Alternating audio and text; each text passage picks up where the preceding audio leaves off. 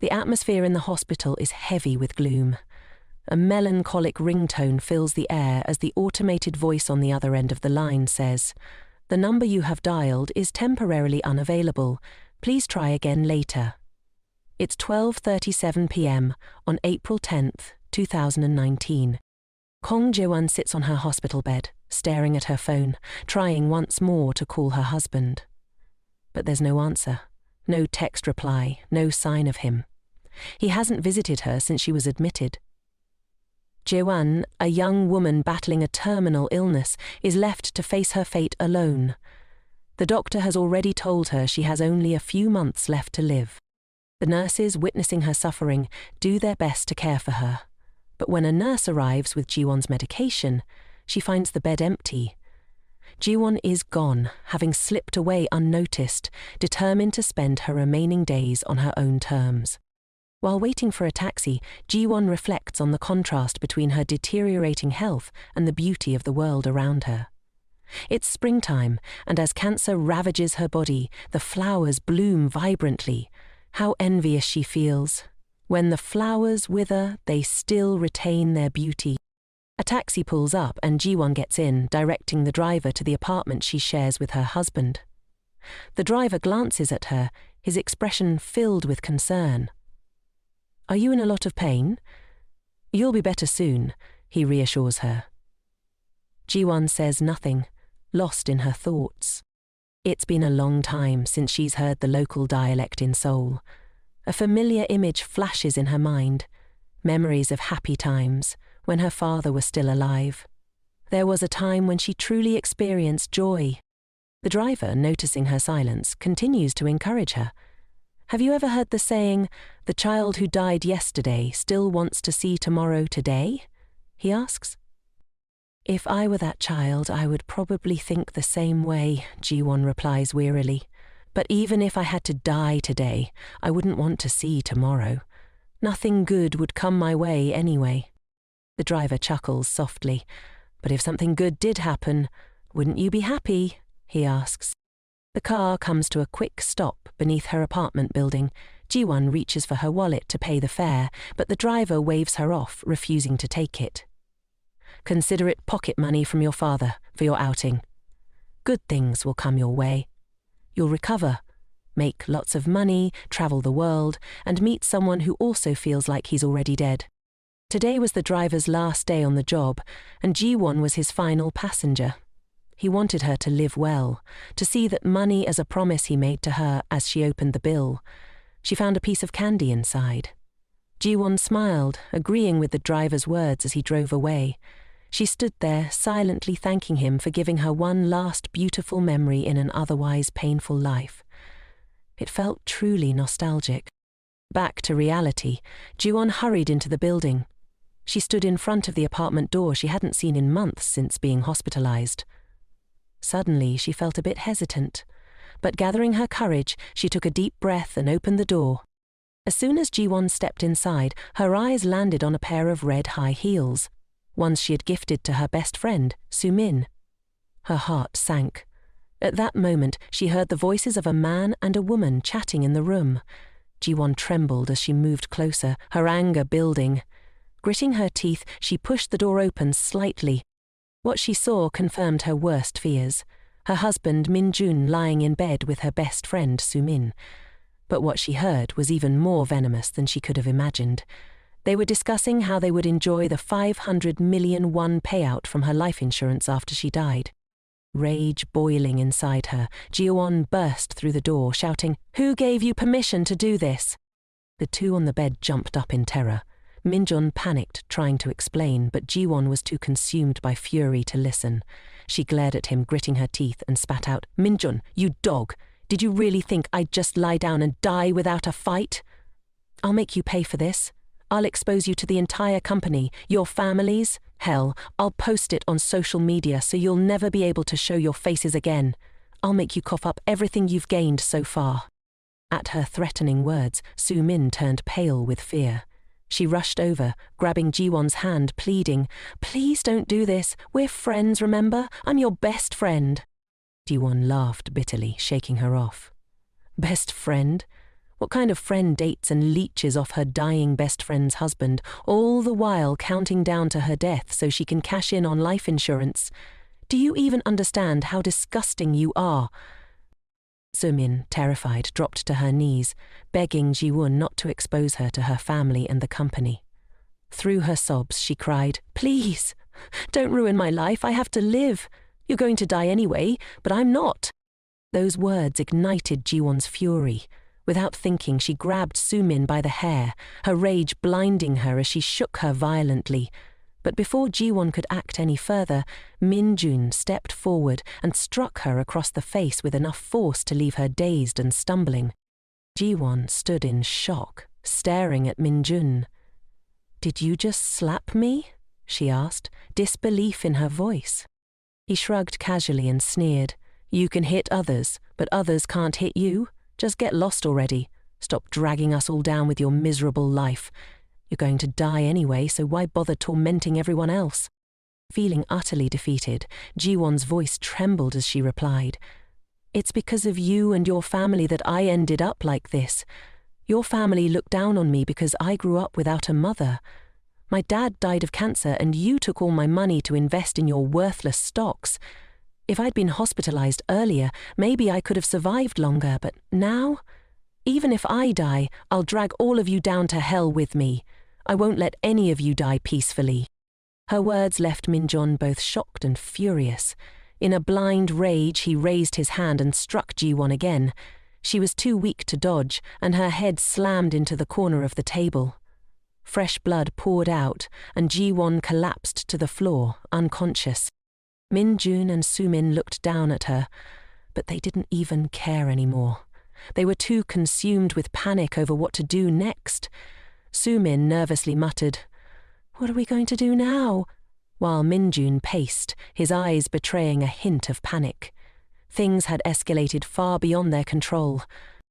As for Ji-won, in her fading moments, the doctor's words echoed in her mind. 3 months at the shortest, 6 at the longest, and if a miracle happens, maybe 10. But at the age of 37, Ji-won would not even live out those few short months. In the midst of her pain, she heard a voice. A warm, loving voice. It was her father's. His presence was so unlike the cruel intentions she had just faced. Juen turned toward him joyfully. She saw her father's familiar figure, his hand reaching out to her. In that moment, memories of the promise she made to him flooded back. "You must live a truly happy life in the future," he had told her. She had agreed to that promise long ago. Her father smiled at her, content, before slowly fading away. As cherry blossom petals bloomed and fell to the ground outside, Ji-won's world went quiet. Suddenly, a noise jolted Ji-won awake. Someone was gently shaking her shoulder.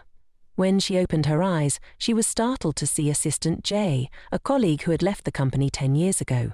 Concerned, Jay asked, "Ji-won, are you okay?" Ji-won, still dazed, tried to make sense of what was happening. She looked in the mirror and was shocked to see herself looking young and full of life. What on earth is going on?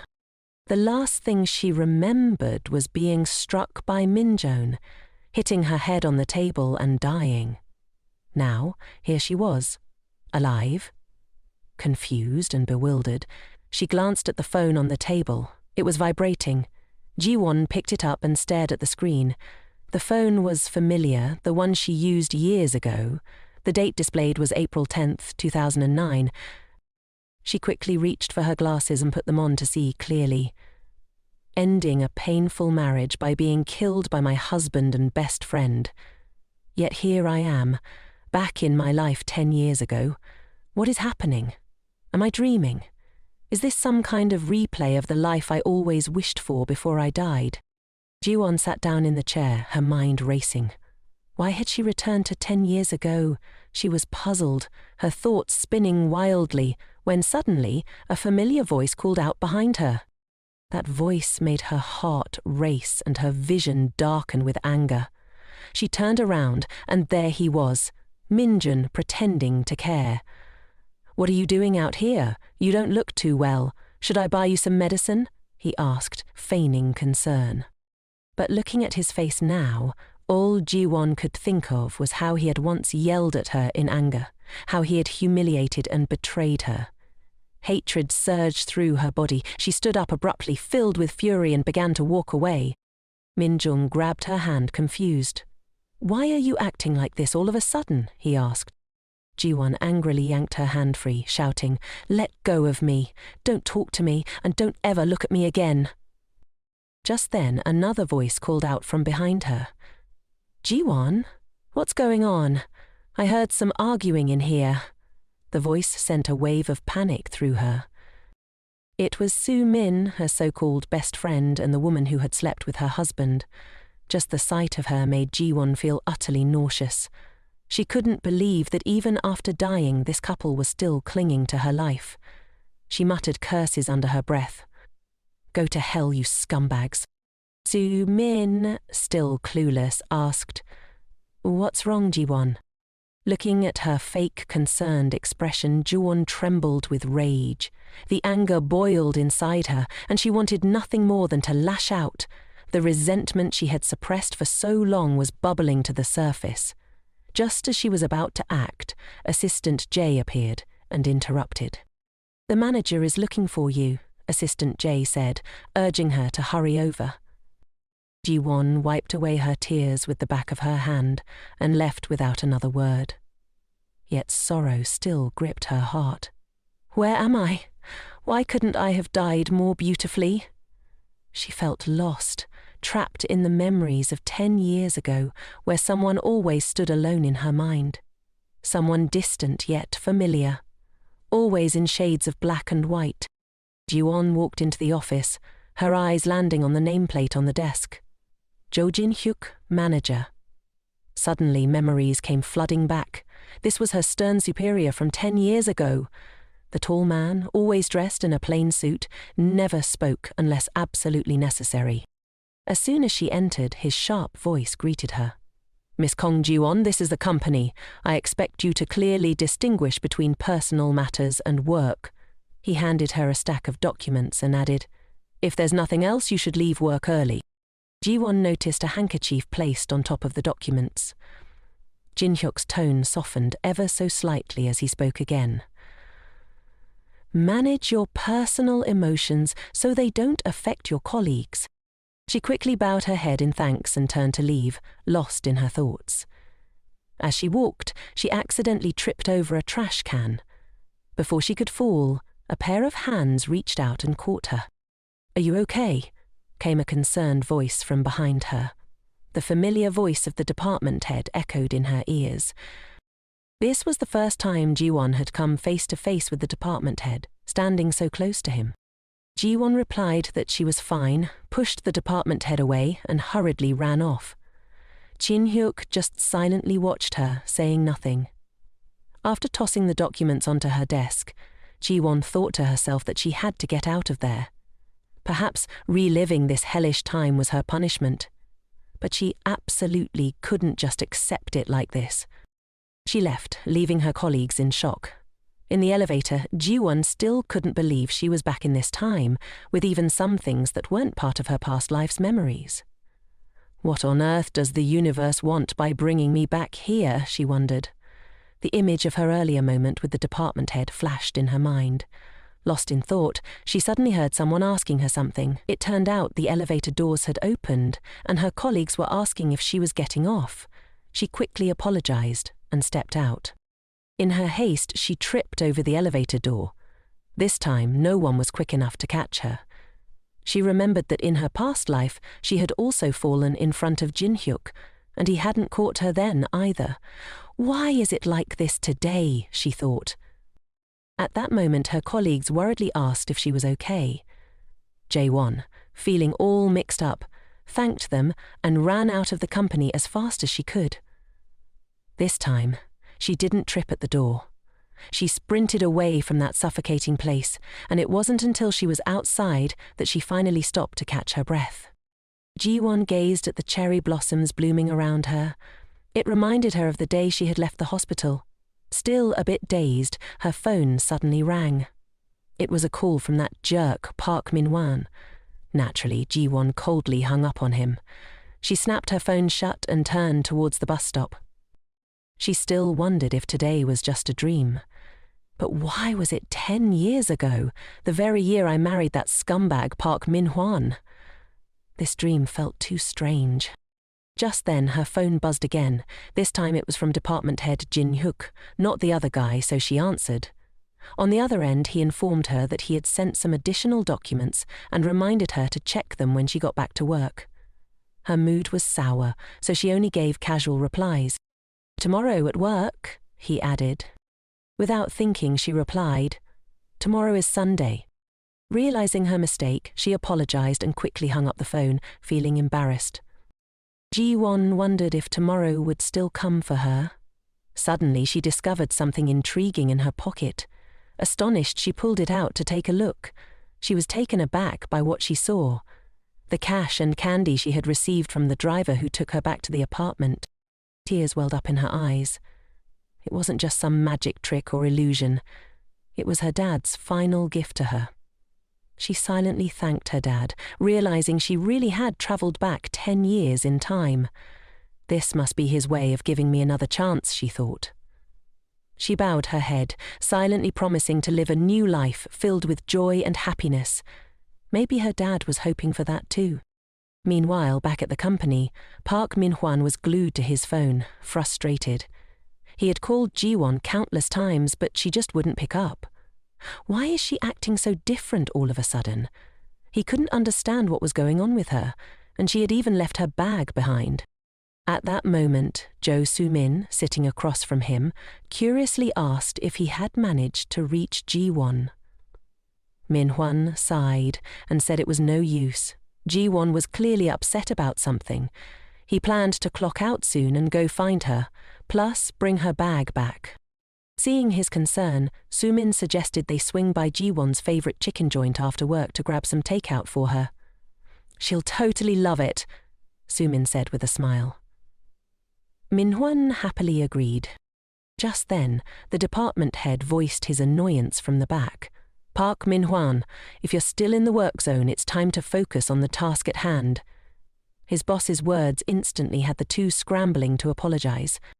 Back at her seat, Soo-min pulled out her phone, scrolling through the messages she had sent to Ji-won, all unread. Her innocent face now twisted with resentment. Is she really ignoring all my messages? She wondered bitterly. Outside, it was a sun-soaked day full of bright vibes. Ji-won returned to her apartment, and as she entered her password, she suddenly realized it was still set to Park Min-hwan's birthday. I need to change this right away, she thought. She quickly switched it up, then swung the door open and stepped inside. The familiar house appeared before her, but the first thing she saw were two framed photos of her with Min-hwan and Soo-min. Next to them was a plush duck bear, a friendship token that Soo-min had once gifted her, saying, "Whatever I like, you like too." Little did Ji-won know back then that Soo-min liked more than just plush toys. She liked her boyfriend too. Looking back, all the guys Ji-won had a crush on eventually confessed to Soo-min. But now she couldn't care less about any of that. For Ji-won, money was her priority. She tossed the photos and stuffed bear into the trash without a second thought. She then went into her room and dug out her savings book. Money. That's what I need now more than anything. She regretted not paying more attention to finances during her first run at life. I should have memorized some lottery numbers or stock trends. But now she had to deal with her debt and start making money. Suddenly she remembered how, back then, Park Min-hwan had a knack for making any stock he touched soar. I could use that to my advantage. This was a once-in-a-lifetime money-making opportunity. Just then, her phone buzzed. It was a message from Min-hwan saying he'd bring over fried chicken and chat for a bit. Ji-won was taken aback. Fried chicken? She had always found it nauseating whenever he mentioned fried chicken before, so why was he suddenly offering to buy it for her now? She decided it was time to move out, but before that she needed to deal with Min-hwan and Soo-min. Ji-won texted Min-hwan back, setting up a meeting with him and Soo-min at the bar near her place. Park Min-hwan was taken aback when he received such a short message from Ji-won. What on earth is going on, he wondered. trying to figure out what had caused her to act this way. As he stared at his phone, his boss, Joe Jennyhook, reminded him to finish the report he had been assigned. Min-hwan reluctantly dropped his phone and handed the report over to his boss. However, his report was quickly torn apart, and he could only bow his head in apology. Veen Hook coldly reminded him to focus on his work. "The office isn't a place for you to do homework," he said, tossing the report onto the table. Min-hwan was furious, but he could only mutter under his breath, "Chonokut, that guy only got his position through connections." Across the table, Jo Soo-min winked and handed him a note inviting him out for drinks after work. Min-hwan thought to himself, Soo-min really knows how to brighten people's moods. She's just so adorable. He quickly wrote a note back to Soo-min, telling her that Ji-won had invited everyone for drinks near her place after work. Soo-min sweetly smiled in agreement, but inside she was silently fuming, cursing Ji-won for ignoring her messages. Min-hwan decided to go down and tidy up the car first. Ji-won's used to my messy car, but Soo-min's different. In that moment, he realized Ji-won didn't act like a typical girl at all. Meanwhile, Ji-won was standing in front of her wardrobe, unable to believe how she had dressed 10 years ago. How did I not see it? Everything she owned was just outdated button-up shirts. She hadn't even bothered with makeup and always tied her hair in a ponytail, wearing oversized glasses that completely hid her beauty. Since today would be the last party with her boyfriend and best friend, she couldn't afford to go out looking like this. Ji-won picked up her curling iron and plugged it in. Just then, her phone buzzed with a new message, but because it was resting on the edge of the table, the phone slipped and fell to the floor. Ji-won reached down to pick up the phone, but just as her hand was about to touch it, she froze. A memory from the past suddenly came rushing back. She remembered sitting at her vanity, turning on the curling iron when a message had come in. The phone had dropped, and as she bent down to pick it up, her hand got caught in the cord, causing the curling iron to fall and burn her wrist. This time, however, Ji-won was careful. She picked up the phone gently, and her wrist remained unharmed. It was as if she had learned from her past mistake. The realization hit her. Fate could be changed. On her phone was a message from Min-hwan, saying he was on his way and that he had a gift for her. A gift? Ji-won thought back, rummaging through her memories. That day, Min-hwan and Soo-min had brought beer and fried chicken. Back then, she hadn't realized how well those two clicked together. A plan started forming in Ji-won's mind. If they liked each other so much, then let Soo-min marry Park Min-hwan in my place. She arrived at the bar early to wait for the others. She hadn't even taken more than a few sips of her drink when she heard someone calling her name. It was Min-hwan and Soo-min, the lovey-dovey couple arriving together. Soo-min cheerfully suggested that she would treat everyone to drinks today. Min-hwan explained that Soo-min had come here out of concern for her. Soo-min asked Ji-won how she was doing, pretending to be concerned. Ji-won couldn't stand her fake worry, so she casually replied, "Just to get it over with." She ordered food and asked the other two if they wanted anything else. Min-hwan, noticing a dish on the menu, asked Soo-min if she could eat that one, suggesting they order something different. Soo-min just smiled and said, "I like everything Ji-won likes." Ji-won noticed the earrings Soo-min was wearing. Soo-min had given her a pair just like them, and Ji-won had worn them without realizing they didn't suit her at all. In front of Ji-won, Soo-min chatted with Min-hwan without a care in the world. Min-hwan remarked that he was surprised the two were such close friends since they looked so different from each other.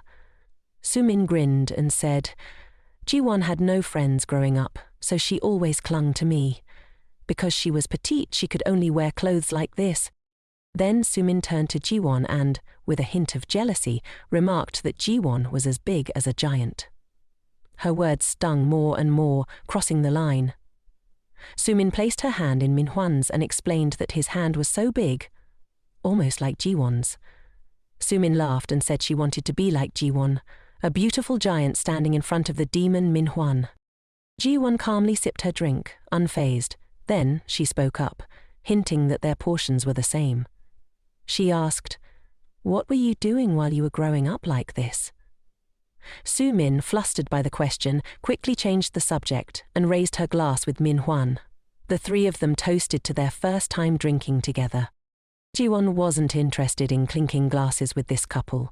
She silently watched their fake camaraderie. Soon, the boneless chicken was served, and Su-min exclaimed it looked gross. Min-hwan asked her if she had just said she liked it.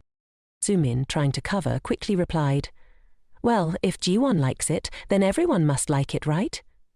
She complimented Ji-won, saying she ate so well and that it must be delicious.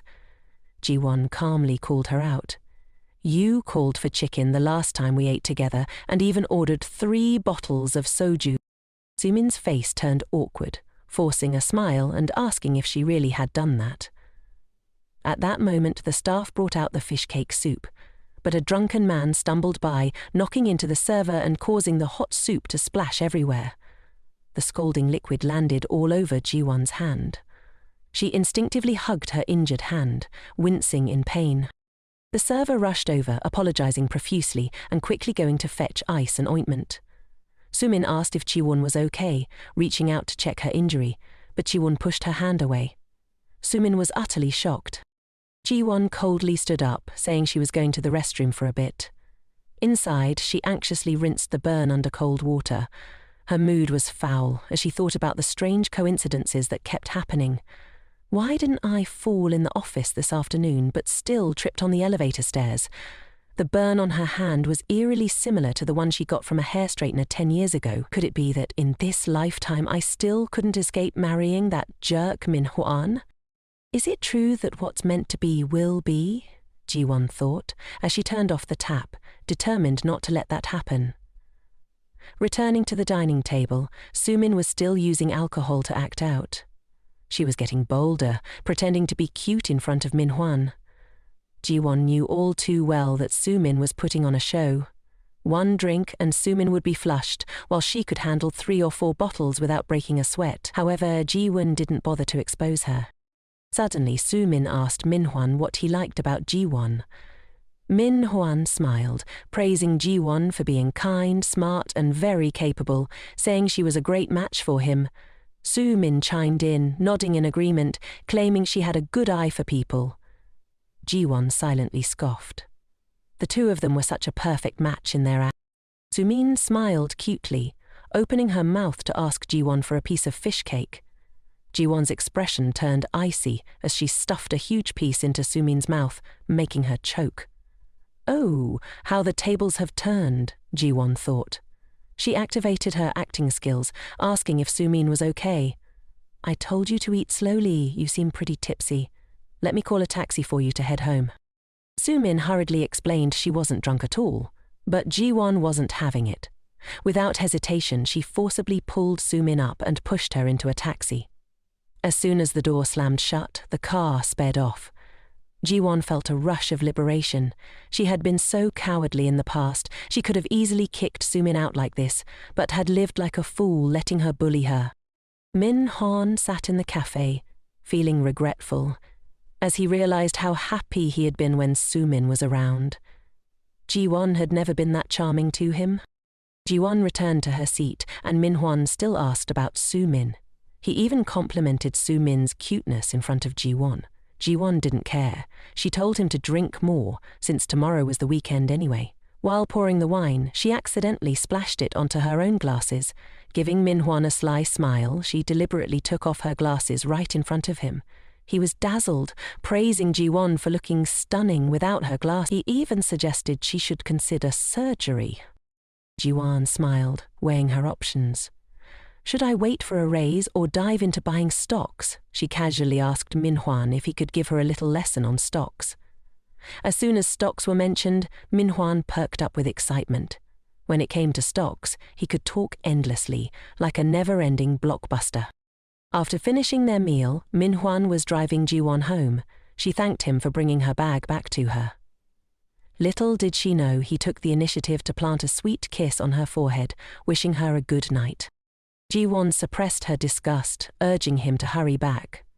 After stepping into the house, she slumped onto the sofa feeling utterly drained. The phone was playing a recording of Min-hwan talking about stocks. Ji-won flashed a satisfied smile. This compensation will be received in full, not a single penny short. The next morning, Ji-won texted Minhwan, telling him she was still feeling tired and would be staying home to rest, promising to reschedule their date for another time. Then she lost interest, clapping the phone shut and stashing it in her pocket. She strolled into the bookstore, hoping to grab some guidebooks on stocks. She stood there for quite a while, contemplating, but the books were packed with so much industry jargon that she couldn't wrap her head around any of it. Still on the hunt for more basic reads, she spotted a book that looked pretty straightforward, but when she reached up to grab it, it was just out of her grasp. What kind of book is stacked so high, Ji-won thought. I'm already over 1.7 meters tall and still can't reach it. How is anyone else supposed to grab it? Suddenly, a hand reached out, helping her grab the book. Ji-won turned around to thank the person, but to her surprise, it was none other than the department head, Jin-hook. He held the book in his hand and curiously asked her if she was planning to quit her job.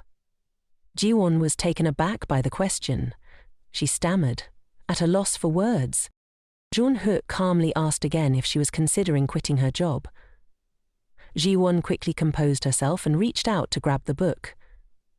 She explained that she wasn't planning to quit, but had noticed Park Min-hwan getting into stock investments and was thinking about trying her hand at it too. Little did she know, Jin-hook's expression turned sour. Why on earth did I run into the department head here, she thought, and why did I have to provoke him? She quickly made up an excuse, claiming that she had already picked out her books and wanted to leave early. But then Jin-hook suddenly asked if she was planning to meet Park Min-hwan. Ji-won forced a smile and replied that she wouldn't be meeting Min-hwan today. She also asked if he could keep their meeting a secret from the other staff. Jin-hook raised an eyebrow and asked why he should do that. Ji-won hesitated and explained that she had told Min-hwan she was sick. He asked if she was really unwell, to which she smiled and replied that she was perfectly fine. It was just the weekend and she wanted some time alone. Jin-hook seemed about to say something, but when Ji-won asked, he simply said it was nothing.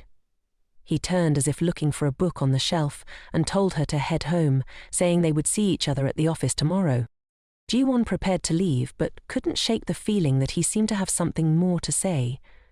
Suddenly, he glanced up and complimented her earrings, saying they suited her well, unlike the previous pair. Ji-won was taken aback.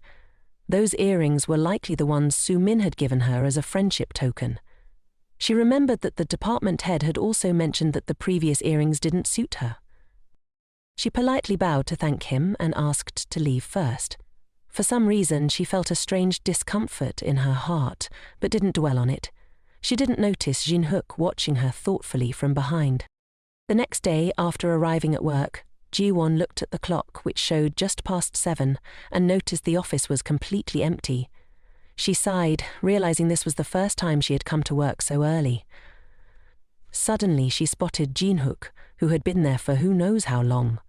Curiously, she walked over to him and saw that he was sitting with his eyes closed, looking like he was in a deep sleep. She pulled the curtain shut, commenting that if he was tired, he could have come in a bit later.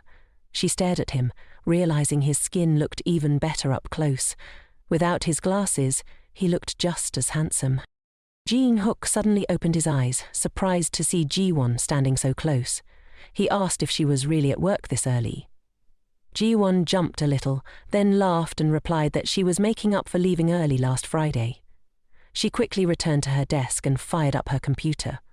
As she did, she recalled what Park Min-hwan had said about the pharmaceutical company, GA. Right now, the stock was priced at 8,001, and if she remembered correctly, this stock was about to pass its review. In a month, the price would skyrocket 6-fold. Now was the perfect time to cash in on some investments.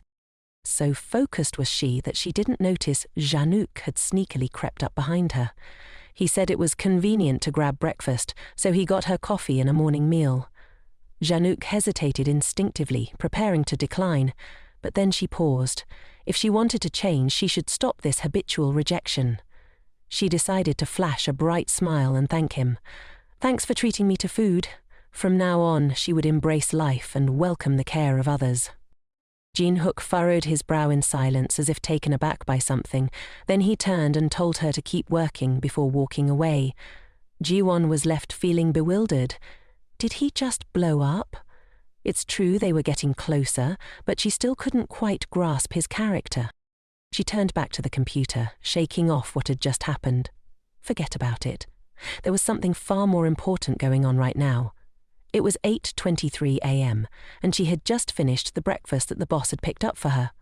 Then, diving into the stock market with a sprinkle of fun, she started investing in GA Pharmaceuticals. She snatched up 2,500 shares, investing 20 million won like a true stock market superstar. Just then, Assistant Jane arrived at the company, ready to steal the spotlight. Department head Kim also showed up and chatted with the manager in the meeting room.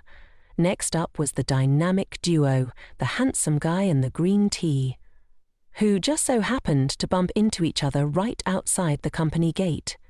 Soo-min casually asked why Ji-won had arrived so early, but she coldly replied that, at the office, she should call her assistant Kong. Soo-min shyly apologized to Ji-won.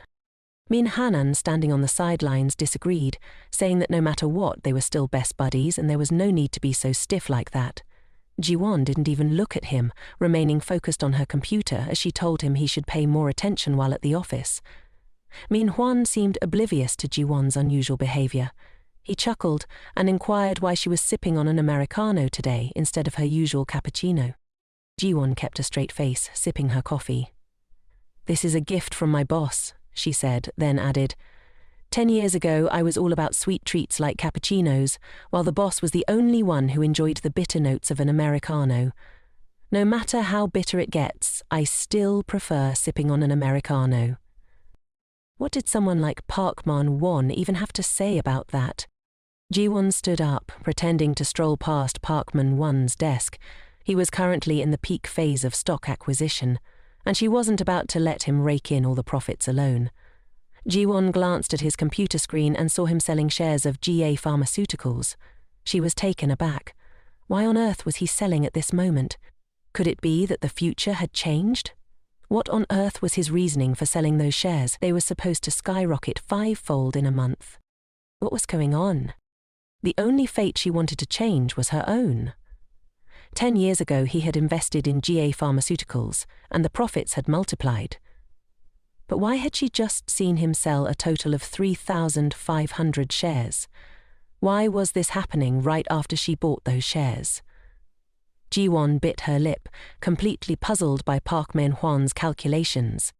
Suddenly, Min-hwan asked what was wrong, startling Ji-won. She forced a smile and said it was nothing, reminding him that the stock price of GA Pharmaceuticals was on the rise.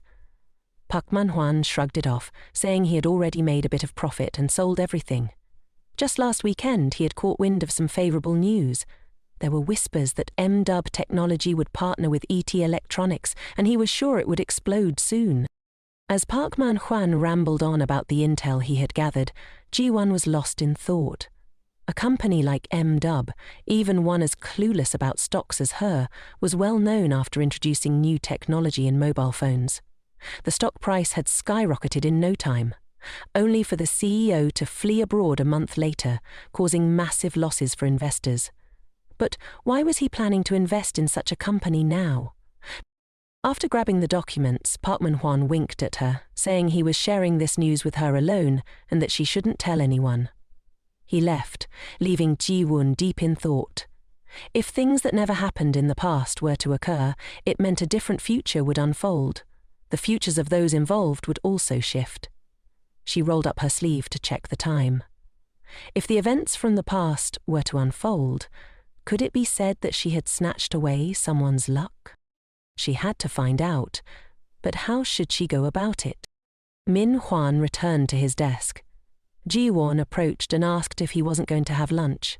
He replied that he was just about to go eat. She smiled and told him she was also planning to grab a bite, asking if he wanted to join her. Moments later, Ji-won, Park Man-hwan and Soo-min stood in front of the elevator. Soo-min cheerfully remarked that it seemed like this was the first time the three of them were having lunch together at the office. Park Man-hwan was surprised and asked why she was inviting them to lunch today. Didn't she usually avoid having others gossip about her love life at work? So they had never eaten together before. Just a moment ago she had been laughing and inviting him to join her, yet Ji-won remained pensive and silent. Noticing her silence, Soo-min asked if Ji-won had just bought that shirt, saying she had never seen her wear it before. She smirked and complimented her, saying the shirt looked great and really suited her. Ji-won merely smirked back, thanking her. In that moment, she was thinking that in just a little while, the white shirt she had just been complimented on would be drenched in soup, turning it into a filthy mess in the company cafeteria. The three of them stood in line to choose their meals. Soo-min cheerfully told the chefs that she loved kimchi soup and asked for a generous serving. The chef happily obliged, serving her a full bowl of kimchi soup, while she smiled and thanked him. Ji-won, standing next to her, coldly said she only needed a little soup. After getting their food, she and Soo-min went ahead to find a table to sit at. Soo-min, carrying a heaping plate of rice, pretended to look around for a table. Ji-won silently counted down the seconds, preparing for the moment when Soo-min would spill the soup all over her. She noticed Soo-min smiling mischievously. Then, Soo-min suddenly turned around, pretending to smile at Ji-won, intending to dump the entire bowl of soup all over her. Ji-won had anticipated this, so she swiftly dodged to the side. As everyone could see, Park Min-ju, standing behind, caught the full brunt of the food that Soo-min intended for Ji-won. He turned pale, speechless. Soo-min babbled apologies, confused about why he was standing there. She was in a panic, unsure of what to do.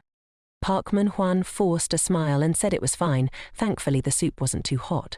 But deep down, he was lamenting the loss of his shirt, worth over 1,000,000 won, trying not to lose his cool because it was Soo-min. On the flip side, Soo-min was asked if she got burned. She said she was fine, claiming she didn't see Ji-won, and that's why she turned back and accidentally spilled the soup all over him. Ji-won stood to the side, watching the two people checking on each other with a frosty expression. She told Soo-min to stop lingering around and hurry up to grab some tissues. Surprised, Soo-min pointed at herself and asked if she really had to go get them. Ji-won casually remarked, "You've spilled it all over him, so if it wasn't you, then who else could it be?" She then set the tray down on the table and turned around to go grab something. Ji-won turned to ask if Park Min-hwan was okay, pretending to lament that this was his favorite shirt, making sure Soo-min, who was walking ahead, could hear. "This is the very shirt I gifted him on our 1-year anniversary." Soo-min stormed off with a twisted expression, fuming as she grabbed a tissue. When she brought the tissue back, Park Min-hwan was nowhere to be found. Ji-won simply mentioned that he had gone to the restroom. "You should just chill and sit tight while I go wash my hands." As Ji-won was washing her hands, you could hear someone calling from the next room. Ji-won paused for a moment, then turned back to ask if the person calling her was indeed talking to her. The person inside confirmed, saying they wanted to ask her for a favor. Ji-won instantly understood what the person was craving. She quickly reassured them, saying she would be right there with it in a moment. The people inside buzzed with gratitude for her. Later, Ji-won brought some goodies to the girl inside the room, making sure to bring an extra shirt to avoid any awkward moments. The girl could only express her heartfelt gratitude to Ji-won, feeling lucky to have her by her side. Without her, she wouldn't have known what to do. When she opened the door and saw Ji-won, the girl genuinely brightened, showering her with endless thanks. The girl, whose phone had died and who hadn't eaten yet, explained that the place felt like a ghost town and she was worried about getting stuck, which was giving her serious anxiety. It turned out the girl was Haini, who had started working with Young-soo a month ago. Haini was still smiling and thanking Ji-won profusely, mentioning that there were people who came before, but when she asked for help, they all just ghosted her. Ji-won asked if Haini wanted to grab a bite together, since she hadn't eaten yet. Haini's eyes sparkled with excitement as she instantly agreed. The two of them chatted away as they made their way back to the cafeteria. Meanwhile, Soo-min was having a lively chat with Park Man-hwan about how she's always ready to lend a helping hand. She mentioned that since childhood she's been super busy worrying about Ji-won. She also added that Ji-won wasn't really a social butterfly back in school, just to fill him in. Park Man-hwan praised her, saying she truly is a good person. Sumin, trying to reclaim her image in front of Park Man-won, suddenly recalled that 10 minutes ago she had gone to the restroom to grab some tissues for him. She yanked the paper angrily, feeling humiliated by Ji-won, who had just been staring at her, making her look like a complete fool. If it were before, Ji-won would have automatically brought tissues, so why had she suddenly been acting so differently lately? Just then, someone knocked on the door, calling out to see who was outside, hoping to get her assistance. Ji-won, already fuming from the earlier incident, felt her face scrunch up in annoyance. She ignored the question and dramatically swung the door open, stepping outside. Right now, it felt like they were bringing up the time she helped someone stuck in the bathroom to win Park Man-hwan's favor. Just when the fun was getting started, Ji-won made her comeback. Next to her was Hyeen, carrying a plate of food. Ji-won smiled at Sumin and asked what they were chatting about. Sumin was flustered when she saw Hyeen arrive. Hyeen cheerfully greeted her and Park Man-hwan, and everyone was on board with having another person join the group. Ji-won cheerfully invited Hyeen to take a seat across from her, and Hyeen happily agreed, wishing everyone a delicious meal. Sumin felt uneasy. Why was Hyeen so confident when they were the same age? Was it just because of her face? Park Man-hwan sat next to them and asked how Ji-won and Hyeen had suddenly become so close without him even knowing. Hyeen cheerfully mentioned that Ji-won had just helped her out with a few things. Then she noticed his shirt was stained and asked if he was okay, since it looked quite pricey. Park Man-hwan just smiled and said it was no big deal, just a shirt after all. Ji-won, gripping her chopsticks tightly, listened. The gift she had given him, and he treated it so lightly. Sumin quickly changed the topic, saying that Hyeen must be really hungry, wondering how a girl could possibly eat that much. But Hyeen didn't care. She just thought that if she wanted to achieve something big, whether she was a girl or a boy, she had to eat a lot, just like her grandfather said. Sumin pretended to laugh and said, "Your grandfather must have done something really grand, huh?" However, Hyeen seemed oblivious to the jab, munching away while sharing stories about her grandfather selling bean sprouts, tofu, and even kimchi soup. Sumin looked down on her, realizing it was just selling side dishes. Ji-won on the side was surprised, wondering if Hyeen was genuinely kind or just clueless. After everyone finished eating, Park Man-won said he had to leave early, and Ji-won mentioned she would go grab some coffee, asking the two if they wanted anything. Hyeen immediately offered to go by herself. Ji-won declined, suggesting they could go together another time, saying she couldn't let a junior treat her since she was a senior. Sumin then linked arms with Ji-won, asking her to get a hot cappuccino, acting all grateful. Ji-won swiftly shook her off and turned to Hyeen, asking what she wanted to drink. Hyeen smiled and said she wanted an iced Americano, promising to treat Ji-won next time. Ji-won smiled back and told them to go ahead. She would catch up later, then turned and walked away coldly. Sumin awkwardly waved goodbye to Ji-won, then turned to Hyeen, pointing at the jacket she was wearing and asking if it belonged to Ji-won. "When did you get so close to Ji-won? You two have never even talked at the company, but here you are together at the cafeteria. It's quite surprising." Hyeen, pressing the elevator button, explained that she had just happened to get stuck in the restroom, and Ji-won helped her out. She even lent her a jacket, which was enough for Ji-won to be her savior. Sumin was taken aback, realizing that the person stuck in the restroom earlier was Hyeen. She worried whether Hyeen recognized her voice from before. She covered her mouth and laughed, saying Ji-won just liked to meddle in other people's business.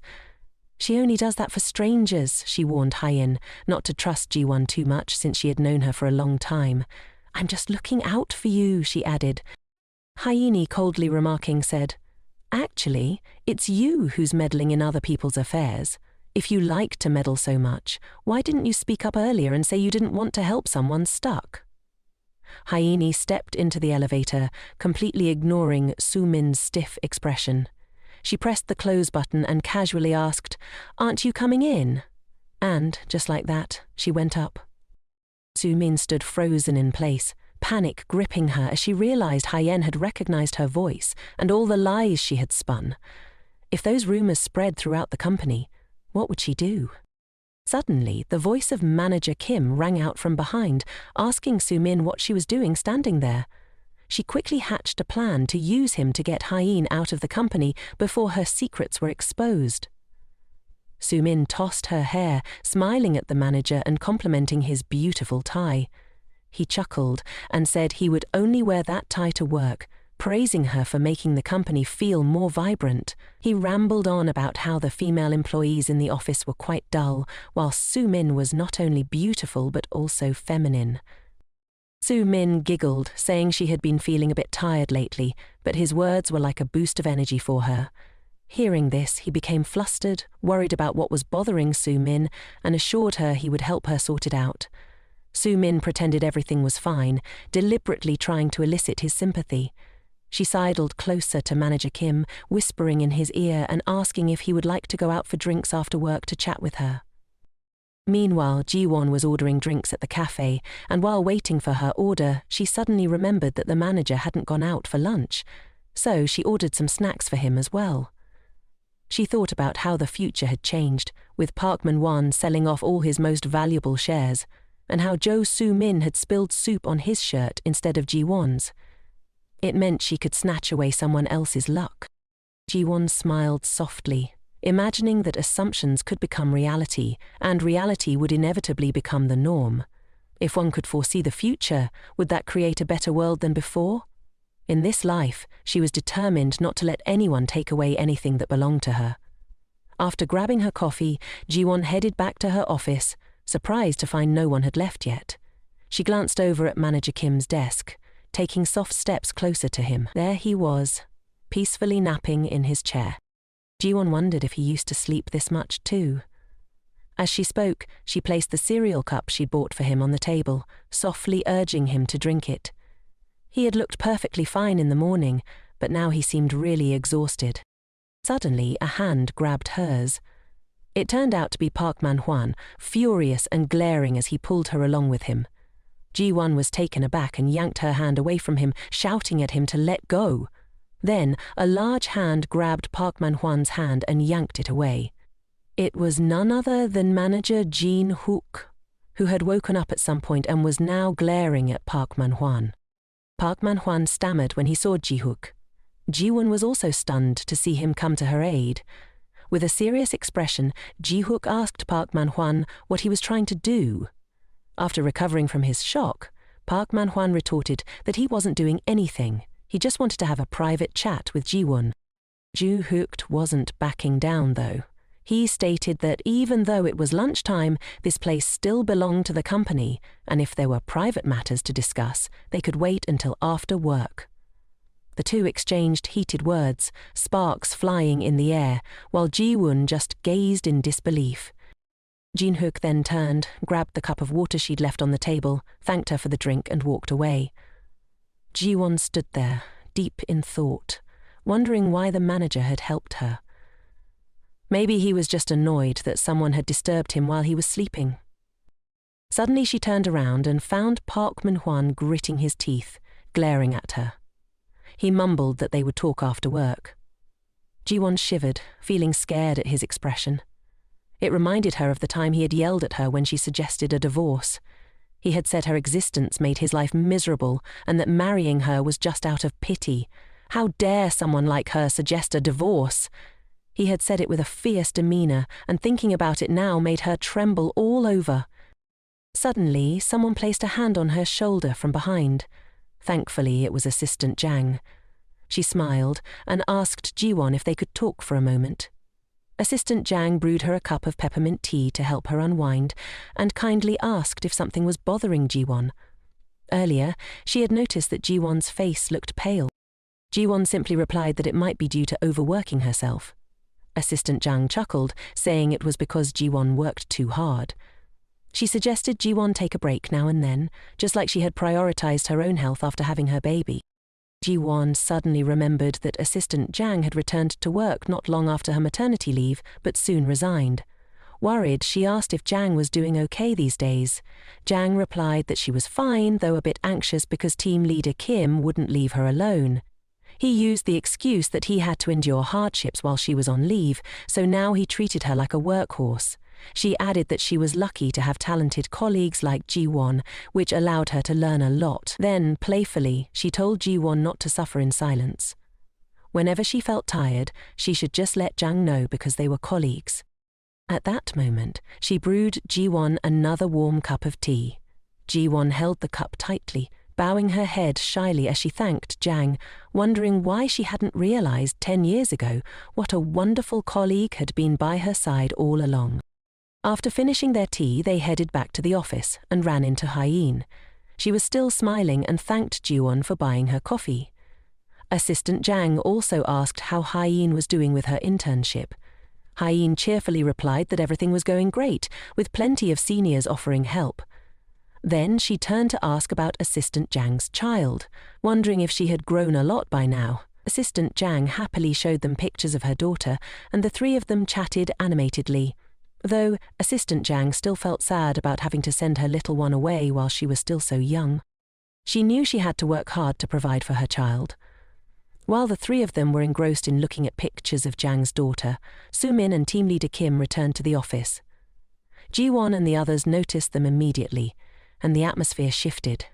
People quickly scattered to their tasks. Even as Soo-min returned to her desk, she wondered what everyone had been huddling together about, laughing so much. Could they have been talking about her? She glanced at Ji-won, frowning, thinking to herself, no way, could she really be chatting and laughing with someone else like that? How could that even be possible? Before long, it was time to clock out. The manager stood up and said everyone had worked hard, so they should finish up their tasks and log off.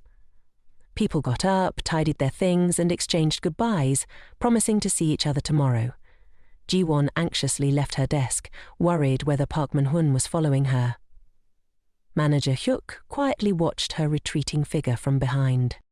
Ji-won entered the restroom and nervously checked her phone for the message Jo Soo-min had just sent her. It mentioned she had something to take care of and left early. Scrolling down, Ji-won saw a message from Park Man-hwan saying he was waiting for her at the company entrance and to call him when she came out.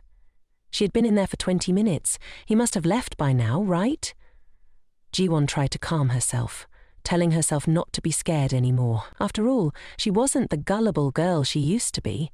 If she wanted to avoid another stroke of bad luck, she had to start by changing herself. As she stepped outside, she immediately ran into the manager. He wondered why she was just now finishing up. Ji-won was surprised he hadn't left yet either. He simply replied that he had some business in the management department, which was why he was still there. The conversation ended, and Ji-won pressed the elevator button. The doors opened, and the two of them stepped inside in silence. Ji-won was still very anxious. What if Park Min-hwan was still waiting for her? She absolutely did not want to run into him. Meanwhile, Jun-hyuk suddenly spoke up, saying if it was convenient, he could give her a ride home since they were leaving at the same time. Once they reached the car, Jun-hyuk asked where she lived. Jin-won couldn't bring herself to look at him, replying that her place was in a quieter area, but he could just drop her off nearby. As Jin-won fumbled around, she noticed a designer lipstick by the car door. So, the manager had a girlfriend already. Actually, that wasn't too surprising. As the car approached the checkpoint to exit, Ji-won spotted Park Man-hwan still waiting at the door for her. He was leaning against a car, staring intently at his phone. As the school van rolled by, he suddenly looked up, his curiosity piqued. Ji-won, tense in the car, raised her hand to shield her face, fearing he might catch a glimpse of her. The car glided smoothly past him. Ji-won was taken aback, then glanced at Jun-hyuk, who noticed how she kept covering her face with her hands. She softly replied with a thank you, her heart whispering a sigh of relief. That was close, she thought, feeling like she had almost been caught in a drama. Later, Jun-hyuk escorted her all the way home, stepping up to open the door for her. "Goodbye, and see you tomorrow, superstar," he said. She shyly greeted him back before heading up to her room. Jun-hyuk stayed behind for a moment, watching her head to her room before getting into the car. He sat there quietly for a while, and when he saw her room light up, his phone rang. The call was from a girl, asking why he hadn't clocked out yet. She wondered what was going on, since he had been so distracted lately. He casually replied, "I can't make it today, so you'll have to handle things on your own." Without giving her a chance to react, he hung up. The car sat quietly, parked outside Ji-won's place.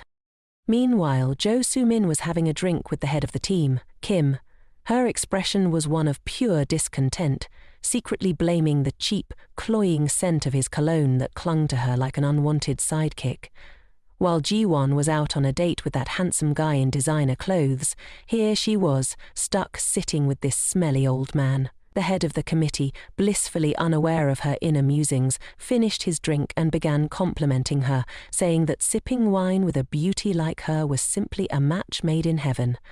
He suggested they grab drinks together more often. Jo Soo-min playfully covered her mouth while laughing at him, masking her true feelings. At that moment, he asked her if she had something on her mind, encouraging her to share her thoughts.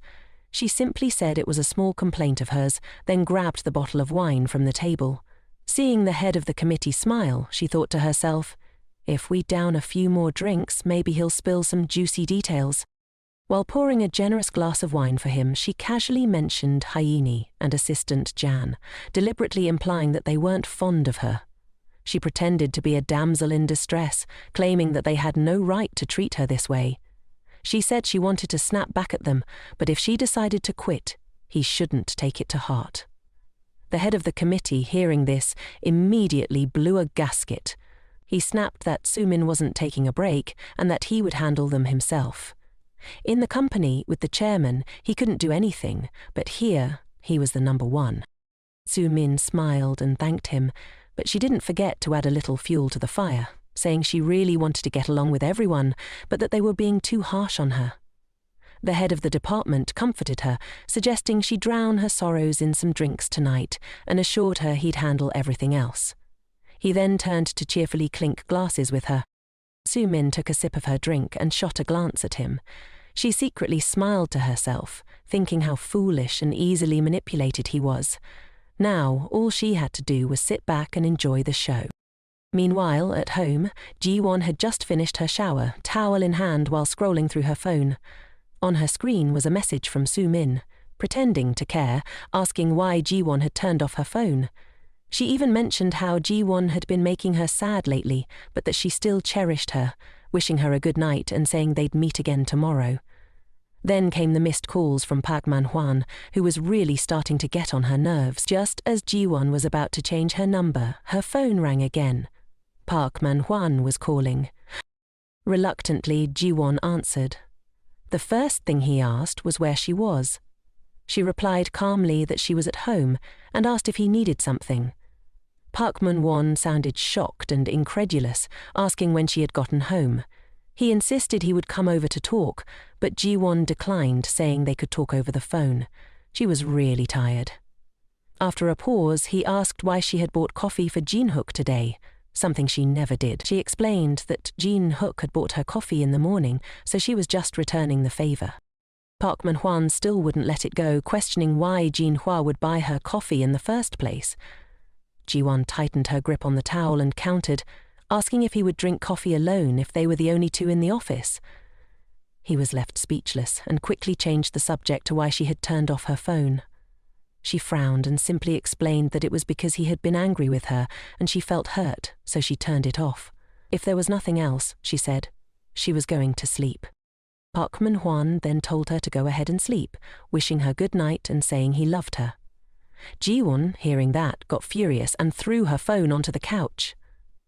Exhausted, she slumped into the chair, angry and deep in thought. Both of them claimed to love her, but was there ever a moment when it was genuine? 10 years ago, she had good friends by her side, but perhaps she was afraid that her own misfortune would be discovered by everyone, so she couldn't face those around her.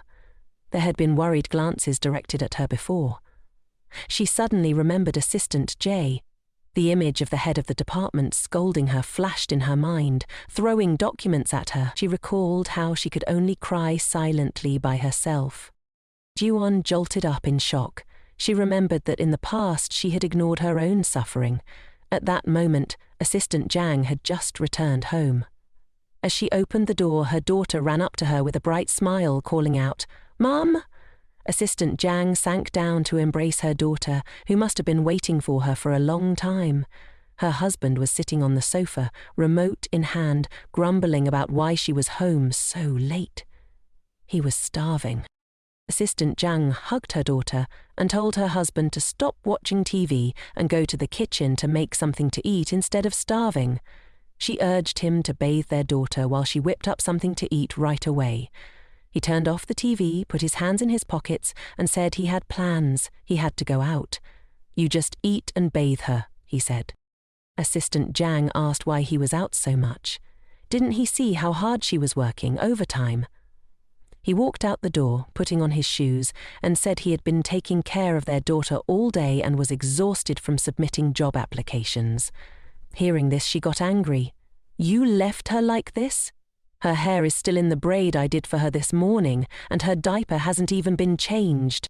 Her husband snapped back, telling her to stop nagging. "It's because of you that I have to go out." Assistant Zhang was frustrated. She still wanted him to stay home and bathe their daughter, but he just slammed the door behind him and left without looking back, leaving her alone with her daughter, speechless. Ever since she got pregnant, he had used the excuse of a year's salary to quit his job halfway through. Now, he didn't even want to come home anymore. Was he the only one who knew what exhaustion felt like?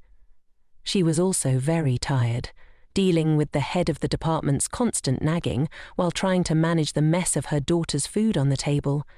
She still hadn't finished her work. Balancing her daughter on her back while trying to get things done, she was determined to do a great job on this project so that the head of the department wouldn't pick on her anymore. Suddenly, her daughter, who had been sleeping on her back, started to cry. Assistant Zhang turned her head to look at the little one and comfort her. It was already 3 a.m., and she had gotten so caught up in her work that she lost track of time. Putting her work aside, she laid her daughter down on the mattress and told her fairy tales to soothe her back to sleep. Suddenly, she reminisces about how, as a child, she wished her life would be just like a fairy tale. Sleepiness hits her like a wave, making her drowsy. She stretches, yawns, and decides to just close her eyes for a moment. Without much thought, she lies down next to her daughter and shuts her eyes. But just as she drifts into slumber, her nose starts bleeding unexpectedly, and she's completely oblivious to it. The next morning, at the office, team leader Kim starts yelling at Assistant Zhang. He criticizes her project, tossing the proposal right at her, saying her skills are worse than an intern's. With a fierce expression, he berates her, asking if being at home with her child has drained her creativity.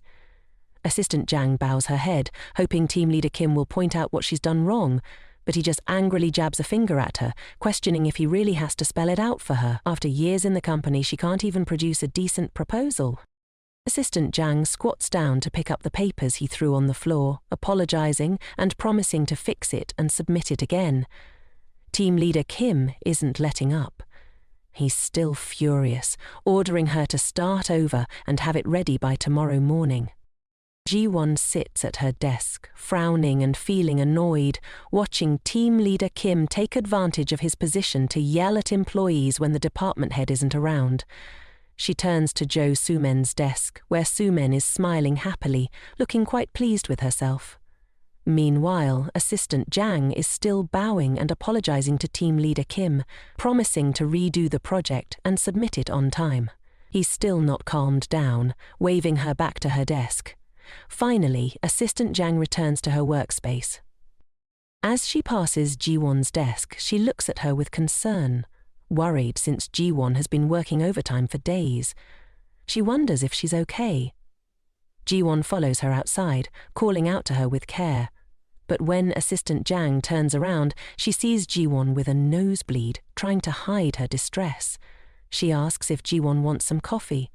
Just as she's about to brew some, Ji-won quietly thinks to herself that she's been working too hard these past few days, but she smiles and offers to make the coffee, since Assistant Zhang had made it for her last time. Ji-won is genuinely worried, wondering if changing someone else's fate would have consequences. After all, she had died once and come back to life, so whatever happens, happens. Only she knew the rules of this world. If something that had never happened in the past occurs, it would change something in the future. Suddenly, Jae-um reminded Assistant Zhang about the project she was working on, and insisted that she absolutely should not redo it. Instead, Jae-won suggested that she follow her lead and create a new project.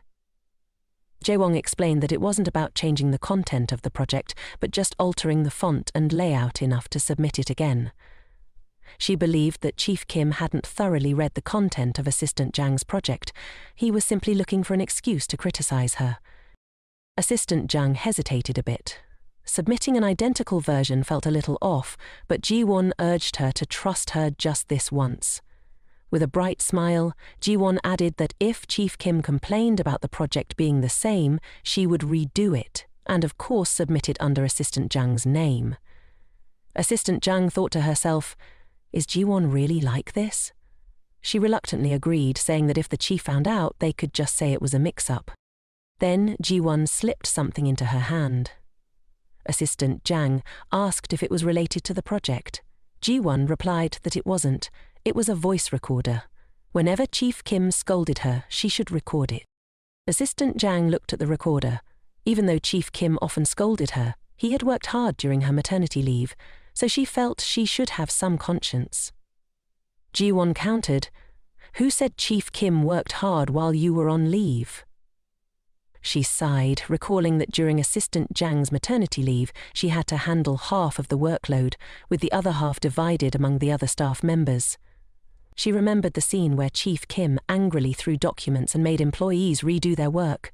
He probably only worked hard throwing reports around, she thought. Ji-won reminded Assistant Jang to keep acting normal and to remember to record everything. It might come in handy in the future. After that, the two returned to the office. As soon as they opened the door, they saw Chief Kim yelling at Hyeen again. He was loudly pointing his finger at her, berating her, and she could only bow her head and accept the blame. According to Ji-won's memories, Hyeen would soon be transferring to another department. And, of course, the reason was Chief Kim. He only waited for moments when the department head was absent to act like he owned the place. Ji-won stared at Chief Kim, frowning and thinking, "Just wait and see." The one who wrote the proposal was not Assistant Jang, but it would be him. The next day, still using the excuse that the project was worthless, Chief Kim threw the proposal at Assistant Jang, shouting at her to start over from scratch. The following day was no different. He continued to nitpick Assistant Jang's proposal, saying she had all this time to work on it, and this was all she could come up with. 3 days later, without even looking at it, he tossed the proposal back, demanding a redo. Days passed, and the demand for a redo continued. A week later, this time Chief Kim pretended the proposal looked better and said he would let it pass. He told Assistant Jang to print it out and bring a copy to the meeting, while the original should be submitted to the department head. He reminded her that the promotion evaluation was coming up and that he wouldn't be so lenient next time, so she better get it right. Assistant Jang sighed and thanked him. She returned to her desk, thinking that he hadn't even read the proposal closely. She had only changed the font and layout, and he didn't even notice. Looking back at Ji-won behind her, who was giving her an okay sign, she smiled, realizing Ji-won was right. Suddenly, a notification pinged. It was Ji-won saying she would submit the proposal to the department head, while Assistant Jang should just print and distribute it to the other staff. Assistant Jang was surprised. Ji-won was going to submit it to the department head, and she was holding the original. But who knows, maybe Ji-won had her own plan. Meanwhile, after grabbing the prepared documents, Ji-won brought them to the department head's desk and handed them over, saying this was the proposal for today's meeting, approved by Chief Kim. The department head took it and told her to prepare for the meeting, adding that Hyeen had already gone to buy coffee, so there was no need to prepare anything else. Ji-won complied, but was curious about Hyeen buying coffee. Soon, the table was filled with Americanos that Hyeen had brought back. Everyone was grateful and praised Hyeen for being so thoughtful. Just as everyone was in high spirits, Hyeen smiled brightly and said, "It's nothing. The department head is treating you, not me spending my own money." Suddenly, Chief Kim's voice boomed, asking who had brought coffee to the company. Hearing this, Hyeen immediately said it was her who had bought it and cheerfully handed him a cup. He not only refused to take it, but also yelled at her for bragging to him. He shouted loudly, criticizing the coffee she bought as overpriced and mediocre in taste. Who drinks coffee before a morning meeting anyway? There's plenty of coffee piled up in the break room. How dare a contract employee use the company card so recklessly like that? Little did he know, manager Jean-Hook had been standing behind him the whole time, his brow furrowed. He informed the man that it was he who had given the company card to Hyene to buy the coffee. The man was taken aback, stammering that he had also intended to use the company card to buy coffee. Jean-Hook coolly replied that it was his card, and since he didn't like instant coffee, he had asked Hyene to go get some. Ji-won and Soo-min, standing nearby, were astonished. Ha-jung had used the manager's personal card to buy coffee. No one had ever done that before. Soo-min, with a displeased expression, turned away to another spot. After that, the meeting commenced, with Jin-hook sitting at the head. He asked if the project was from Assistant Jang. Assistant Jang held the project proposal and began to present her work. Everyone focused on the copies in their hands, listening intently to her presentation. Suddenly, Jin Ye-hook interrupted the presentation.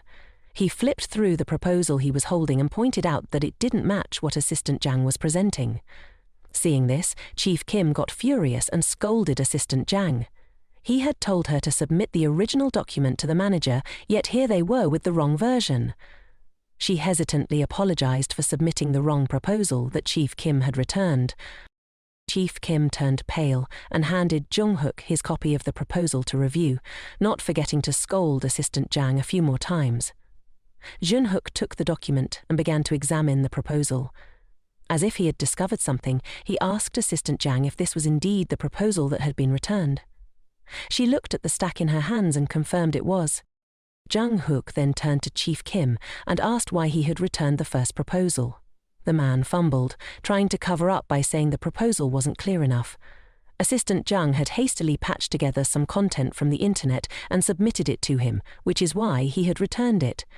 He then pretended to shake his head, claiming that since this time it was done well, he was approving it today. Jin-hook coldly asked how many times the proposal had been returned. He then tossed the proposal onto the table, telling him that both proposals only differed in structure. The content was identical. In the end, what had he read that made him return it and then approve it? Chief Kim looked as pale as a ghost and turned to scold Assistant Jang for daring to play him. Assistant Jang stammered, but Ji-won stood up and apologized. She explained that the first proposal had been written by Assistant Jang, while the one submitted was her own. Jin-hook questioned her, asking what she meant by that. Ji-won bowed her head and explained that she had seen Assistant Jang unwell earlier and had helped her out. She thought the proposal she received was just a reference document, so she based her submission on that. Since Assistant Jang didn't have time to redo it, she submitted that version to the department head. Ji-won bowed, taking responsibility in front of the department head, admitting that submitting the wrong proposal was her fault. Ji-won sincerely apologized. Department head Kim, seeing this, pointed at her and scolded her, questioning if she was even aware of what she was doing. Mistakes could happen, but how could she mix this up? If she knew it was a mistake, she should have asked for an extension to write a new one. Department head Jin-hook adjusted his glasses, frowned, and shot a glare at department head Kim, asking if he was trying to pin the blame on someone else. Suddenly, the fierce reprimand from earlier vanished, replaced by a stiffened posture as Kim stammered that he might have been tired and confused. Jin-hook tapped the proposal folder and echoed the question that Kim had just asked Ji-won. How could this be mixed up? He stood up and met the gaze of the bowing man, promising that this would never happen again.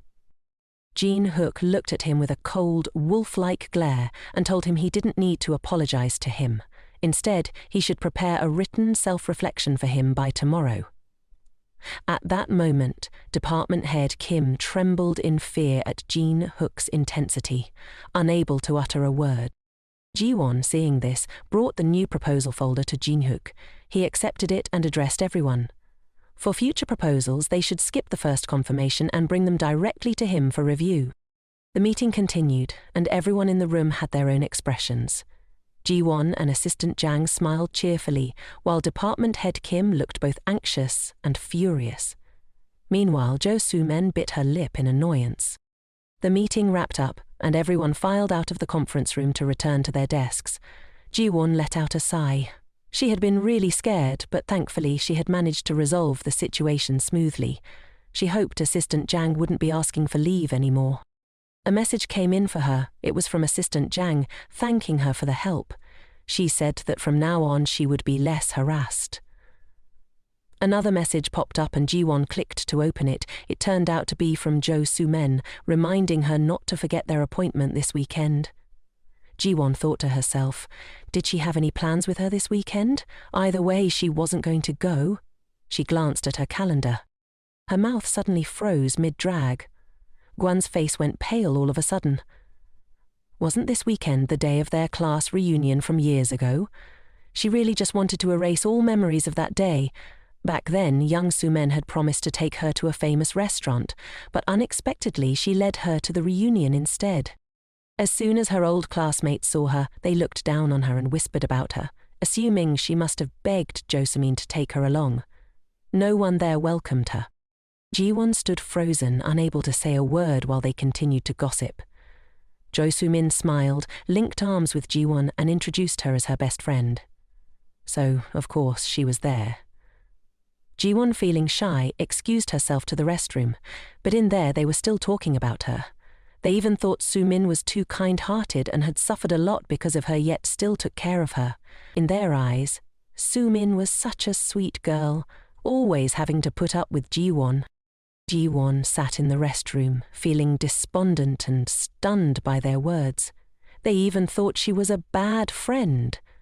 While they were chatting, one friend suddenly remembered seeing Ji-won go into the restroom and hurried outside. Inside, Ji-won burst into tears, memories flooding back. She recalled locking herself in the restroom for 30 minutes, and when she finally came out, there was no one left, not even Soo-min. Lost in her thoughts, Ji-won... Suddenly, she heard someone call her name. Turning around in shock, Ji-won recognized it was Assistant Un-ho, Hye-in, Ji-won's assistant. Hye-in called her name, jolting her back to the present. Hye-in asked what was wrong and why she was so deep in thought in the restroom. Ji-won awkwardly replied that she was thinking about work. Hye-in joked that she was like a busy bee and advised her to relax her mind for a bit. Then Hye-in asked if Ji-won had any plans for Sunday, as she wanted to invite her to hang out at Gajosue. Ji-won remembered she had a date with Soo-in on Sunday, so she told Hye-in she was already booked for that evening. Hye-in felt a bit down upon hearing Ji-won's response, but then suggested rescheduling for the morning instead. Ji-won happily agreed, and both of them were excitedly looking forward to their Sunday morning date. Hye-in was thrilled and told Ji-won to hang tight because they were about to plan an epic adventure. But suddenly, Ji-won realized the lipstick Hye-in was wearing. It was the same lipstick she had spotted in manager Jin-hook's car. Ji-won's mind raced as she recalled a rumor circulating in the company. Hye-in and manager Jin-hook were dating. Perhaps the rumors were actually true. In Ji-won's eyes, manager Jin-hook was a cold, distant figure. While Hye-in was outgoing, vibrant and friendly, Ji-won wondered how two people with such contrasting personalities, like fire and water, could possibly be a couple. She speculated that perhaps Hye-in's lively and energetic nature was what led her to agree to date someone like Jin-hook. Meanwhile, Hye-in was buzzing with excitement about her Sunday date with Ji-won. The two of them exited the restroom together, and as they walked, Hye-in couldn't stop introducing Ji-won to the stations. Ji-won confessed she had never been to the area before, and with a cheerful and confident vibe, Hye-in told Ji-won that she was a regular at a few spas in the area and knew quite a bit about them. Jin-hook had just stepped out of his office and overheard their conversation. He asked where they were planning to go this Sunday morning. Ji-won was about to respond when Hye-in swooped in, completely dodging Jin-hook's question, and whisked Ji-won away in a flash. Ji-won hesitated, glancing back at the manager, thinking to herself, can I really just walk away like this? If she did, the rumors about manager Jin-hook and Hye-in dating would definitely be true. That's why Hye-in had been acting like that just now. Early Sunday morning, Ji-won got a call from the Seoul eye care shop. They informed her that her ordered contact lenses had arrived and invited her to come pick them up. This time, Ji-won decided to reinvent herself and show up to the class reunion looking completely different. It was Ji-won's first time trying contact lenses, and she wasn't sure if it would hurt. She squeezed her eyes shut, and wow! Putting in contact lenses for the first time was definitely no walk in the park. All set, Ji-won hopped into a ride to Geo City Station. At the shopping mall, Ji-won noticed that Hyeen had been waiting for her for quite a while. Hyeen was utterly amazed by Ji-won's stunning new look. Ji-won felt a bit embarrassed by Hyeen's exaggerated expression and told her that it was her first time wearing contact lenses.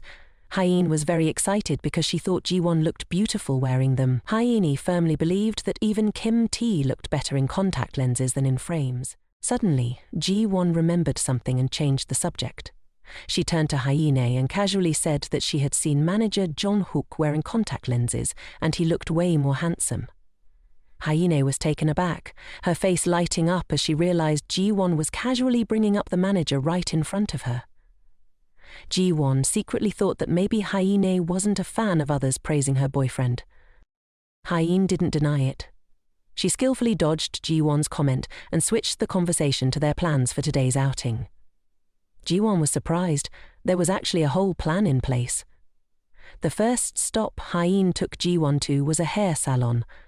Hyeen introduced her boss, someone she really admired, to the cafe owner. Ji-won, eager to reinvent herself, asked the owner for advice on a hairstyle that would suit her. After a bit of admiration, the shop owner told Ji-won that she would rock a curly hairstyle under the magic touch of the cafe owner. Ji-won eagerly anticipated a totally transformed version of herself. First, the stylist trimmed Ji-won's hair a bit, and then continued to curl the ends. Finally, it was all about the glam. Ji-won became the boss lady and didn't forget to ask for the perfect hairstyling steps for her face shape. Finally, it was done.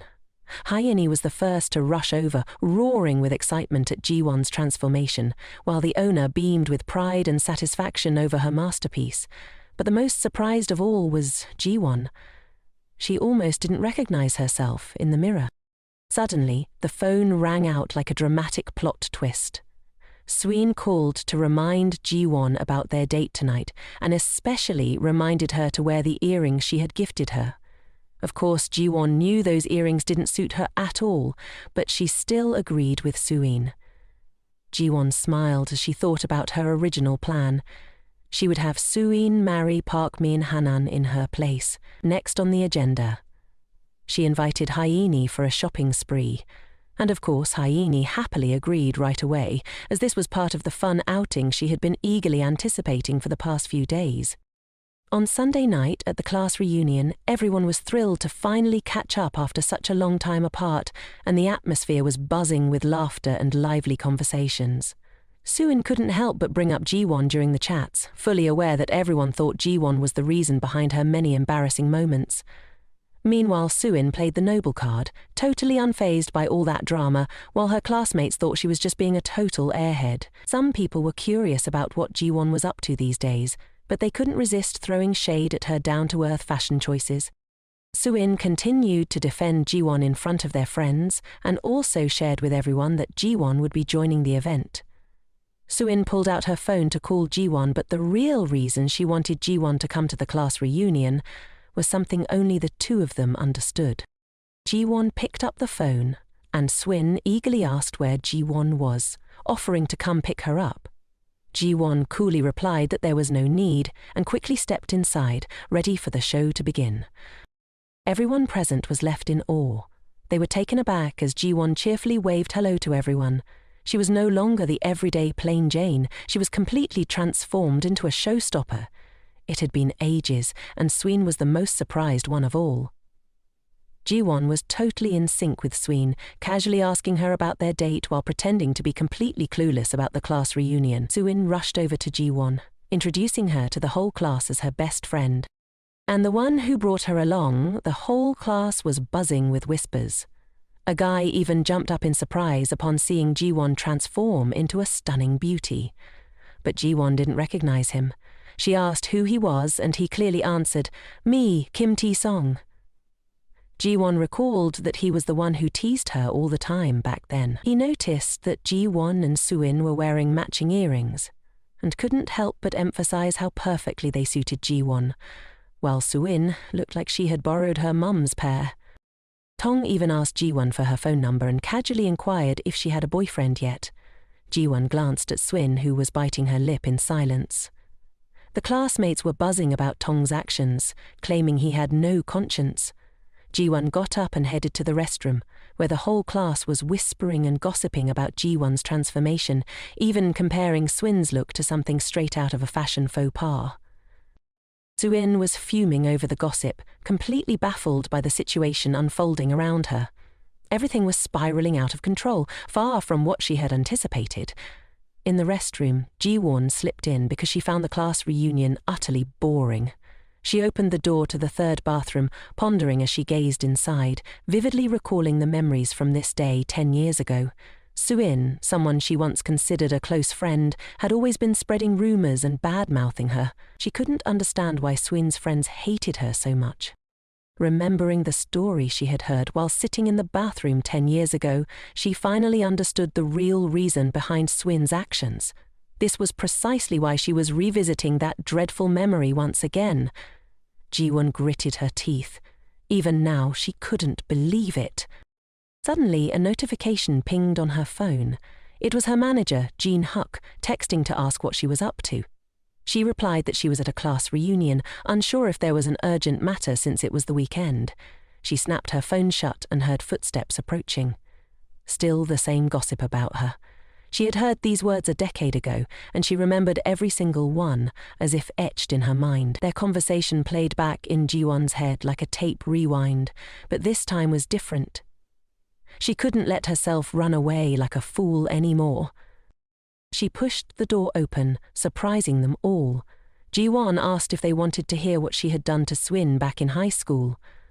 Swin's friends were taken aback by Ji-won's sudden appearance, but they still defended Swin, claiming she was just pretending to be clueless.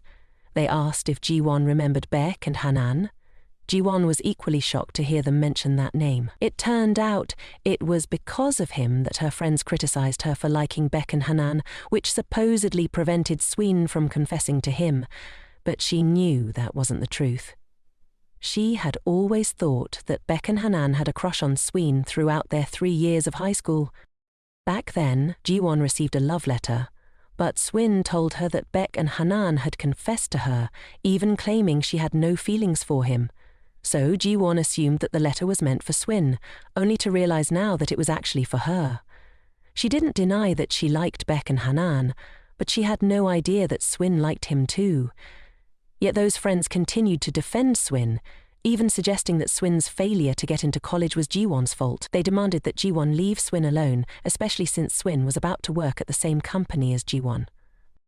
Hearing this, Ji-won could no longer hold back. She pulled out her business card and told them that Swin got hired as a contract employee because she had referred her. All of Ji-won's friends were skeptical about what she was saying. They snatched the business card from Ji-won's hand, and after reading the information on it, they realized Ji-won was right. She emphasized that, as a contract employee, Soo-in was super busy and had no time for beauty care. She even sarcastically remarked that the handbag her friend Ji-won was using was a knockoff. Hearing Ji-won say that, the whole group panicked. They demanded she apologize immediately, but they had no idea that Ji-won had changed. She knew the whole truth now. She had come back to get revenge on all of them. The ones who should be apologizing were them, not her. Throughout their high school years, they had blindly followed Swin in bullying her without checking if it was right or wrong. The group fell silent because the truth was undeniable. Ji-won asserted that if they saw the receipt for the handbag from the mall, she would apologize for calling it a knockoff. However, the more they heard, the angrier they got.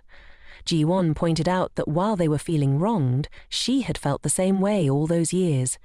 Ji-won told them that if they didn't believe her, they could go ask Swin.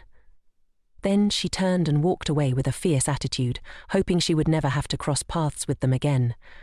As she quickly exited the restroom, Ji-won couldn't shake off her disappointment in someone she once considered a close friend. It turned out Soo-in had always been slandering her. Remembering her high school days, Ji-won was sure that her isolation was also due to Sween, and today she finally understood the reason. The sound of Suin calling her snapped her out of her thoughts. Suin asked what she was doing standing there, and Ji-won gave a half-hearted answer. Suin was curious about what Ji-won and her friends had been talking about. Ji-won didn't beat around the bush. She recalled Park and Hwan, the most admired student council president in school, always surrounded by a dazzling aura. Ji-won was no exception. She had a crush on Park and Hwan. He was always gentle with her, making her feel warm and cherished, but he had responded to her confession with disdain. Not long after, he confessed to Suin. Well, that was all in the past now. Ji-won encouraged herself, thinking back. She realized she hadn't seen Park and Hwan at the class reunion, which she thought was for the best. Outside, Park and Hwan had just gotten out of the car and were calling a classmate to let them know he had arrived. Meanwhile, Ji-won was still reminiscing about the past with Park and Hwan, wondering if he was even more handsome than before. Park and Hwan was totally taken aback when his buddy announced that Ji-won was also coming and was looking absolutely stunning. He insisted that when Park and Hwan saw Ji-won, he'd be completely blown away because she was no longer that girl from back in the day who wore glasses. But in Ji-won's eyes, she had always been the beautiful girl.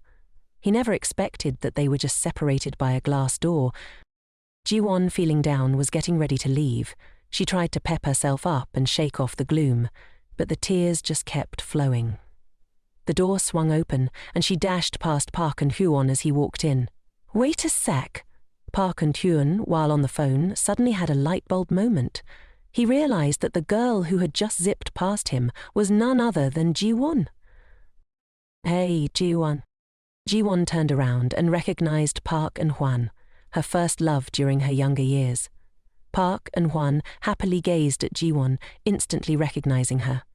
Finally, after searching for her for so long, he had found her. But as for Ji-won, upon seeing Park and Hwan, the part of her memory she least wanted to recall came rushing back. She turned and ran, wondering why on earth she had to bump into him at this very moment.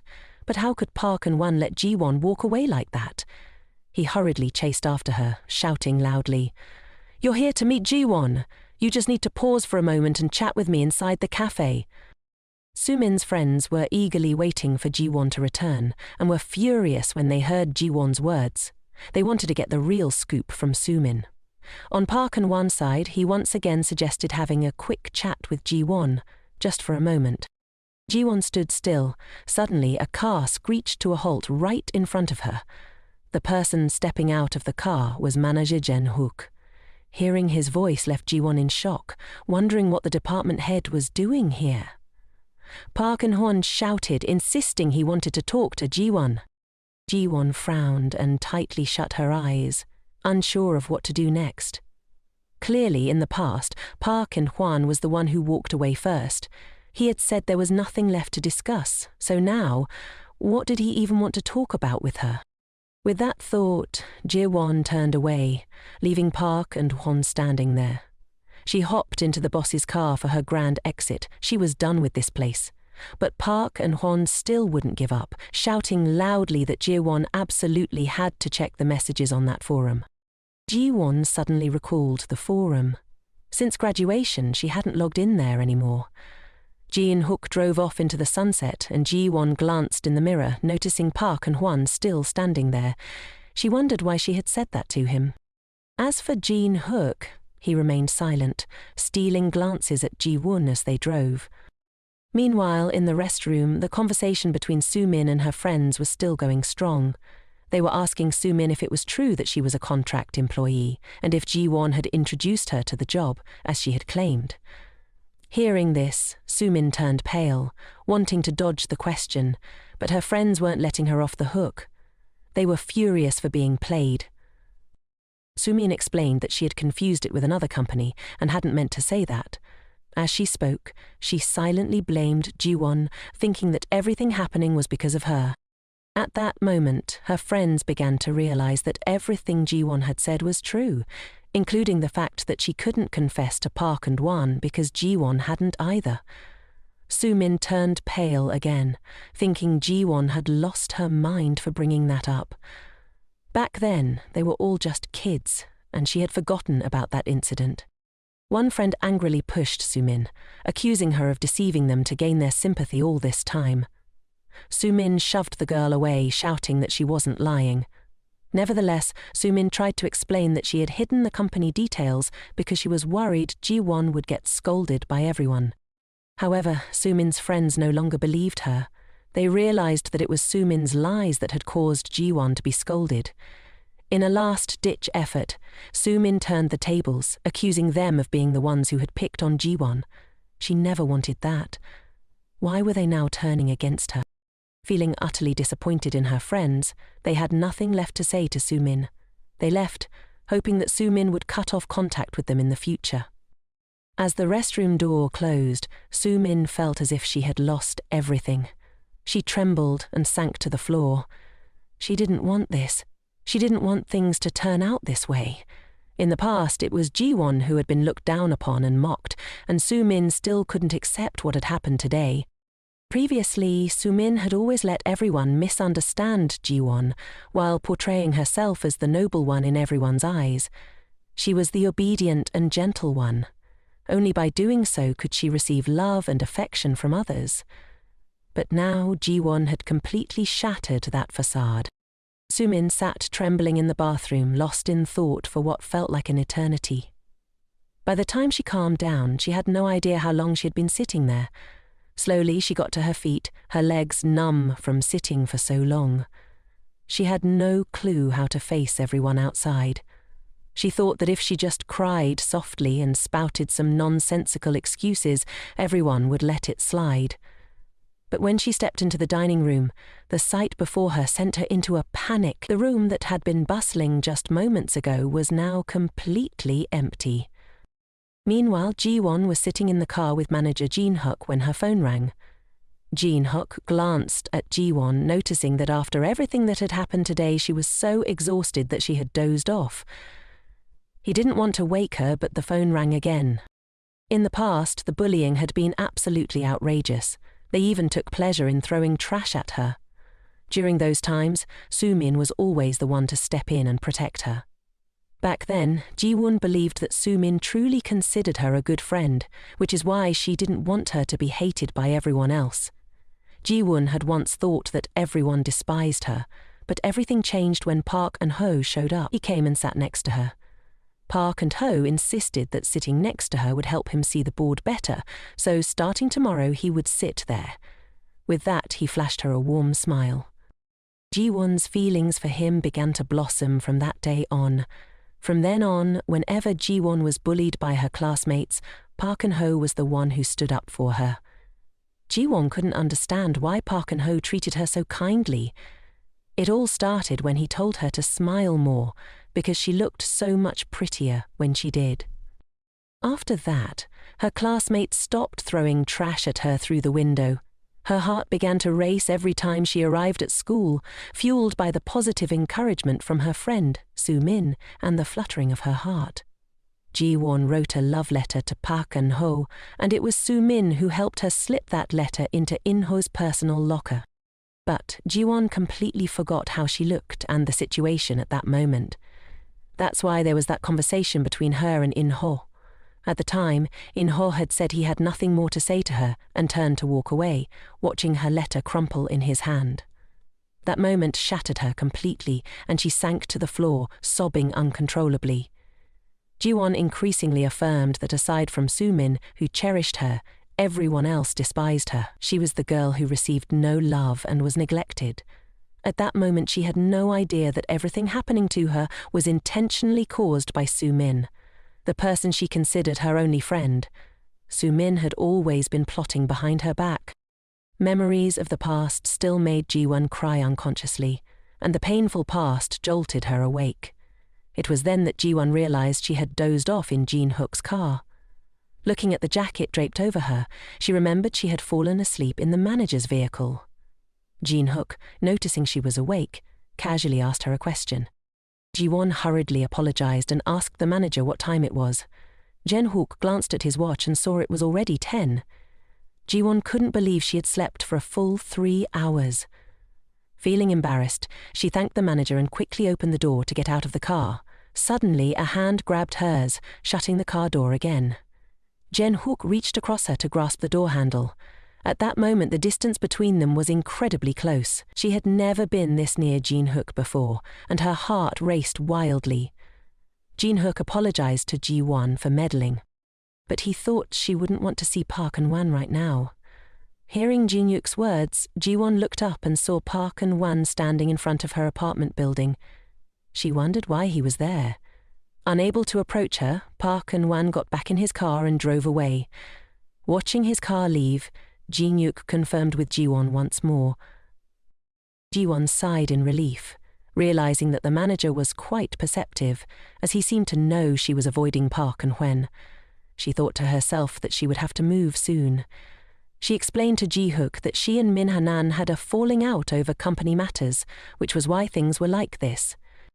Remembering that the manager's hand was still on hers, Ji-won quickly pulled her hand away. Both of them felt awkward and shy as they looked at each other. The distance felt too close, and Ji-won hurriedly apologized. The manager calmly asked Ji-won if she loved Park and Hanan. Ji-won candidly admitted to Jin-hook that the truth was indeed so, as he was her boyfriend. However, she also told him that she felt uncomfortable answering such personal questions. As soon as she finished speaking, Ji-won suddenly felt flustered, thinking she had sounded too cold. Jin-hook apologized for making her uncomfortable, his words tinged with a hint of sulkiness. Ji-won bid farewell to Jin-hook, wanting to leave since it was getting late, but still wanting to express her gratitude. "Manager, thank you for all the help you've given me so far," she said, reminding him to drive safely. Jin-hook remained silent, not saying a word. Ji-won feared he was upset, so she thought to compliment him. She told Jin-hook that he looked much more handsome without his glasses. Hearing this, the corners of Jin-hook's mouth curled into a smile. He put on his glasses, not forgetting to tell Ji-won that she didn't look good in that outfit today. With that, he drove away. Ji-won didn't think much of it. She figured the manager was just like that. As she walked up to her house, she couldn't help but wonder if that outfit really was that bad. Jin-hook continued to watch Ji-won through the rearview mirror. His heart raced as he recalled the moment Ji-won smiled brightly at him. But he was puzzled as to why she had cried in the car earlier. Was it really because of some loser? Jin-hook had once accidentally overheard a conversation between Uncle Min-hoon and Soo-min. At that time, Uncle Min-hoon had praised Soo-min for being prettier and cuter than Ji-won. Jin-hook was furious, unable to understand why Ji-won would love someone like that. Did she really love him just because he was her boyfriend? Jin-hook dismissed that as a lie and drove straight home. On arriving home, Ji-won picked up her phone and saw a ton of missed calls from Soo-min. She felt sad and didn't even feel like calling back. She recalled Uncle Min-hoon's and Jin-hook's words from earlier and opened her blog to see why Uncle Min-hoon had been upset with her. What could a friendless person like her find interesting on a blog anyway? To her surprise, Ji-won found several messages, all from Uncle Min-hoon. He really wanted to get in touch with her and had even left his phone number for her to reach out. All these messages had been sent to her over time, and she had no idea. Even though he hadn't received a reply from her, he kept messaging. Ji-won didn't understand why he would do that. He even mentioned that he kept using that phone because of her. Suddenly, the phone on the table vibrated. It was a strange number calling. Ji-won answered, and it was Ji-won, a friend of Soo-min, calling. She was calling using the number on the business card Ji-won had given her. Ji-won asked what the call was about, wondering if they wanted to argue with her over the phone. But no, she called to apologize to Ji-won because of everything that had happened. They realized that because of them, Ji-won had to endure a lot of hardships. They had only listened to Soo-min and thought poorly of her, and they hoped she would forgive them. Ji-won's eyes welled up with tears as she heard those words. She candidly replied that even if she accepted their apology, she didn't have the courage to meet them again. However, she still thanked them for reaching out first, and she promised to try to be stronger. The 3 classmates thanked her for forgiving them, By the way, while talking, they reminded Jiwon that Andor wanted to get in touch with her. Jiwon had no idea that Andor was sitting with them at that moment. The next morning at the office, as Jiwon walked through the door, she ran into Hyen. Hyen asked, "Who picked out the shirt for you? It suits you perfectly." She also complimented the department head for looking really cool without his glasses, saying they looked like a couple straight out of a movie. Ji-hook felt embarrassed and asked Hyen to keep it down and focus on work. Just as Haini sat down at her desk, she saw Park Min-hwan and Soo-min approaching. Both of them were surprised when they looked at Ji-won. Min-hwan couldn't believe his eyes and instinctively smiled at Ji-won's transformation. She looked just like a famous actress. Soo-min, however, felt annoyed when she saw Min. Min-hwan rushed over to Ji-won, asking what had happened and why her style had changed so much. Soo-min looked at Ji-won without answering, only asking him if he thought it didn't suit her. When Min-hwan said it suited her very well, Soo-min angrily turned and walked away. Min-juan leaned closer to Ji-won, telling her that although she looked beautiful, she shouldn't dress like that at the office anymore. He was worried someone might be watching her. Min-juan was hinting at department head Jun-hook, who usually wore glasses and a tie, but today looked really cool. He thought Jun-hook was trying to charm Ji-won. Min-juan then turned to ask Ji-won out after work like usual. Ji-won declined, saying she already had plans after work. Later, Ji-won went to a nearby cafe. As she pushed the door open, she saw Uncle Min-ho had already arrived. He was waiting for her. Ji-won sat down across from Min-ho and hesitantly asked him why he had been sending her messages on the blog for years. Min-ho honestly replied that he had been in unrequited love with Ji-won throughout their 3 years in high school. Ji-won was taken aback, unable to believe what she was hearing. Min-ho knew that his misunderstanding had ruined everything, and he apologized for hurting Ji-won. Seeing Ji-won silent, Min-ho realized she had a boyfriend, and he wanted to meet her not to make things difficult, but simply to be friends again, occasionally checking in on each other's health, grabbing coffee, sharing meals, and chatting. If they were friends, that would be perfectly normal, right? Ji-won smiled and agreed with him. After rekindling their friendship, Ji-won learned the truth from that year. It turned out that Soo-min had intercepted the love letter Ji-won wrote, and Park Min-hwan had deeply liked her. Ji-won couldn't bring herself to tell him that, in fact, she had also liked him a lot. If that venomous Soo-min hadn't done what she did, maybe Ji-won would have been married to Park Min-hwan, the one she liked. She wondered if she would have been happy, or if he would have held her and cried for her. Suddenly, someone called her name. She felt tears welling up as she realized it was manager Jin-hook. Why did he always show up when she was feeling down? Curiously, she asked why he was there at this hour. The manager politely apologized for not informing her beforehand. He mentioned he had seen Park Min-hwan come by for a while before leaving. The manager reminded her to be careful. That's when Ji-won called out, "Manager, Jo Minan is my boyfriend and has nothing to do with you, so please don't wait outside my apartment because of this." The manager hesitated for a moment before replying, "Ji-won, the person you fear and want to avoid is also called your boyfriend. You see him every day. Don't you know why you endure and tolerate Soo-min's jealousy?" Ji-won directly asked the manager what he really wanted to say. The manager turned away and said, "I hope you won't cry alone anymore. I can't bear to see that." Ji-won felt annoyed and asked, "Are you this concerned about another girl? Does Hyen know?" The manager froze and asked, "What?" Ji-won angrily stated, "I know the two of you are in a relationship." Didn't he feel guilty towards Hyeni? The department head looked a bit flustered, and Ji-won mentioned that even though it was just her hunch, it seemed like that was the case. She added, "So please don't pay any more attention to me, or else I'll spill all the tea to Hyeni." Little did Ji-won know, the boss was about to reveal that the relationship between the two was nothing like she imagined. "Hyen is my little sister," the department head said. Ji-won's face went pale as she asked again. The department head urged her to keep this under wraps at the company since it was a bit of a sensitive situation.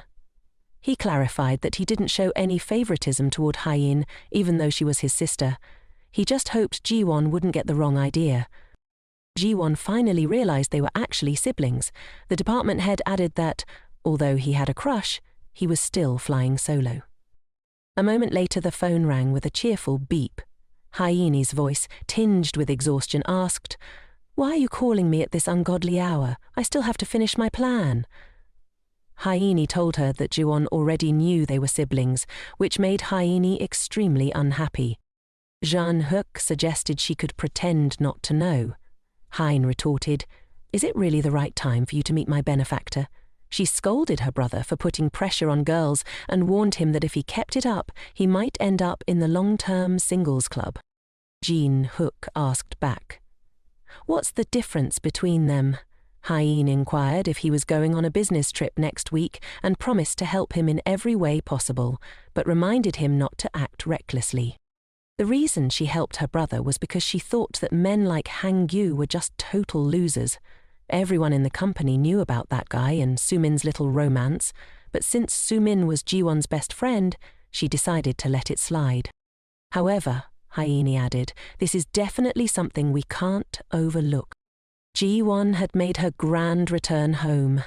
She flopped down on the bed, utterly exhausted, replaying the scene from earlier in her head. The words of the department head echoed in her ears. Jiwon buried her face in her hands, tears streaming down her cheeks as she wondered why she had done that back then. It's like going on an adventure solo, isn't it? Park and Han's story really took her by surprise.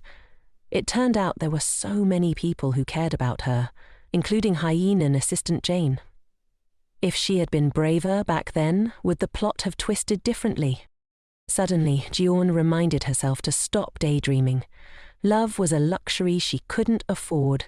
She would stop at nothing to get revenge on the couple who ruined her life and absolutely would not live like before. The next day, Park Min-hwan was surprised to receive the food package Jiwon had sent over. She smiled beautifully, thinking he hadn't had breakfast, so she bought him an egg sandwich, unsure if he'd like it. Min-hwan joyfully moved closer to her. Of course he liked it. He wasn't angry at all, and kindly asked if she had gotten home late yesterday. Jiwon smiled apologetically, saying she was so tired that she just went to sleep as soon as she got home. Min-hwan thought to himself that she had been distant for a while, but now she seemed back to normal. However, since she was so beautiful, he let it slide. He suggested that if she was going to be late in the future, she should just call him to pick her up. At that moment, Su-min chimed in, asking Jiwon if she had a date today, since she was all dressed up and made up for work. Yesterday she had dressed elegantly, thinking Jiwon was meeting her boyfriend, but when she saw him looking lost, she decided to approach Jiwon. "Hey Jiwon, who are you all dressed up to meet?" Jiwon replied that she was just meeting a few old classmates. The two of them flirtatiously made plans for dinner, making Su-min green with envy. She secretly cursed Jiwon for being a little dressed up and acting all high and mighty, thinking that no matter what, she would always be beneath her level. Jiwon had clearly noticed that attitude. Su-min couldn't charm him as she wanted, so now she wanted to snatch Park Min-hwan for herself. Her nature was to take whatever she wanted, and Jiwon knew this well. So, she decided to use that trait to her advantage. Su-min was now completely in her grasp, with no way to escape. Just then, Haine appeared and apologized for being late due to traffic on the bus. Cheerfully, she wished Jiwon a good morning. Jiwon smiled back at Hyeini. It was only now that she realized, upon closer inspection, that Ji-hook and Hyeini looked quite similar. Just then, Ji-hook glanced over, and Jiwon blushed, quickly turning away. His comment about not having a girlfriend but liking someone yesterday was full of implications. A little later, Jean-hook announced in the meeting that Assistant Jane's proposal had been selected for the new product project, set to launch in the summer. Everyone should prepare for overtime, and once the design department finished the prototype, they should start field surveys. Team leader Kim felt extremely annoyed. Assistant Jane thought to herself that although this was good news, working overtime meant no one would be able to take care of her child. Jean-hook also announced that he would be absent soon due to a business trip, and Assistant Jane would be in charge of his work. Assistant Jane nodded, thinking that if she did well this time she would get promoted soon, but she would probably be much busier. Her child was surely waiting for her to come home first and foremost. She would strive to provide her child with a fulfilling life. She could not let this project slip away. At that moment, she unexpectedly received a message from Jiwon, who had a favor to ask of her. Assistant Jane was taken aback when Jiwon expressed her desire to join the team, but why was Soo-min involved too? She knew the two had a great relationship, but this project was crucial. She understood Jiwon's intentions to promote Soo-min to a full-time position, but she feared that Soo-min still had many shortcomings. Jiwon replied, "It's not that I'm convinced, but I believe Manager Kim will try to sabotage the project." Assistant Jane, confused, asked how that related to Soo-min. Jiwon responded that it seemed Manager Kim had feelings for Soo-min. Assistant Jane was utterly shocked. "That old man, 40 years old, with a 20-year-old girl?" Jiwon nodded. "That's why his head is balding like that," Assistant Jane concluded. "So, Jaewon, you're saying that if Soo-min joins the team, Manager Kim will recklessly sabotage the project?" Jiwon nodded. "If we want to succeed this time, we need Jo Soo-min." A little while later, Assistant Jane stood before everyone, presenting herself as the team leader for this project. This project would be a collaboration between the marketing and development departments, and they would work hard to launch it by summer. Jiwon also introduced herself as the assistant who would take on the overall support role. Another person introduced himself as Leong-suk, the head of the second team in the development department. Their department had crafted prototypes within a limited time frame, totaling 3 types for field testing. Assistant Jane was pleased, thanked them, and praised the beautiful designs, suggesting they could go into testing right away. Jiwon thought to herself, "Thank goodness the prototypes are visually appealing." The issue was Jo Soo-min, who was worried about Manager Kim. They had included her in the team, and Jiwon was concerned that Soo-min might tarnish Assistant Jane's reputation soon. Soo-min was directly assigned by Assistant Jane to conduct surveys at the supermarket, but she immediately requested a different task as she wasn't good at interacting with people. Assistant Jane refused, stating that this was an important job and, who knows, Soo-min's bright smile might leave a good impression on others. With no other choice, Soo-min reluctantly agreed. She was also afraid that Hyeni would snatch the opportunity to become a full-time employee from her. And besides, working with Assistant Jane meant collaborating with Park Min-hwan, so she had to go along with it. However, Soo-min felt that inviting customers to try and evaluate the new product was humiliating for her. Soo-min was furious. "How could Assistant Jane assign me this task? You thought I would just obediently do this?" She pulled out her phone to play games, ignoring the customers who came to try it out. She answered their questions half-heartedly, thinking that just because it was a free sample, she didn't need to put in much effort. People would still come to try it, and there would be plenty of social media buzz. A couple also stopped by the counter where Soo-min was sitting. The wife asked her if the dishes contained any nuts. Soo-min still didn't take her eyes off her phone and said, "No." The wife introduced the new product to her husband and handed him a bite. Just as he took a bite, the husband suddenly felt uncomfortable. The food box he was holding fell to the ground as his body broke out in red spots. The wife panicked and shouted, "Hyun's allergic to nuts!" Meanwhile, Soo-min was still glued to her phone, unable to look up, annoyed that they were making noise and interrupting her record-breaking fish cake game. Seeing Soo-min's attitude, the woman couldn't hold back anymore. She yelled, demanding to know why Soo-min said the dishes didn't contain nuts, and how she planned to take responsibility for this. Soo-min folded her phone and indifferently asked, "What do you want me to do now?" She claimed it wasn't her fault, saying the couple ate recklessly just because it was free food. This made the couple furious. They demanded to see the manager and added that if they were in pain, they should hurry to the hospital. Just then, Dr. Manhwa witnessed the scene. He rushed over and asked Soo-min what had happened. The couple recounted the incident to Dr. Manhwa. Manhwa bowed his head in apology, saying he would take them to the hospital immediately. He turned to Soo-min and told her he would take them to the hospital first and that she should follow behind. Sumin felt scared, secretly blaming Assistant Jane for making her do this to humiliate her. At the hospital, Park Min-hwan asked Sumin if Ji-won had reminded her that the trial products contained allergens. Sumin cried, saying Ji-won might have mentioned it, but she hadn't heard, and apologized to him for that. Min-hwan felt a headache coming on. He was about to marry Ji-won and didn't want her to face disciplinary action, but he also didn't want Sumin to get fired. He suggested that Sumin shouldn't talk about this with anyone and told her to go apologize to the customers so they wouldn't file a complaint with the supermarket. Hearing Min-hwan agree to help her, Sumin hugged him tightly to thank him. Sumin said that even if she got fired, it wouldn't matter, but she was worried about Ji-won. Min-hwan comforted her, thinking that Ji-won had truly found a great friend. He urged her not to worry and to trust him. Min-hwan reached up to wipe her tears. In that moment, Sumin was determined to win this man over. Meanwhile, Ji-won was working, thinking about how Sumin and Min-hwan were managing their business. Just then, her phone rang. It was Uncle Min-hwan calling.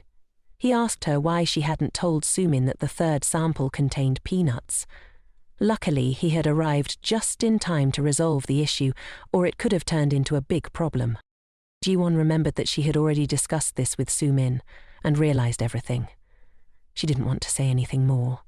Ji-won instructed him not to tell Sumin that she knew about it, and asked him to comfort and reassure her on her behalf. Ji-won chuckled to herself, realizing that Sumin had truly lived up to her expectations. That evening at Assistant Jen's house, as soon as she walked in, she asked if her child had been well behaved at home and if they had troubled the grandparents. She asked her mother if the baby had been a handful, and her mother replied that the child had been very well behaved. Her father and husband asked if she was hungry and urged her to shower and come eat, saying they had prepared kimchi soup. She obediently went to take a shower. It had been a long time since she had bathed with such a light heart. It felt right to follow Ji-won's advice. She remembered a few days ago when she had shared her worries with Ji-won about not having anyone to look after her child. Ji-won had suggested that she asked her biological parents for help, but her parents thought she was living happily and didn't know that her husband had lost his job. She didn't want them to worry. Ji-won encouraged her to reconsider, saying that parents often think of their children and would do anything for them. She hoped that she could have an honest conversation with her parents. Who knows, they might become a solid support for her. She had thought a lot about it and couldn't give up on this project. If she got promoted, her family could live a happier life. Just as she finished her shower and stepped out, her husband rushed over to ask why she was calling her parents and talking about him losing his job. He told her she was crazy. Didn't she just need to go to work early and do overtime? She told him she had to work overtime with the staff at the company, and if he was uncomfortable, he could just leave the house. This house was under her name, and she was the one who paid for both the mortgage and living expenses. He raised his voice, questioning if she was trying to show off just because she had money. Furious, she told him to either go out and earn some cash or stay home and take care of the kid. If he didn't want to be kicked out of the house, he'd better get his act together. The next morning, as soon as she stepped into the office, Ji-won received a call from Assistant Jen. Listening to her, Ji-won said she was doing great, and from now on she could finally breathe easy. Assistant Jen thanked her, and Ji-won felt happy for her, since everything seemed to be settling down. While they were chatting, manager Jen Hook approached her, causing Ji-won to jump a little. He asked if she was done talking with Assistant Jen. She replied that she was finished, but if she remembered correctly, today was his business trip day, so why was he here? Jin Hook explained that his flight was in the afternoon. He mentioned he had a few things to discuss with her, so he stopped by the office for a bit before heading out. Ji-won was puzzled as to why he would come all this way to talk when he had a trip coming up. The two of them headed to a cafe on the first floor, and as she followed him inside, she muttered to herself that she should have just kept talking to Assistant Jane.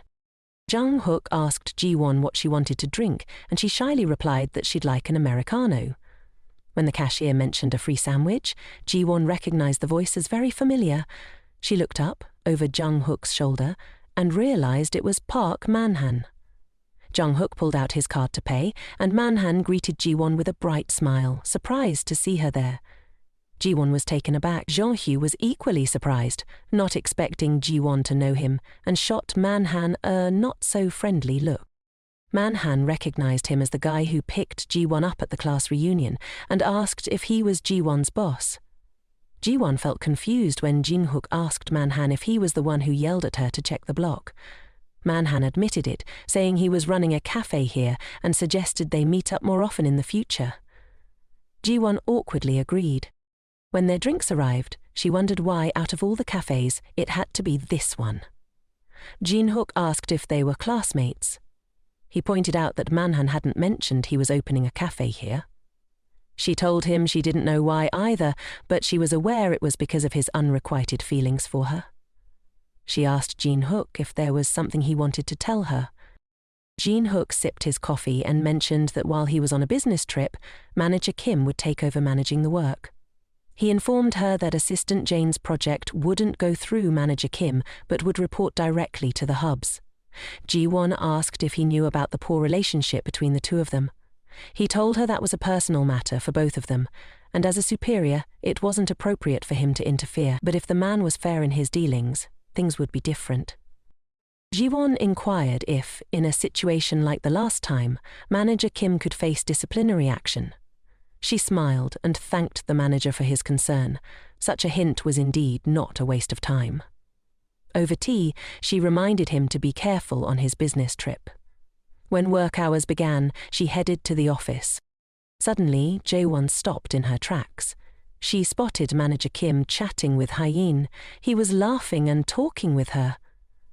Jae-won sat down and pondered why it had to be today. She was sure he was up to something. A moment later, Hye-in rushed up to her, visibly upset. Hye-in explained that something had upset her, and Ji-won stood up, offering to make her a coffee. As she passed by Manager Kim's office, she saw him on the phone with someone. After handing the coffee to Hye-in, Ji-won asked what had happened. Hye-in revealed that Manager Kim wanted her to give him the plan she had written earlier. Ji-won was taken aback when Hye-in mentioned that he said he would let her join the project team and become a full-time employee if she put his name as the author. This morning, Hye-in had been confused when the manager called her in. He said he usually held her in high regard and always wanted her to become a full-time employee. He asked if she remembered the plan she submitted when she first joined the company, and of course, she did. Back then, he had criticized her plan harshly. Thinking of this, Hye-in decided to act as if she had never heard the earlier proposals. Manager Kim told her to reconsider, asking if behaving this way would really help her become a full-time employee. Hye-in angrily turned back and asked if he was trying to threaten her. He calmly replied that she should think carefully if she didn't want to be fired. Hye-in couldn't stand the thought of her brilliant idea being snatched away by someone else, even if it meant risking her job. Ji-won sees Hye-in's project as a gold mine, and now the head of the department is scheming to steal it. Hye-in asks Ji-won if she knows which religion ranks second among the most followed and believed in. The answer is Islam, boasting over 1.3 billion followers. Yet they don't indulge in fast food. Ji-won suggests that targeting the Muslim community could be a savvy strategy for gaining a foothold. Ji-won encourages Hye-in to hand over the plan to the head of the department, confident that he won't be able to pull it off. Hye-in questions why Ji-won is so sure about that. Ji-won explains that there will be risks involved, but she wants them to follow his orders for now. Later, she'll find a way to reclaim the idea for Hye-in, but not just yet. Hye-in agrees and hands over the plan to the head of the department, who immediately submits it to the CEO. The CEO is highly impressed with the proposal. It's been ages since he's seen such a creative project. He mentions that if the project gets the green light, they'll need to send someone to Arabia for market research. The head of the department instantly thinks of Hye-in and plans to find a way to send her there, telling the CEO that their team is also working on another project about salads. The CEO is persuaded and decides to prioritize the head of the department's project first. He secretly rejoices, seeing this as a once-in-a-lifetime chance to regain power. Only then will Soo-min trust and lean on him. She'll date and marry him. Meanwhile, Ji-won heads upstairs to the rooftop, bringing the documents to meet the head of the department. Just as Ji-won predicted, Assistant Jen's project has been temporarily shelved and pushed back behind the head of the department's project. Ji-won tells Assistant Jen to wait by the seaside for the enemy's body to surface. She remarks that for that to happen, someone needs to toss that body into the sea, and she's ready to be the one to do it. The head of the department is standing outside, smoking, waiting for her. He asks her what's up, and she presents the stack of documents in front of him. Ji-won says this is the report she has reorganized, and it will be beneficial for the project he's working on. This is the first step in Ji-won's plan to send him to the depths of the sea. The head of the department receives the report and skims through it. He asks her if she did it all by herself. Ji-won tells him that this industry has great potential and many businesses are targeting it, so they need to act faster than the competition. She suggests starting with advertising on social media and clearly analyze this in her report. The head of the department, Kim, is pleased. He thought that department head Ji-hook wouldn't be able to refuse. He cheerfully asks Ji-won if she wants to join the project team. She replies that, as long as he remembers her when he gets promoted, she's in. In the following days, everything unfolded just as she had planned. When the project information was made public, the company's stock price soared. The director praised him for achieving great success, and once the project wrapped up successfully, he would definitely get promoted. The head of the department, Kim, was over the moon. Shortly after, news about the company's branch opening in Arabia was splashed across several newspapers. That morning, at Unkei Company, the head of the department, Kim, was walking and singing, greeting every employee he encountered. The employees were whispering among themselves, puzzled by his sudden change in demeanor. His phone buzzed with a message from Sue Men, who said she had overslept and hadn't had breakfast. Head of the department, Kim, offered to buy her some food, and Sue Men thanked him, adding that she wanted some strawberry milk too. Head of the department, Kim, beamed, finding Sue Men really adorable. Suddenly, he received a call from Secretary Han, who informed him that the director wanted to see him. He happily rushed to meet the director, feeling like everything was going his way. At the door, he knocked and waited eagerly, then joyfully stepped inside, completely unaware of the storm brewing. The director was furious and threw a stack of reports at his head. He demanded to know if Kim knew what was going on and how he planned to take responsibility for the mess. Looking at the newspaper reporting on the kidnapping of South Koreans by Islamic extremists, he realized the company's stock had plummeted. At that moment, head of the department, Kim, understood the gravity of the situation. He bowed his head in apology and suggested they halt the project for now. The director angrily asked if Kim knew how much money the company had already invested, demanding that he come up with a solution quickly. Nervously, Kim rubbed his bald head and confessed to the director that the plan was actually from an intern on his team. He babbled on about wanting to give the new intern a chance, so he claimed the plan as his own. He suggested publishing an apology saying it was the mistake of a 26-year-old intern, which might calm the public outcry. Hearing this, the director seemed to recall something and asked what the intern's name was that team leader Kim mentioned. He told the director that her name was Hyene. He even proposed publishing an article calling her the Holler Girl, thinking that if he threw Hyene under the bus, everything would be fine and the company would avoid this crisis. The director asked team leader Kim if he had told Hyene that he was the one who initiated the project. Of course, Kim had already said that. Immediately, the director demanded that he go tell Hyene that he had nothing to do with this. Everything was his own doing. The director shouted so loudly that everyone outside the office could hear. All of this was because of him, and now the branch in Arabia was also in danger. Team leader Kim walked out dejectedly, and everyone looked at him, whispering, "Because of him, everything is in chaos." At this moment, team leader Kim could only hang his head in silence. He didn't dare say anything. Pulling out a strawberry milk box from his bag, he tried to cheer himself up, reminding himself that he still had Sue Men by his side, and together they would get through this tough time. But when he brought the drink to Sue Men, she said she didn't drink strawberry milk. Confused, he asked why she had told him this morning that she wanted to drink it. Sue Men turned away without answering.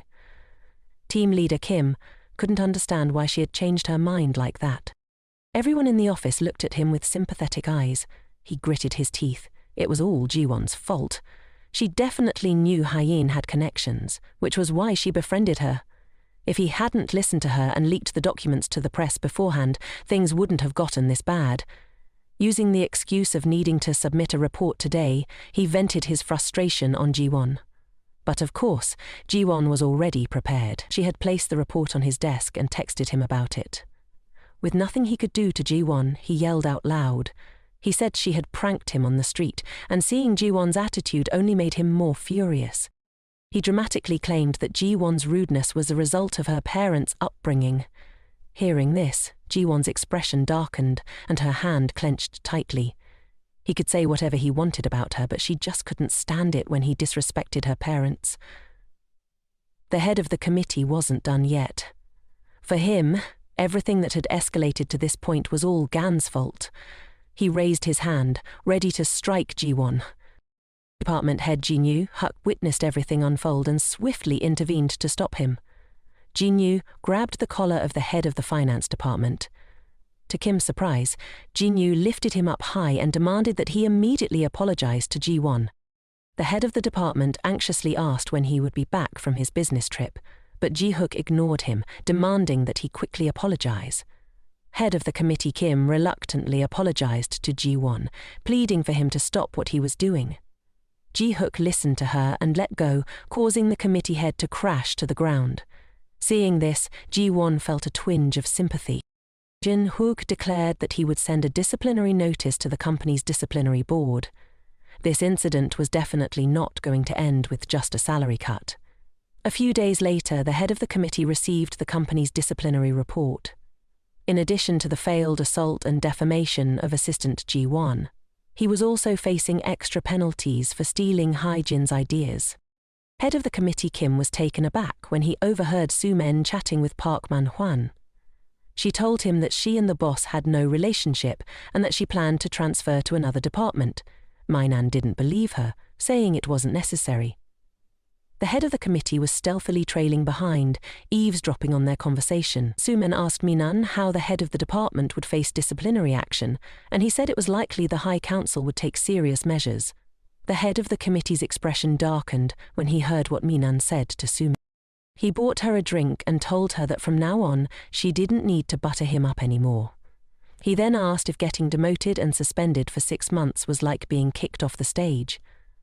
Hearing this, the head of the committee rushed in and threw a punch, straight at Park Man-won's face. He berated Park Man-won as a dimwit, asking if he wanted to get choked by him. Soo-men asked why he would do that. He shouted loudly that he and Soo-men were about to get married, even though he already had a girlfriend and was still flirting with Soo-men. Soo-men felt extremely embarrassed when manager Kim announced this to everyone. She definitely didn't want Park Man-hwan to know about her relationship with him.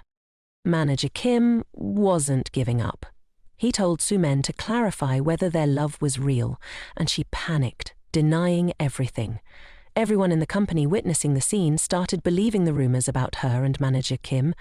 Soo-men told manager Kim he wasn't thinking straight, which flustered him. He asked if she was acting cold towards him because of Park Man-won. Seeing so many people whispering, Soo-men hurriedly ran away, feeling embarrassed. Now everyone in the company would know all about her and manager Kim. She ran into the restroom and locked the door. She thought manager Kim could no longer take advantage of her, but now it would be very difficult for her to become a permanent employee. What would she do from now on? Suddenly a smile appeared on her face as an idea popped into her head. If there's no manager, there's still a department head. The next day, during the meeting, department head Jin-hook announced that manager Kim had been suspended and had his salary cut. He also asked if Minin was okay after being hit by him. Minin felt shy. Why was he bringing up that he got hit before the meeting? Jang-hook continued, announcing that the Hala project would be temporarily halted, and mentioned that the plan had been written by Hyein. The company would continue with the project that assistant Jang had paused, which made her feel very excited upon hearing the news. Jean-Huc also mentioned that since Manager Kim was suspended, the team needed to add more personnel. He introduced someone from the development department who would be sent to support them. That person was none other than the head of the marketing department, Monsieur Le Dunay. Jean-Won was surprised to see him. In her mind, Su-min should have been the one transferred to another department. Ji-won couldn't understand how Su-min could still smile brightly, despite the rumors about her and Manager Kim spreading so widely. Finally, Jean-Huc announced there would be a party on Friday. He assigned Hane to choose the venue and inform everyone later. Before leaving, Su-min intentionally said loudly that she had heard everything clearly. She even smiled brightly and deliberately ran her fingers through her hair for the manager to see. In her mind, she thought, "There's nothing easier in this world than seducing a man." After work, Haini pulled Ji-won into a cafe on the first floor and asked how she knew about these things. Ji-won said she assigned the Hala project to Manager Kim because she knew there would be issues. Ji-won denied it, taking a sip of her coffee. Of course, this was something she couldn't let anyone else know. In her memory, the incident of Koreans being captured around this time of year stood out. She remembered Man Hanan being very angry when the government spent a lot of money to rescue the kidnapped hostages, but of course, she couldn't talk about that with Hyani. She made up an excuse about the tense situation with the Taliban, so she guessed that hearing this, Hyani admired her even more. While they were chatting, Eun-won brought free pastries to the two of them. He asked Ji-won if this was the first time he met her colleague. Ji-won introduced them so they could greet each other. Eun-won placed the pastries on the table, and Heen realized this was her brother's rival. She told him she didn't like sweet pastries. Park Man-han smiled and told her to give it a try.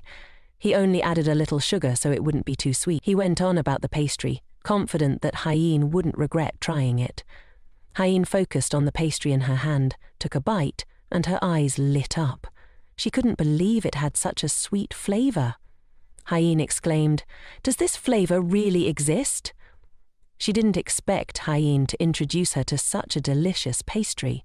He really was a good guy. He told her that if she wanted to eat, she could drop by the cafe any time, because he would always save one for the person he had been secretly in love with for all these years. That person was Ji-won. Hyeen understood, but pretended not to hear. Meanwhile, Su-min was sitting alone in her office. Lately, she couldn't figure out Ji-won's moves. Just a moment ago, she had been out with Hyeen who knows where. Suddenly, she heard footsteps nearby. Turning around, she saw the manager heading to get some water. Su-min thought this was a perfect opportunity to make a move on the manager. She suddenly ran over to ask if he wanted coffee. She could make it for him. When he said he drank soda, she snatched the bottle from his hand and helped him open it. She asked, "You seem to prefer soda over coffee. I feel the same way." After pouring the glass of water, Su-min handed it to the manager. As Jang-hyuk reached out to take the cup, Su-min pretended to lose her grip and exclaimed, causing the entire cup of water to splash dramatically to the ground. Su-min gasped and quickly crouched down to ask Soo-hyuk if he was okay. Su-min winced as she pricked her finger on a shard of glass, pretending to cry out in pain. She called the department head, saying her hand was bleeding. Chin-hyuk asked if she was okay and then turned to walk away. Su-min continued to tell him she was in a lot of pain, but Chin-hyuk coldly brushed past her, leaving her sitting there injured. He mentioned there was a first aid kit on the shelf and reminded her to clean the floor once she finished her tasks. Su-min couldn't wrap her head around how someone could be so emotionally detached. As Jun-hyuk stepped out the door, he bumped into Park Man-hwan coming in. Park Man-hwan rushed over to Su-min, concerned and eager to check if she was okay. Su-min spotted him and burst into tears, saying she had hurt her hand. Park Man-hwan was worried about her, reminding her to be careful and asking if she had any other injuries. Su-min thought to herself that this was the typical reaction of a guy, totally different from Hyuk-hyuk.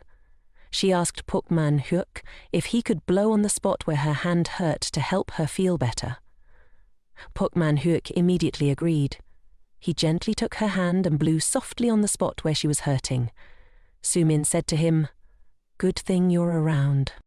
Meanwhile, Jong-hyuk was hiding by the door, watching as Park Man-hwan held Sumin's hand, complimenting her delicate and charming fingers. He even secretly compared her to Ji-won.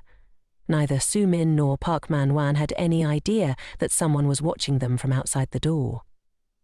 Jong-hyuk tightened his grip on the door, unable to hold back any longer.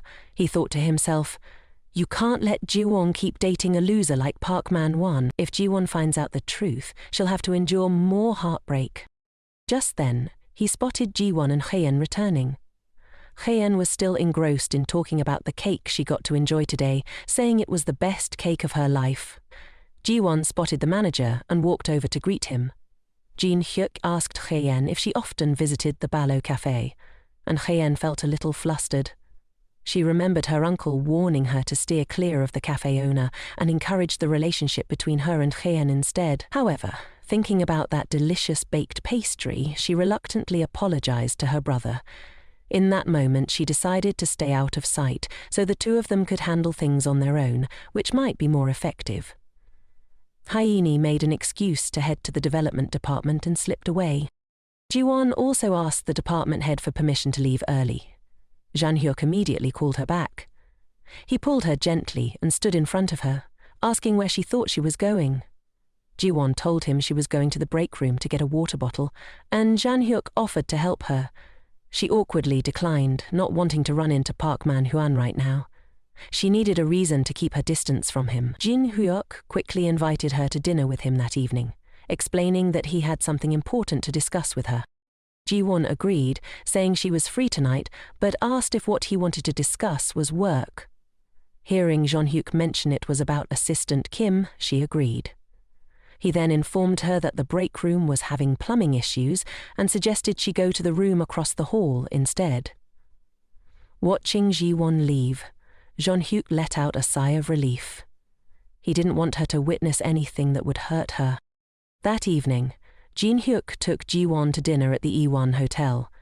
Ji-won asked him what the issue was regarding Assistant Kim and why he was taking her to a 5-star hotel for dinner. Jin-hyuk explained that she had worked hard due to the incident, so he wanted to thank her. He then asked if she still intended to see Park Man-hwan, mentioning that she might find it uncomfortable, but it was a very important question for him. Ji-won replied that she had made it clear before that she didn't want to discuss her personal life, so she had no reason to answer his question. She added that she and Park Man-hwan were dating just fine and hoped he would stop. Jin-hyuk agreed, and they continued their meal. He couldn't understand why it had to be Park Man-hwan. As they were leaving, he reminded Ji-won to be careful on the stairs. Just as he finished speaking, she slipped. Ji-won lost her balance and fell forward. Jin-hyuk panicked and didn't manage to catch her in time. Ji-won fell to the floor and her shoe broke. Jin-hyuk hurried over to ask if she was okay, and Ji-won sadly said she had just gotten her shoes repaired and now they were broken again. He helped her up and asked if she could walk. Ji-won wanted to walk on her own, but her foot was throbbing. She told him that she might have twisted her ankle, feeling a bit lost in the moment. Jong-hyuk politely excused himself, then swiftly scooped her up in his arms.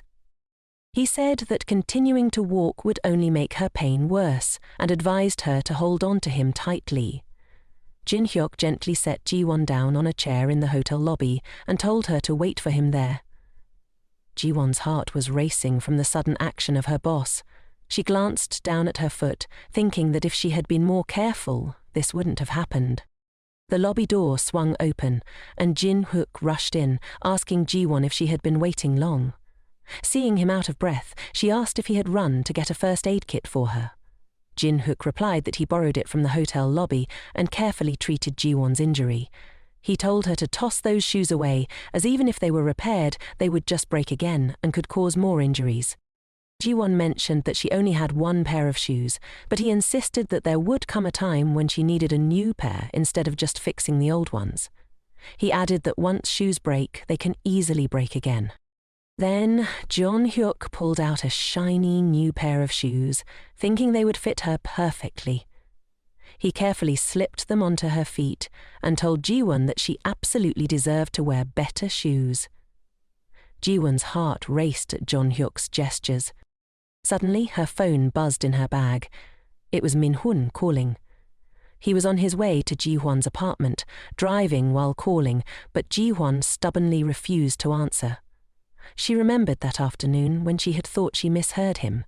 She wondered why she had agreed to dinner with Jin-hyuk. Park Man-hwan was quite annoyed. If he had finished his work earlier, he wouldn't have let her go with Jin-hyuk. How dare he flirt with her? Min-hwan was glad Ji-won was looking more beautiful, but it also brought a lot of trouble. He was sure the coffee shop owner on the first floor of their company had feelings for Ji-won. Just taking the elevator made everyone look at her. There were even rumors in the company that she was the most beautiful in the marketing department, skilled and capable in her work. He thought that at this rate, someone else would steal Ji-won away from him. He called her many more times before Ji-won finally picked up. He asked why she hadn't answered his calls, and Ji-won explained that she had just finished dinner with her boss and had just gotten home. Park Man-hwan never expected there would come a day when he would worry about Ji-won, the girl he was dating, just to snag a bottle of wine. He recalled that when it all started, it was just a prank between him and a colleague. They had bet that if Min-hwan could win her over, his colleague would gift him a bottle of wine. Ji-won had once been a simple girl that Min-hwan won through that bet. He had confidently told his colleague that he only needed 3 days to pull it off. The very next day, he approached Ji-won to get to know her. He asked for her phone number and kicked off his plan, bombarding her with sweet messages, thinking that would be enough to win her heart. But things didn't go as he had hoped, and he started to lose his patience. By Saturday, he called her to see if she was busy. Min-hun invited her out for dinner, asking Ji-won where she lived so he could pick her up. And just like that, he and Ji-won started dating. At that time, Park Man-hwan only intended to get the wine and then find an excuse to break up with her.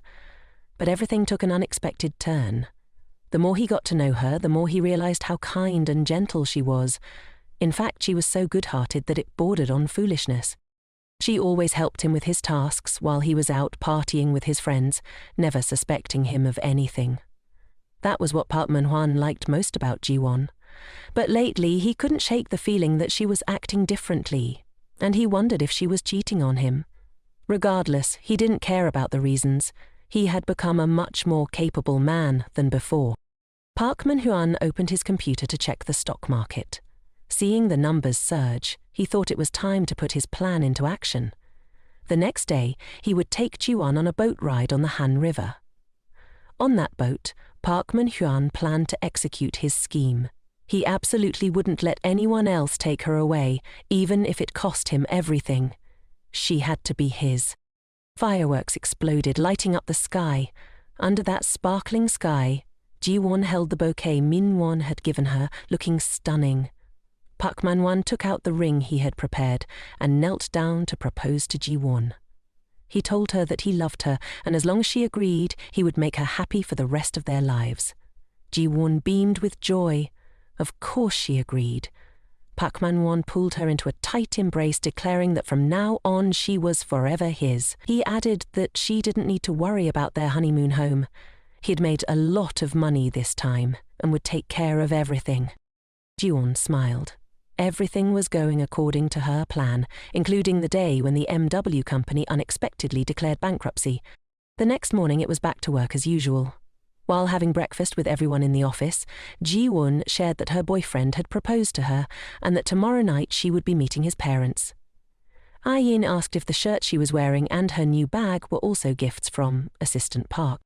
Ji-won replied, "Yes, he wanted to make a little from stocks, so he bought them for me. He also said he would take care of the honeymoon home." "Really?" Ah-yin asked. "Park is quite impressive."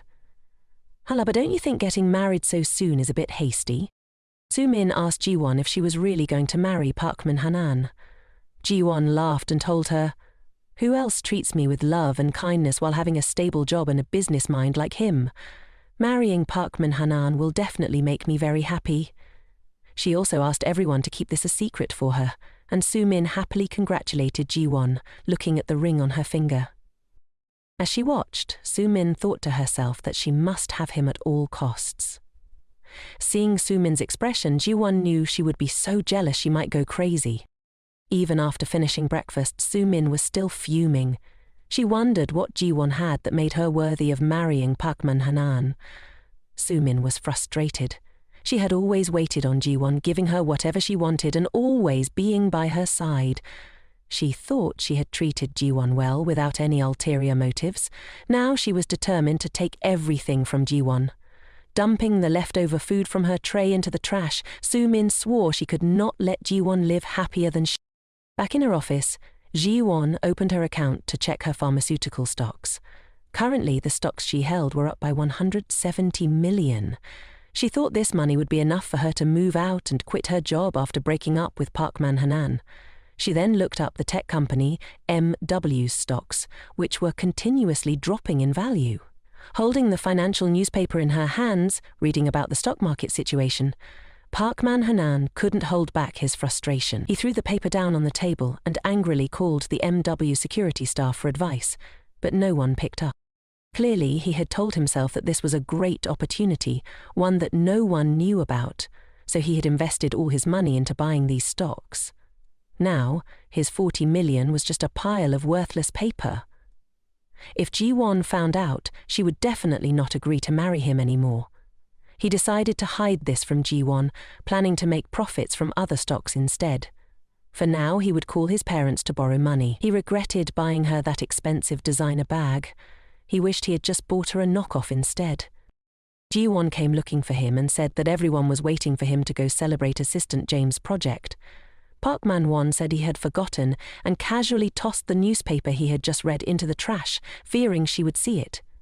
He told her to ride in his car, and Ji-won agreed, even suggesting that Soo-min join them, which Park Man-won naturally accepted. Ji-won glanced back at the newspaper Park Man-won had thrown away, secretly smiling, knowing this would happen even before he did. Today, their office was going out for a barbecue, a place chosen by Hyeen. Hyeen told everyone to focus on eating, while she would take care of grilling the meat. Everyone praised her grilling skills, saying they were truly amazing. Soo-min told Hyeen that she thought she was more suited for a part-time job at the barbecue place than being an office worker. Hyeen wasn't having it. She claimed to be multi-talented and asked Soo-min what she was good at. Soo-min shyly looked at Hyeen, thinking, "How dare this younger girl tease me?" Watching the two of them, Ji-won felt very happy. Jang-hook sat across from her, looking at Ji-won with a sad expression. This morning he had received a message from Hyeen saying that Ji-won had told them she was about to marry Park Man-hwan. Hyeen had asked her brother if he was just going to stand by and watch this happen. He heard Park Man-hwan remind Ji-won that tomorrow was the introduction ceremony for both families, so she shouldn't drink too much. Jang-hook didn't know what to do now. He kept pouring and drinking continuously. Could he stop Ji-won's marriage? Soo-min raised her glass and invited Park Man-hwan to drink. She hoped he would care for her more in the future. Watching Park Man-hwan down his drink, she told herself she would definitely claim him, no matter what. He would have to belong to her. The two of them kept switching glasses, and it seemed that Park Man-hwan was also getting tipsy. In the dining room, Jae-won and the two of them were present, while the manager stepped outside to take a call, and Hyeen and Assistant Jan had gone to the restroom and hadn't returned yet. Jae-won didn't like watching the two of them having fun together. She thought her chance had come, a chance to get revenge on them for all the pain they had caused her. She would return to them what she had to endure. Thinking this, Ji-won immediately stood up to stop them from drinking any more.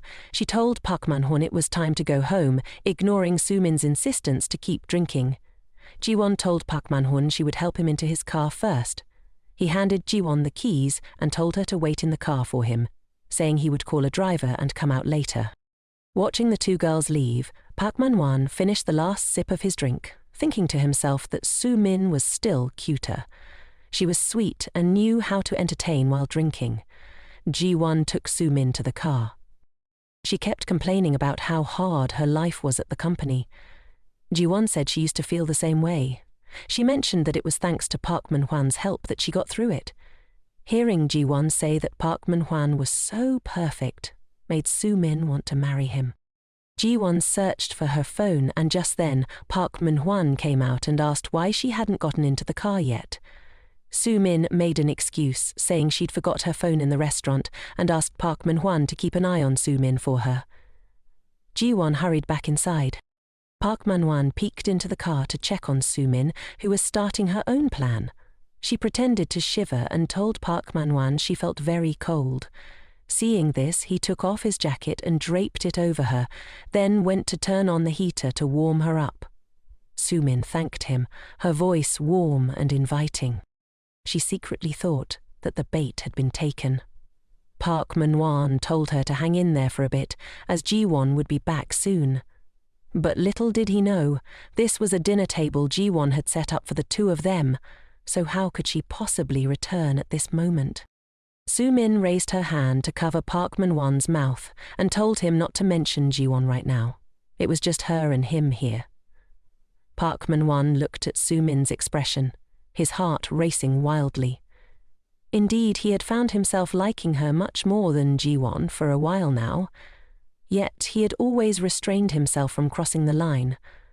Looking at Su-min's sweet face, combined with her playful demeanor, made him truly lose his. Su-min pulled Park Man-hwan closer to her. Su-min suggested that he could take her inside the house. With her proposal and charming antics, Park Man-hwan could no longer hold back. He jumped into the car, wrapped his arms around Su-min and kissed her. Just like that, they had truly lived up to Ji-won's expectations. Both of them had different motives. Su-min wanted him out of jealousy towards Ji-won, not wanting Ji-won to be better than her, while Park Man-hwan was simply a scoundrel, a jerk. One was Ji-won's fiancé, and the other was someone she had considered a close friend for a long time. At that moment, both had betrayed her.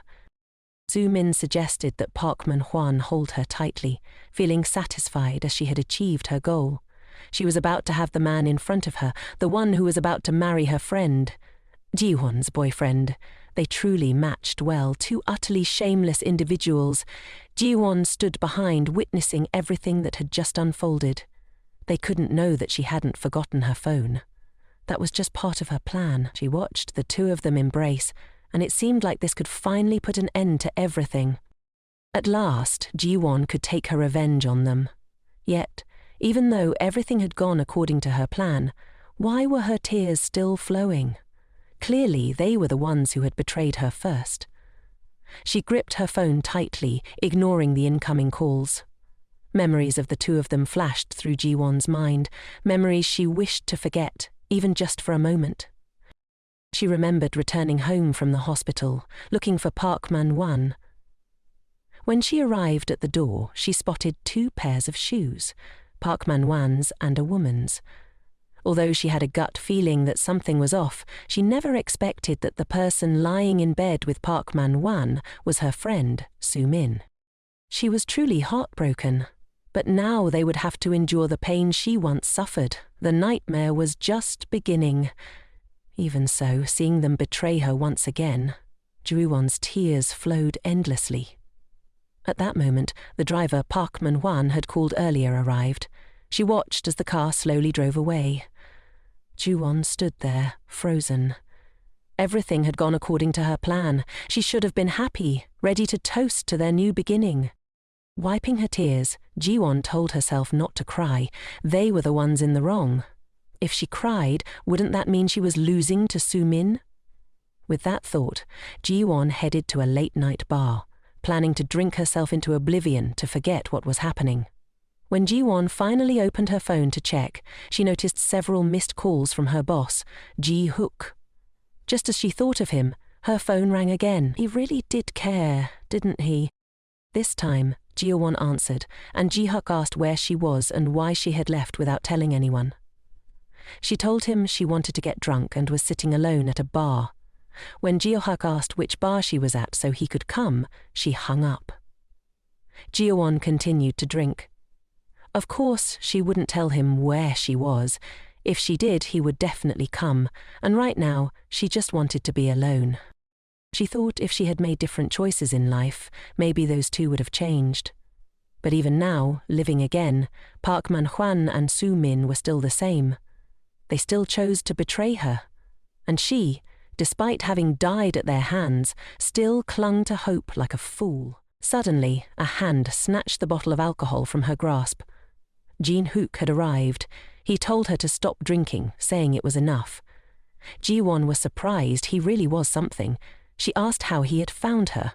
When Jin-hook inquired where Park Man-hwan and Soo-min were and why she was sitting there alone, she told him they had left and that those two were very close, so he should just pretend he didn't know anything.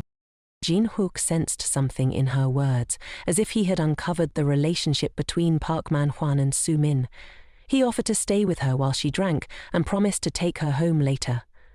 Ji-won, exhausted, told him not to worry. She was tired of love and dating. Ignoring her, Jin-hook sat down beside her and asked if she wasn't going to date him, how did she plan to take advantage of him? Ji-won didn't understand what Jin-hook was talking about. He suggested she should date him if she didn't want to look more haggard. Ji-won panicked, wondering if she really looked that bad. Despite her emotional turmoil, Jin-hook's presence had a soothing effect. Ji-won's mood lifted slightly. She didn't hate him at all. Setting her glass down on the table, she asked him to turn to face the door for a moment. Jin-hook agreed without hesitation. Jin-won leaned against his back, thinking that just leaning for a moment would be fine. In that moment, his back felt as sturdy as a tree trunk, offering a sense of comfort. They sat there for a long time without speaking, but that was all Jin-won needed right now. Being next to Jin-hook made her feel oddly comforted. The next morning, at the Happy Inn, the bright sunlight streamed through the window. Park Man-hwan woke up with a terrible headache.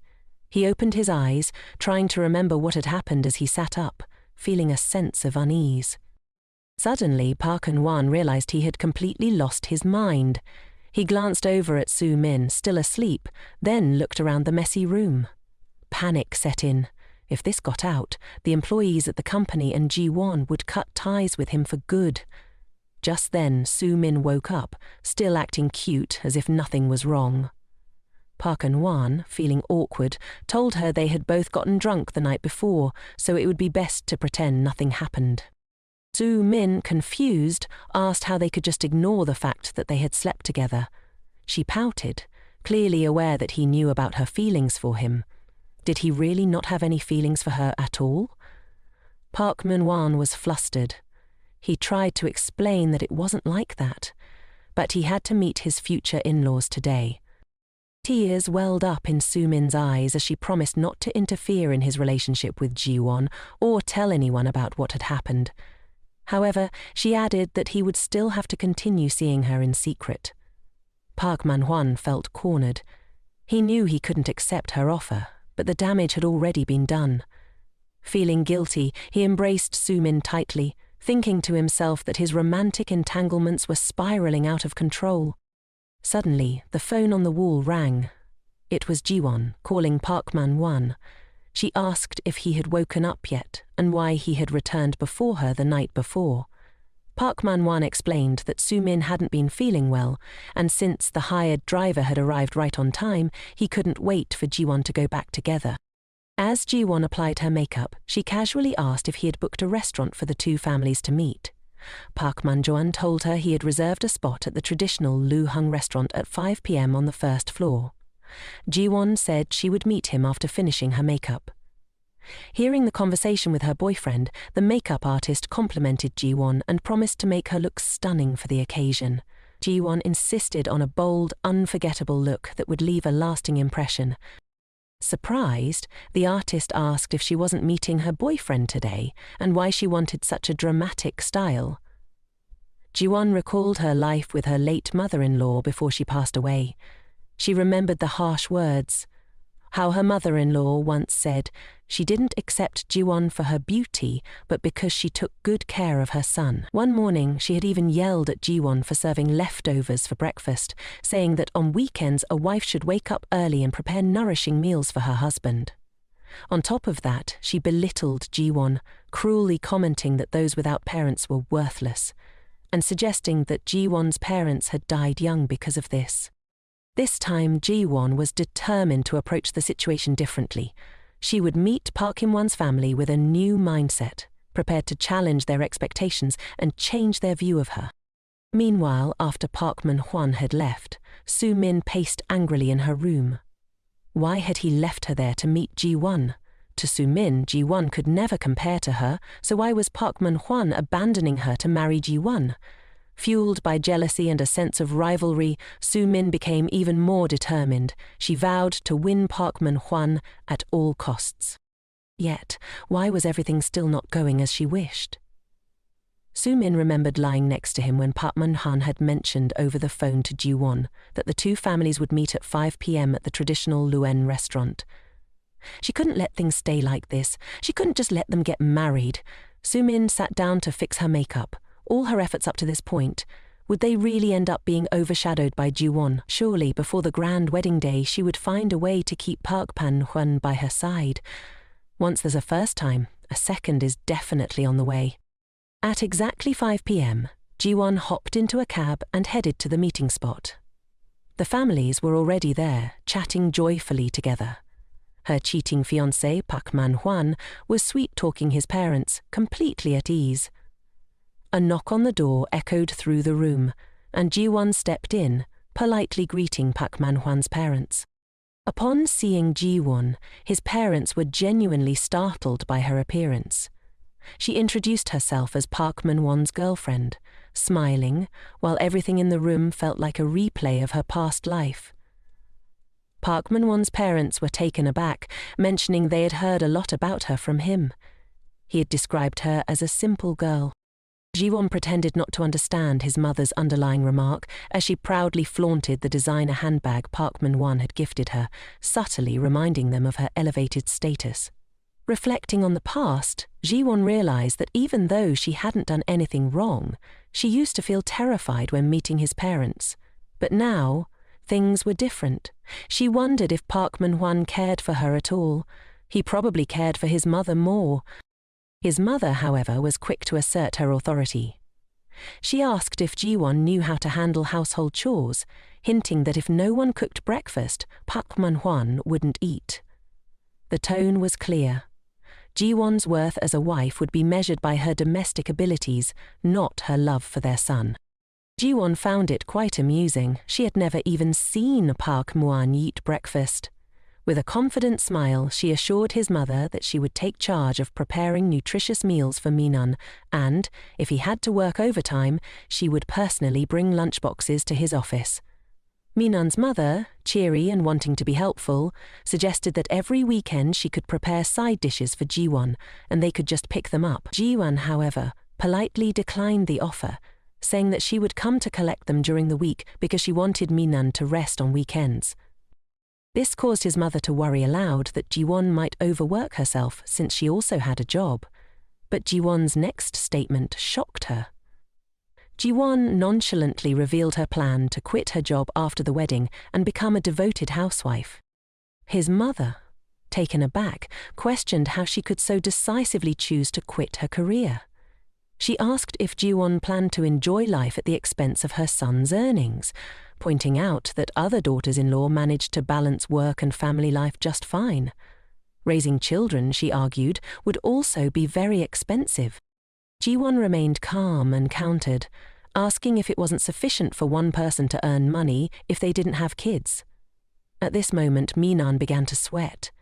He couldn't understand why Ji-won was acting so differently today.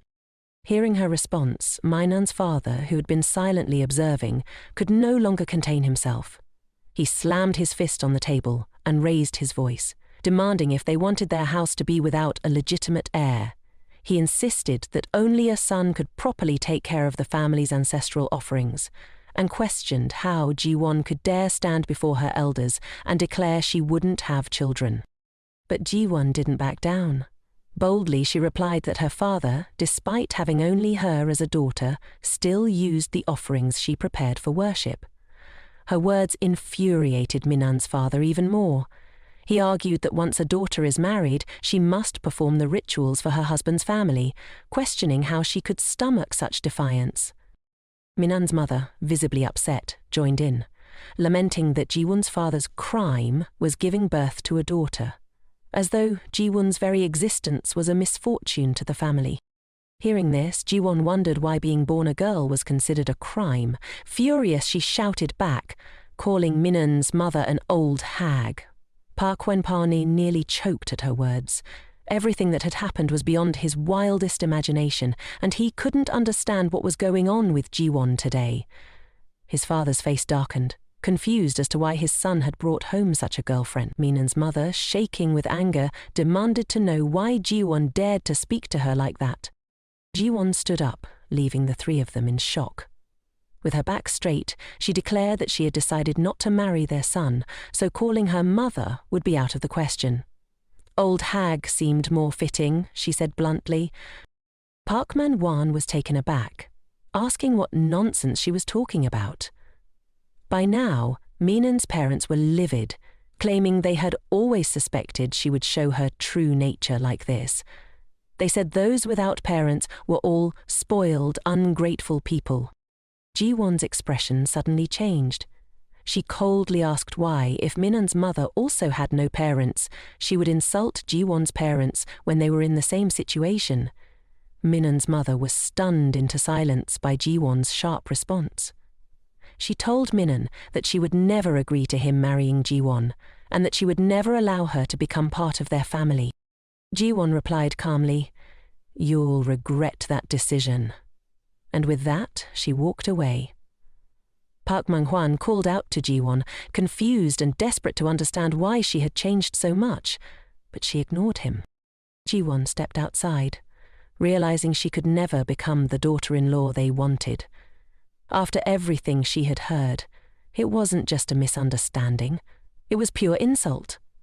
Twice now they had crossed the line, and she couldn't take it anymore. With her head held high, Jiwon hurriedly walked away from the place that had caused her so much pain. Suddenly, Jiwon spotted Su-min stepping out of a taxi, dressed as if she were meeting her boyfriend's family for the first time. Jiwon smiled at her. "Su-min, you've arrived just in time." "You should marry that jerk for me," she said, her voice dripping with sarcasm. Meanwhile, in the dining room, Park Man-hwan's mother was still fuming, unable to believe her son had brought such a disrespectful girl into their home. She demanded that he end things with Jiwon immediately, insisting that she would never approve of the marriage. Just then, Su-min stepped through the door, feigning surprise. "Oh, what a coincidence to run into you here," she exclaimed brightly. Su-min greeted Park Man-hwan's mother with enthusiasm, introducing herself as his junior at the company, all while tossing in a few compliments about him. Park Man-hwan's mother, softening, confirmed proudly that he took after her. Park Man-hwan, still shaken by Jiwon's outburst, asked Su-min about her prior appointment. Su-min smoothly explained that her parents had urgent matters and couldn't make it, and then slyly mentioned her love for cooking, loud enough for his mother to hear. At the sound of this, Park Man-hwan's mother smiled, clearly pleased. She invited Su-min to dine with them, and naturally Su-min accepted. This was exactly what she had hoped for. She casually asked if it was appropriate, and Park Man-hwan's mother, now completely won over, had already forgotten about Jiwon's outburst.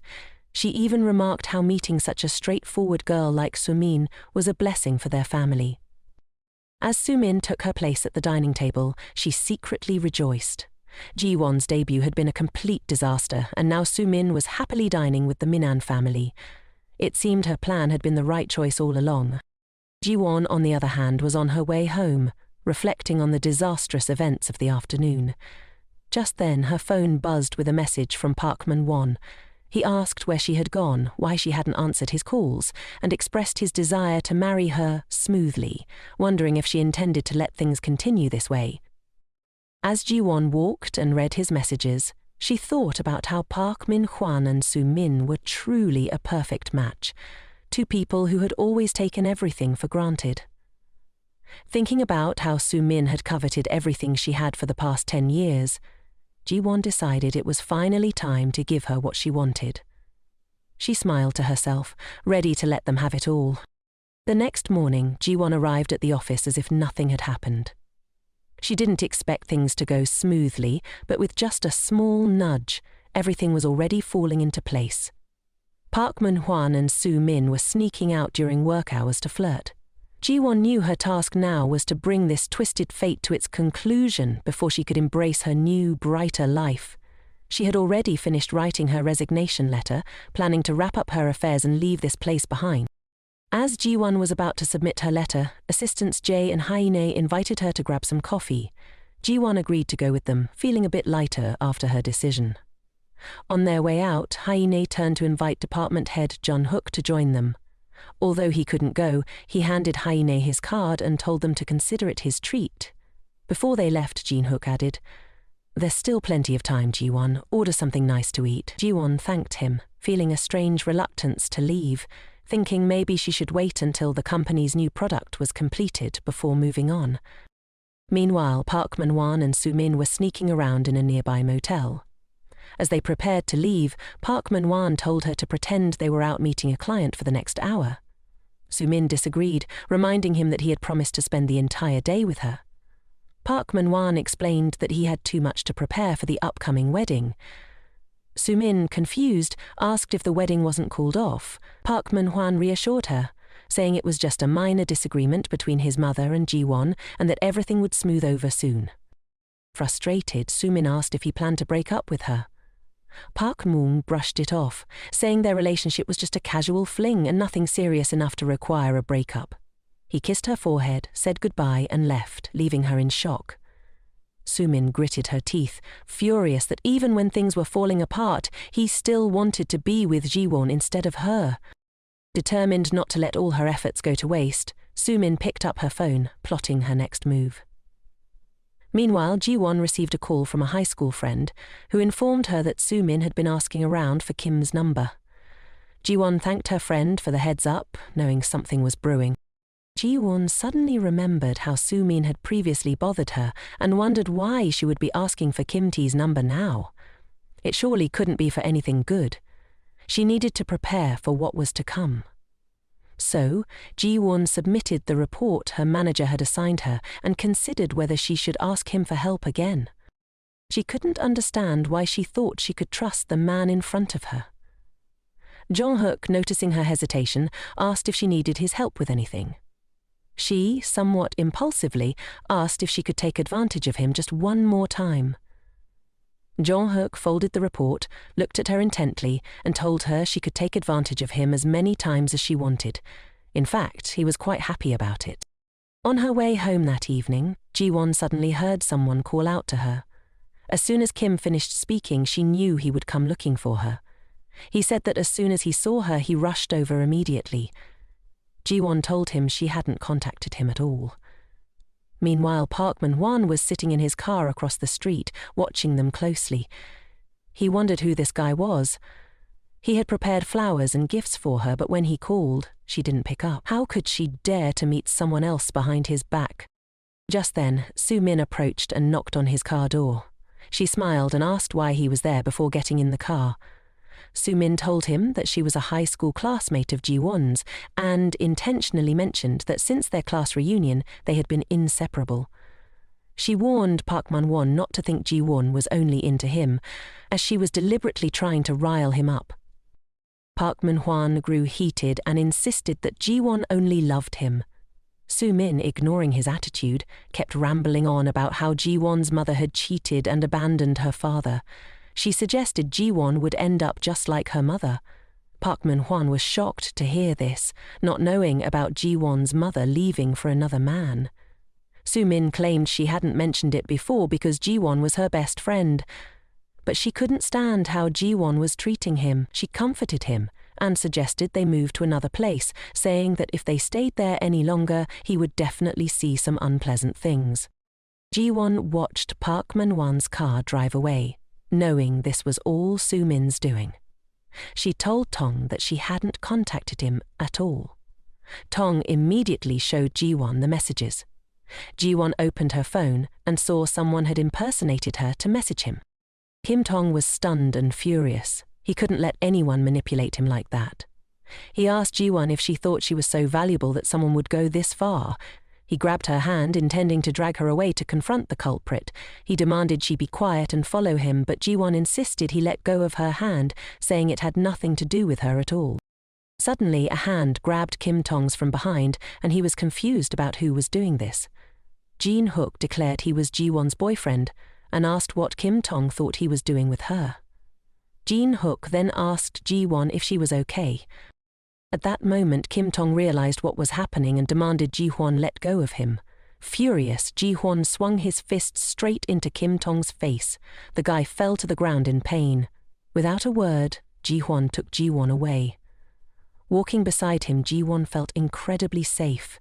She thought that as long as this man was by her side, she could bravely stand up to anyone else.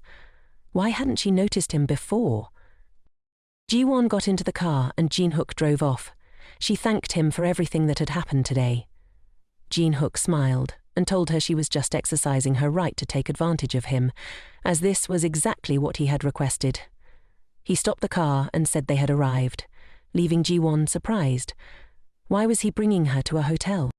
He explained that she should rest there for the night and he would take her home in the morning. Jin Hook mentioned that the guy from earlier knew her home address, so it would be dangerous for her to go back. Ji-won shook her head in refusal, saying she could go up by herself, but Jin Hook disagreed. He asked, what kind of boyfriend would drop his girlfriend off at a hotel and leave her to fend for herself? Ji-won nervously replied, well, if he brought his girlfriend to a hotel and just left, that would be pretty strange too.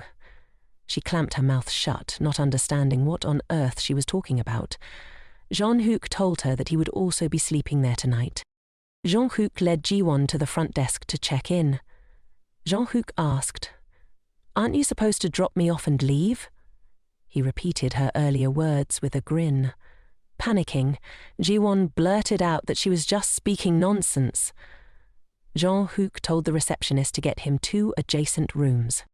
Ji-won jumped and asked why 2 rooms. Jin Hook suggested they could book just 1 room, but Ji-won felt embarrassed and admitted that 2 rooms were probably better. She didn't think he would actually stay. Jin Hook watched Ji-won step into her room, and once she was settled, he walked away.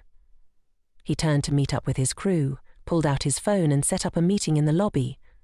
They informed him everything was taken care of, and from now on no one would dare come near her again.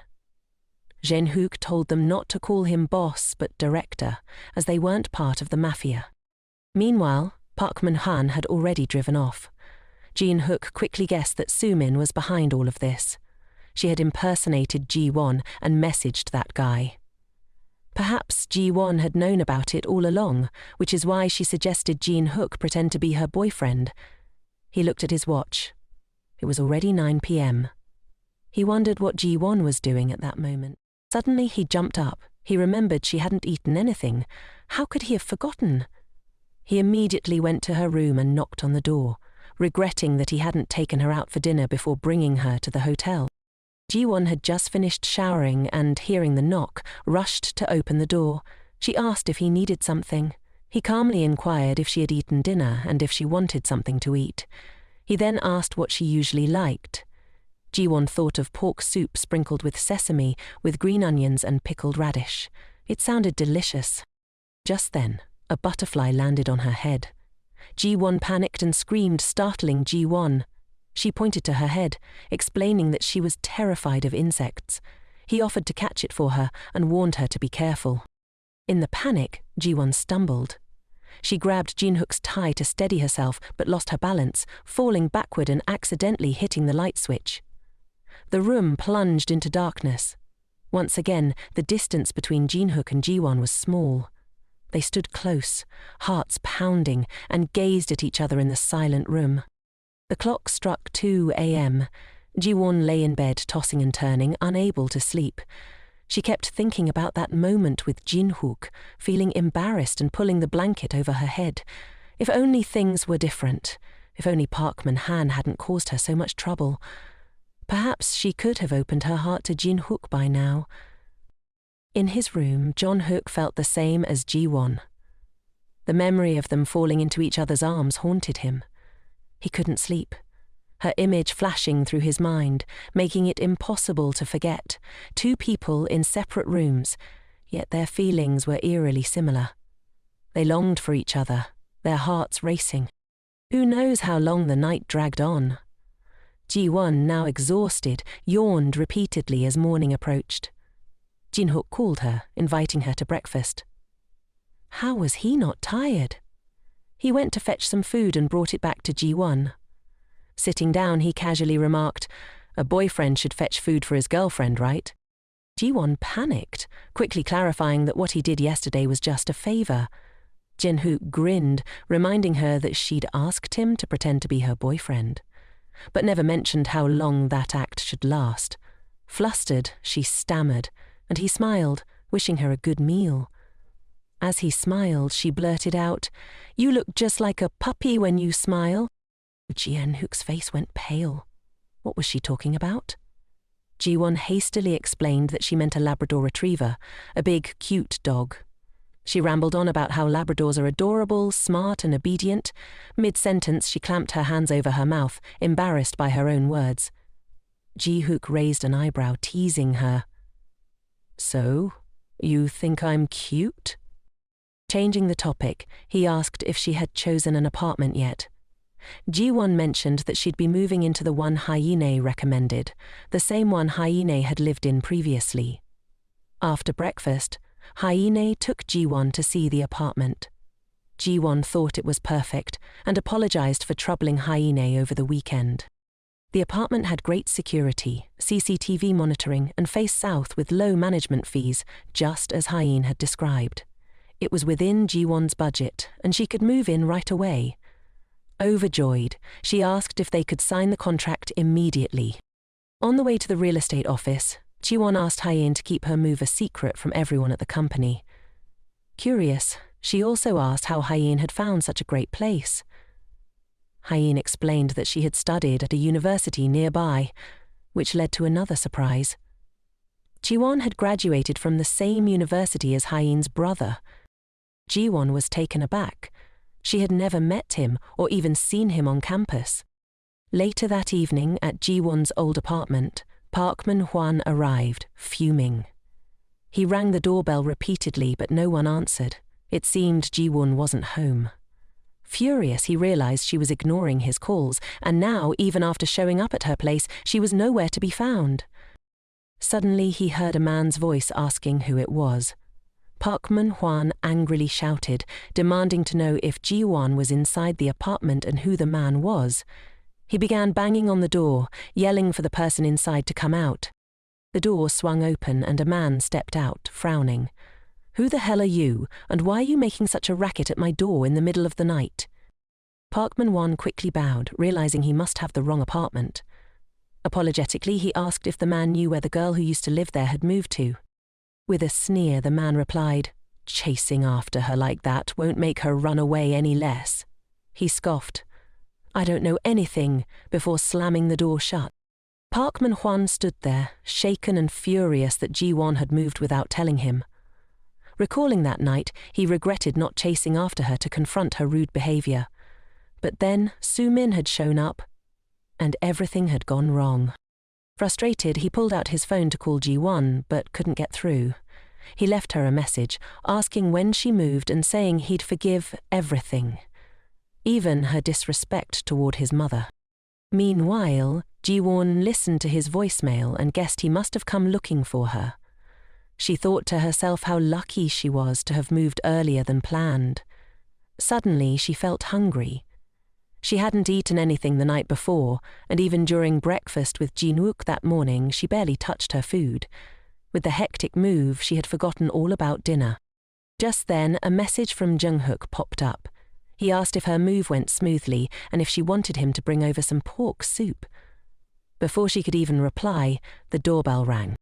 Ji-won opened the door and was surprised to see Jin-hook standing there, holding a container of pork soup. "I thought you might like this," he said with a warm smile. Ji-won thanked him and invited him inside. Suddenly she heard a soft meow at Jeon-mook's feet. Looking down, she saw an adorable little furball. Thinking it was a stray cat, she crouched down to pet it, only to find it snuggling up to her. "That's my pet," Jin-hook explained. "His name is Pei."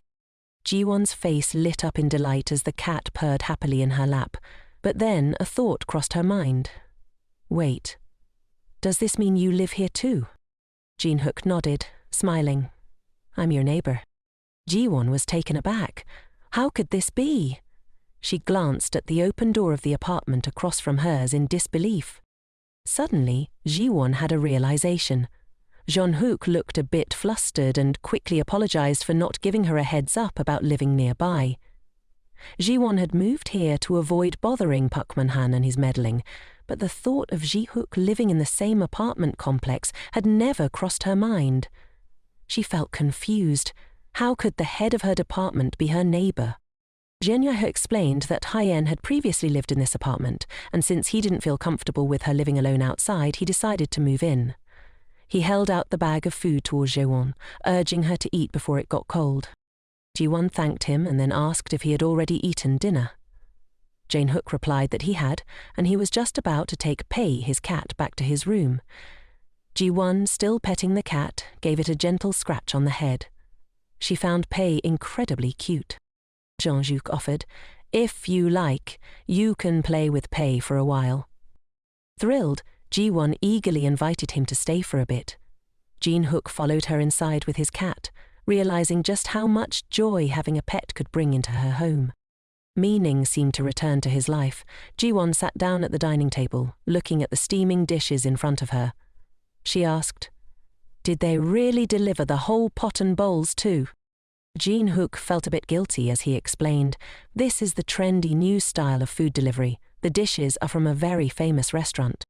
Ji-won began eating, savoring the delicious food. Ji-hook anxiously asked, is it good? She smiled, saying, it's really tasty. It reminds me of my hometown. My dad and I used to enjoy flavors like this in Busan. Ji-hook sighed in relief, glad she liked it. He recalled how earlier he had called his little brother, carefully instructing him to bring over the pork soup. The effort seemed worth it, seeing Ji-won happily devour the meal. As he was getting ready to leave, Ji-hook said, whenever you want to see Pei, just come over to my place to hang out. Ji-won was overjoyed and promised, I'll visit often. Ji-hook was taken aback, surprised that she agreed so quickly. He hugged his cat, returning to his apartment, and fed Pei while praising the cat. You're so clever, he said, petting its head. You already know I like her, don't you? You must like Ji-won too, right? Of course Pei liked Ji-won, Ji-hook thought. After all, she was his lifesaver. The next morning, Jae-won and her assistant Jae went to a supermarket to survey customer reactions and check the display of new products.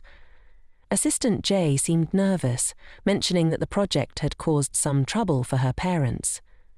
Jae-won reassured her, saying, after this, you might get promoted and can repay them. As they entered the supermarket, they were both shocked to find that all the products from their company were missing, not just the new ones, everything. Finding this strange, they decided to ask the supermarket staff directly. However, when they introduced themselves as representatives of UNC, the staff became very cold. How do you dare show your faces here after what happened? The manager snapped. Shocked by this response, Jae-won and assistant Jae rushed back to the office. This was no small matter. How could Park Man-han and Soo-min have let this happen? As soon as they got back, assistant Jae immediately called Soo-min in to ask what was going on. She confronted her. Are you still sane? You caused trouble and just ran away without addressing it. Soo-min stammered, what are you talking about? Assistant Jae reminded her of the incident where Soo-min gave a food sample containing peanuts to a customer with a peanut allergy and didn't even apologize or report it. Soo-min tried to explain, but Assistant Jae cut her off, saying, during the market survey for the new product, you caused a major issue and didn't even report it. Soo-min panicked, trying to shift the blame onto Ji-won. She sobbed uncontrollably, claiming her actions were driven by concern for Ji-won. Soo-min admitted she hadn't reported the allergic reaction because Ji-won didn't give her a heads up. I had no idea, Soo-min cried, looking at Ji-won. I was afraid she'd get into trouble.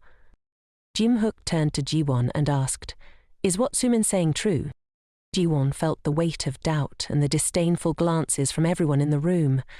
Meanwhile, Soo-min was being comforted and surrounded by sympathy. but Ji-won had grown used to this. It no longer hurt her as much. She simply replied, "I don't really remember."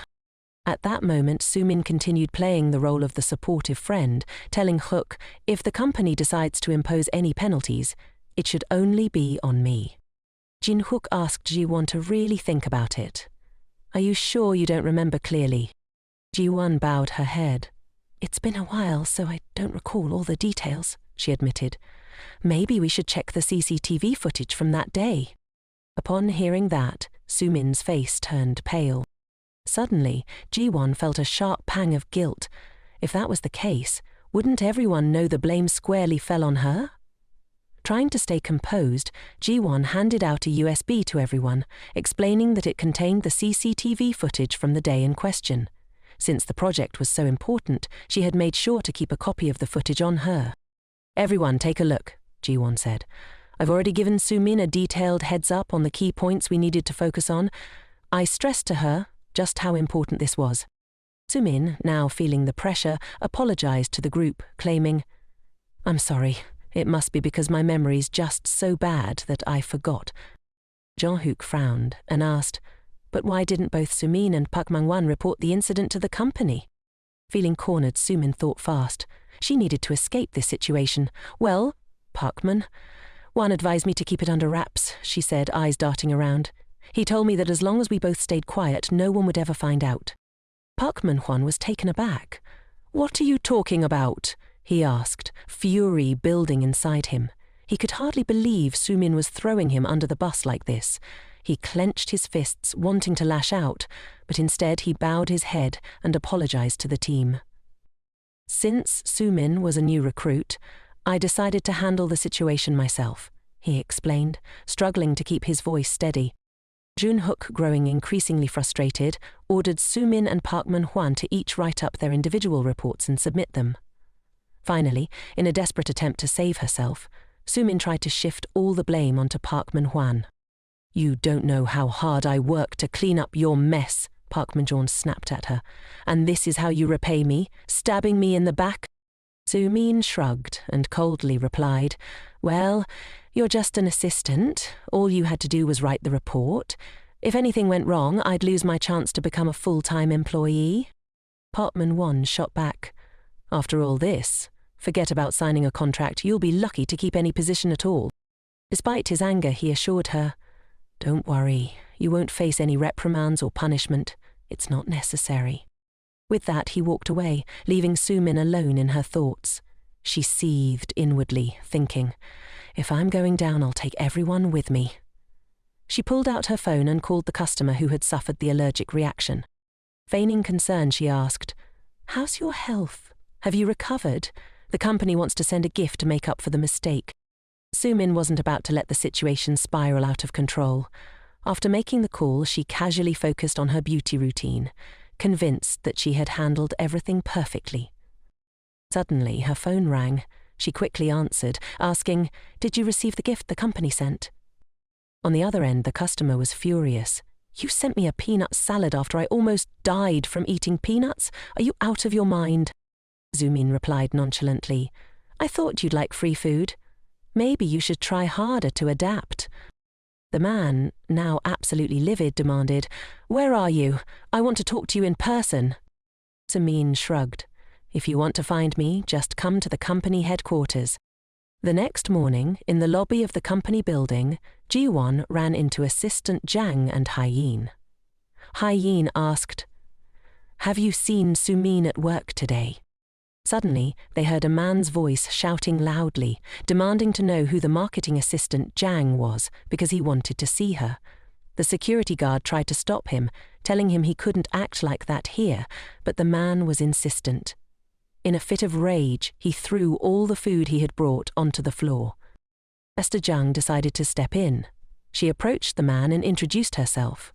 "I'm Assistant Jang," she said calmly. When she looked at the package, she saw that her name was on it. Surprised, she told Ji-won, "I never sent a package like this. Someone must have impersonated me." Ji-won immediately suspected Sumin was behind the prank. Assistant Jang told Ji-won and Heen to stay out of it, insisting she would handle the situation. However, the man, still furious, shouted, "You told me to come here, and now you're treating me like a thug." He raised his hand as if he was about to strike Assistant Jang. Jiwon, stunned, suddenly recalled a similar moment in her past when Park Man-hanan had tried to do the same to her. With a second chance at life, she couldn't just stand by and let this happen again. She rushed forward and stood in front of Assistant Jang, urging the man to calm down. "Who are you?" the man demanded. Ji-won bowed and apologized, explaining, "The person who sent that package was definitely not Assistant Jang, but someone else. I promise we'll find the person who spoke to you on the phone and they will personally apologize. We will also come up with a solution to compensate you." The man, though still angry, seemed to soften slightly. He glared at Ji-won and asked, "Are you just talking nonsense? Are you the one responsible for this?" Just then, Jin-hook arrived. He told Ji-won, "You don't need to handle this alone." Introducing himself to the man, Jin-hook said, "I'm the head of the marketing department. If you have an issue, you can talk to me." He suggested they move to a more comfortable place to discuss the situation and escorted the man away. Before leaving, Jin-hook told Ji-won, "Get in touch with Sumin. We need to address this." Ji-won hesitated. "She probably won't come to the office anymore," she said, "but I'll find a way to make her show up." Unbeknownst to them, the chairman had been watching the whole scene unfold. He turned to his secretary and asked, "Why did Jin-hook only step in at the last minute when Assistant Jang and Ji-won were already handling the situation?" The chairman's secretary replied, "We should move on. There are more important matters to address." Meanwhile, Su-min was at a beauty salon getting pampered and thinking everything was going according to her plan. Her phone buzzed on the table, notifying her of a text from her mother asking if she had been fired. The company had been making a fuss at home. Su-min recalled the person she called Mother, who had spent her life just yelling at her. The thought of that person sent shivers down her spine. She stood up, planning to go get her hair washed, determined to live a leisurely life and be a beautiful lady for everyone to see. Suddenly, her father called. It was Inno. She answered, asking what he wanted. Inno said he wanted to meet her to talk about Ji-won and Minnon. Su-min agreed to meet him in the evening, and they arranged to meet at a bar. When Su-min arrived and pushed the door open, she was startled to find Ji-won waiting for her instead of Inho. Ji-won casually remarked that she finally got to meet her. "If it weren't for Inho's phone call, I wouldn't have shown up to meet anyone," she said. Su-min, clearly exhausted from work, complained that she was only familiar with Ji-won, yet Ji-won was always too busy with others, completely ignoring her. Ji-won didn't want to hear this again and told Su-min to stop saying such things. "Now is not the time to be so relaxed," she said sternly. Ji-won handed Su-min her termination notice, explaining that the reason was for taking leave without permission and being absent without notice. She also added that the paperwork would soon be in her hands. "Did you send a product containing peanuts to the customer?" Ji-won asked. Su-min shook her head repeatedly, denying it. "There's no reason for me to do that," she said. Ji-won coldly replied, "If it wasn't you, then you're lucky. That customer has contacted a lawyer. If the company's legal department gets involved, they will submit your call history to the investigators as evidence." Hearing this, Su-min began to feel genuinely anxious. She finally admitted, "I did send a package, but I removed the products containing peanuts and sent it under Assistant Yan's name. But due to a mistake, I accidentally sent the wrong items, and the customer has been terrifyingly persistent in calling. I was so scared that I acted that way." Ji-won held Su-min's hand tightly, apologizing.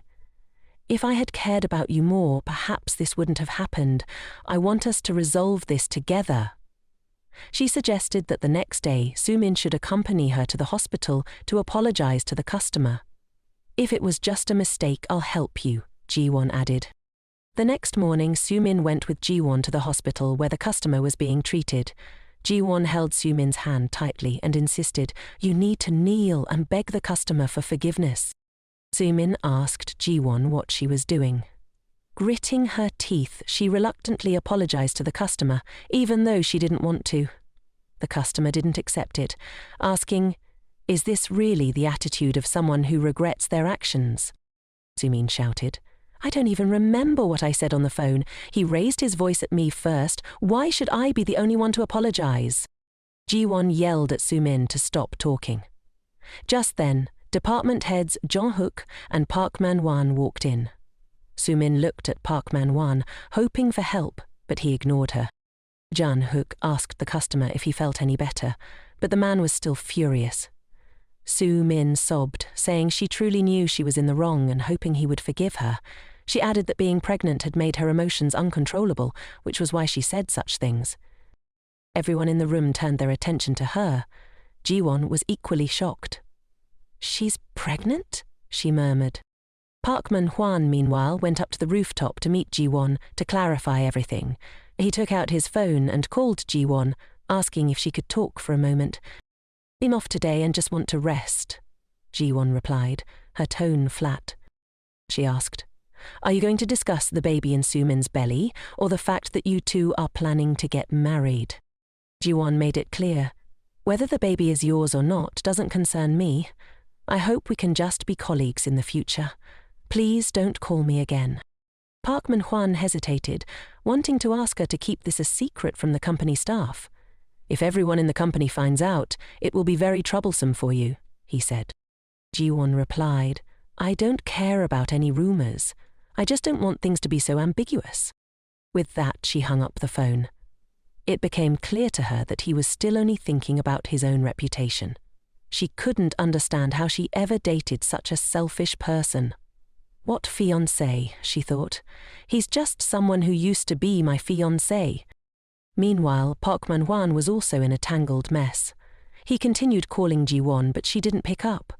Frustrated, he then called Sumin, shouting at her, demanding to know what she had said to Ji-won. On the other end of the line, his mother's voice rang out, scolding him for raising his voice at the woman carrying his child. She told him to hurry home and prepare for their wedding. She also instructed Sumin to stay with them while she was pregnant, so they couldn't leave her alone. Sumin was secretly thrilled. Of course, she couldn't let Park Man-hwan abandon her now. Earlier at the hospital, Ji-won had pulled Sumin into the stairwell and asked how she could use the excuse of being pregnant to justify everything she had done. She questioned who the father of the baby in Sumin's belly was. Sumin, putting on a pained expression, said she would reveal the truth, but hoped Ji-won wouldn't get angry. Tears streamed down her face as she confessed that the child was Park Man-hanan's. She asked Ji-won if she could forgive her, since they were best friends. Upon hearing this, Ji-won was stunned, unable to believe what was happening. She stormed out, leaving Sumin still apologizing profusely. Even after Ji-won left, Sumin continued to pretend to cry pitifully, thinking about Ji-won's shocked and speechless face. It made her burst into laughter. Wasn't Ji-won just acting all high and mighty, claiming she could handle everything on her own? In the end, she couldn't even utter a word to her anymore. Sumin clenched her fists, reveling in the sight of Ji-won sobbing alone, feeling elated that she had taken everything from her. At Park Man-hwan's house, Sumin asked his mother why she kept feeding her grilled meat, feeling that it was a bit wasteful. The mother cheerfully replied, saying that elders believe eating lots of meat helps you have a son. She also mentioned that it was the first time in her life she had tasted such delicious soybean paste soup and promised to teach Sumin how to cook it for Munan in the future. At that moment, Sumin felt like they were truly a family and she could finally have a happy life. She thanked her, saying she had enjoyed the meal very much. Park Man-hanan's mother continued to bring her carp soup, saying it was very good for having a son.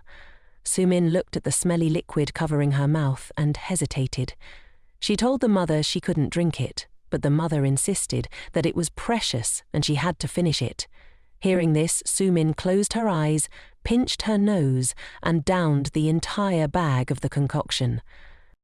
The mother smiled and said that when she gave birth, she didn't get to drink such nourishing things, so she had to make sure Sumin finished it all. Just then, a delivery person called for Park Man-hanan's mother. The mother mentioned the wedding invitations, saying they were absolutely beautiful, and asked Sumin to help fold them. Sumin was surprised. Clearly she hadn't placed any orders, but the mother explained that as soon as she heard the news of Sumin's pregnancy, she immediately made arrangements. She asked if Sumin thought they were beautiful. Sumin gritted her teeth in anger. Why should the wedding invitations be according to her wishes? She didn't like this tacky invitation at all. Her anger only grew when the mother said she had already chosen several wedding dresses for her. I was worried you'd be tired, so I prepared everything in advance, she said. How lucky you are to have such a good mother-in-law. Sumin panicked, saying she wanted the two of them to choose the wedding dress together. The mother replied that her son had been working very hard, so why should he have to go with her? If you insist on doing things your way, then there's no need for a wedding at all, she added. Also, I want you to get rid of those awful red fake nails. They aren't good for the baby. Late that night, Park Man-hwan finally returned home from work. He walked into the room, tired, and looked at Sumin, who was lying on the bed reading a book. Sumin asked if he was still mad at her. Park Man-hwan couldn't understand. After all, she was quite capable. He wondered what she had said to make his father give her money to buy a house. Park Man-hwan then came up with a plan. He would use that money to fix the mess from the recent failed vote. Thinking this way, he said that since everything had happened unexpectedly, he didn't know how to handle it. Sumin asked him who he liked more, her or Ji-won. He immediately replied that of course he liked his wife the most. Sumin felt satisfied. She was about to become the owner of this house. Meanwhile, Gwan was returning home from work when she saw Jin-hook stepping out of the elevator as she opened the door. She asked him where he had just come from, and Jin-hook replied that he had just taken Bang to the hospital. Gwan panicked and asked if it was because of the food she brought him the other day. Jin-hook told her to calm down, explaining that he had only taken Bang for a routine health check. He added that Bang was already 7 years old and needed to be checked up every year. Ji-won suggested that she could hug Bang before he took him home. She thought to herself that despite Jin-hook looking so cold on the outside, he was surprisingly affectionate with his pet. Jin-hook gave Ji-won the password to his house, telling her that whenever he wasn't home, she could just enter the code and play with Bang. Ji-won, curious, asked if the code 227 was his birthday. Jin-hook shyly confirmed that it was. Later that evening, Ji-won had Bang lying next to her. She mentioned that she once had a cat, but it had decided to go on its own adventure. My little cat was so cute and tiny, she thought. Someone must have whisked it away. Ji-won then pulled out her phone to check a message from Sumin, who asked if she was free after work tomorrow to hand over the wedding invitation. Ji-won reminisced about the time she handed out her and Park Man-hwan's wedding invitations at the party. She remembered how everyone had congratulated her, making her so shy she couldn't utter a word. Looking back, it felt like a wedding with not a single soul offering genuine congratulations. Ji-won texted Sumin to invite her to dinner, promising to reserve an extra table at the restaurant under her name. Sumin immediately agreed, adding that she would be eating a lot because of the little one in her belly. Ji-won found it hilarious that Sumin kept mentioning the baby bump. What Sumin didn't know, though, was that Park-mon was infertile. The next day, Sumin arrived at the restaurant where Ji-won had made the reservation. She felt quite annoyed because her mother-in-law wouldn't let her wear a short dress or anything flashy, but she still felt confident that her beauty could pull off anything. She stepped into the restaurant, telling the server that her friend, Ji-won, had made the reservation. The server led her to the room, and Sumin thought to herself that when Ji-won saw her wedding invitation, she would definitely be shocked. However, when Sumin opened the door, she was surprised to find not just Ji-won, but a whole crowd of people waiting for her. Park Man-won was stunned to see her, as was Jin-hook. Ha-in looked equally astonished and asked how she knew they were having a party there. Sumin turned to Ji-won and asked what was going on. At that moment, Ji-won stood up and gently tapped Sumin on the shoulder. Ji-won addressed the group, announcing that although Sumin's departure hadn't been exactly a fairy tale ending, she had some exciting news to share with everyone. Sumin sat down next to Park Man-hwan, feeling a mix of confusion and anticipation. She felt really embarrassed, and Park Man-hwan signaled for her to grab the key to the bathroom and head home first. He didn't want her around spouting off nonsense, and Sumin fumed at his attitude. It was clear he was embarrassed about marrying her. Deciding not to dwell on it, Suman stood up and apologized to everyone for her sudden resignation. She announced that she and Park Min-juan were getting married. Everyone in the room was shocked and angry. They couldn't believe their ears and asked who Sumin was marrying. Sumin pulled out the wedding invitation from her bag to show everyone, reiterating that she was marrying Park Min-won. At that moment, everyone in the room was stunned, staring at the wedding invitation. Hyena angrily questioned whether what Sumin just said was true. Ji-won, the calmest person in the room, congratulated Sumin. She said that the two of them really made a beautiful couple. Except for Hae-yi, everyone else chimed in to congratulate Sumin, who excitedly thanked them all. She declared that she and Park Min-han would live happily ever after. Park Man-hwan, who had been silent until now, couldn't let Sumin ramble on any longer. He stood up, bid farewell to everyone, and pulled her away. Before leaving, Sumin insisted that Ji-won must catch the bouquet at her wedding, and Ji-won cheerfully accepted the invitation, saying she would definitely attend. Sumin thought Ji-won would be heartbroken, but seeing her calm expression, she couldn't understand why she seemed so unfazed. On the way home, Park Min-won asked Sumin why she came and why she was so determined to embarrass him. Sumin explained that it was all Ji-won's fault.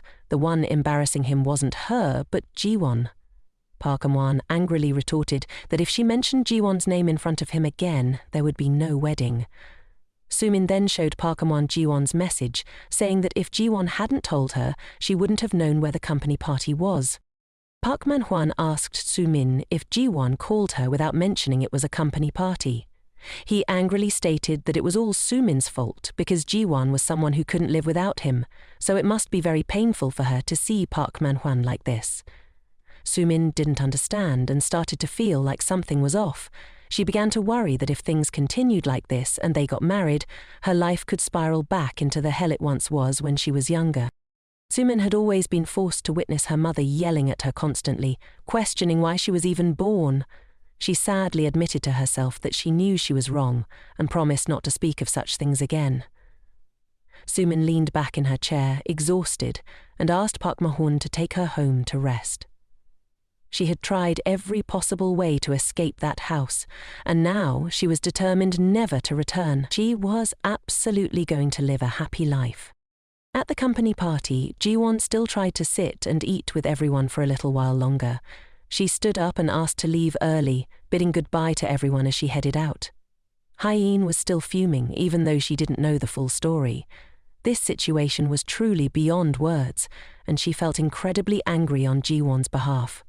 Clearly, Park Min-won and her friend were supposed to be getting married, yet not long after their breakup, he was marrying her best friend. Ji-won reminded Hae-in that this was a personal matter for her and that they shouldn't gossip about it too much. She then stood up to follow Ji-won, wanting to ensure she made it home safely. Ji-won couldn't let her go home alone. At that moment, Ji-won felt very guilty. She had always made Ji-hook take her home, and though she had once felt a bit shy about it, now he felt so familiar to her. Ji-hook told her that he would bring Bang over to her house to sleep, ensuring she wasn't alone.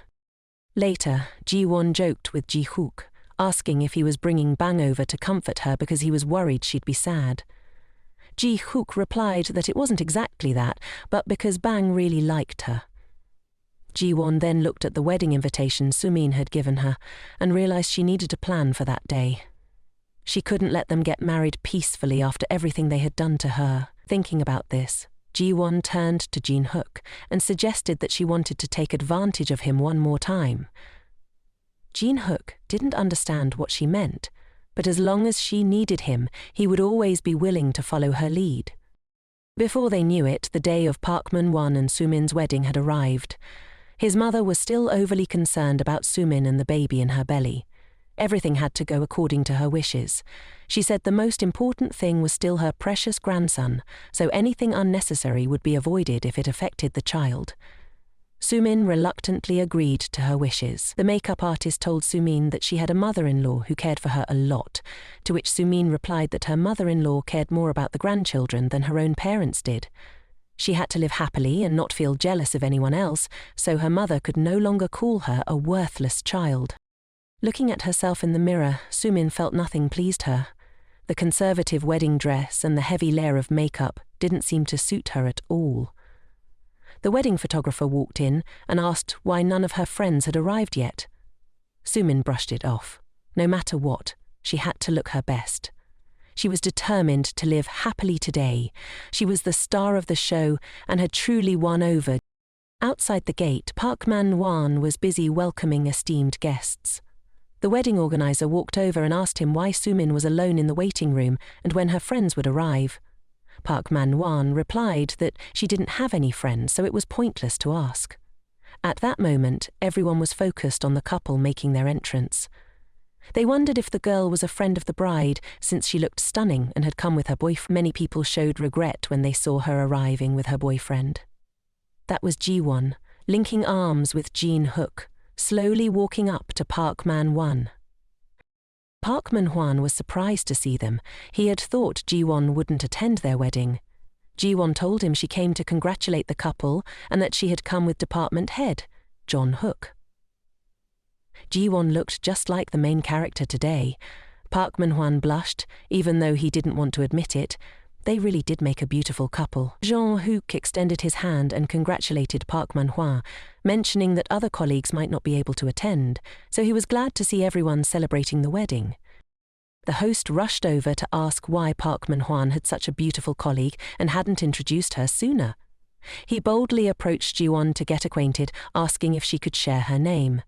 Ji-won cheerfully introduced herself as a colleague from the same company as Park Man-hwan. Park Man-hwan's friend grinned widely, saying even her name was beautiful. As he recalled the name she just mentioned, he remembered hearing it somewhere before. Instantly, he realized and asked Ji-won if her company had 2 assistants with that name. She replied that there was only her as the assistant. Ji-won and Jong Hook went inside. He was surprised and asked Park Man-hwan if he hadn't broken up with a girl like that and married the one inside that heavenly room. Park Man-hwan was so furious that his fists clenched tightly. Ji-won was supposed to be his girl, and now he regretted it to the point of madness.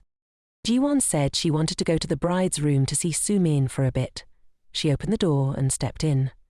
She didn't see anyone at first. When she looked at Sumin, she resembled her from before, a lonely bride just staring at the floor like a doll.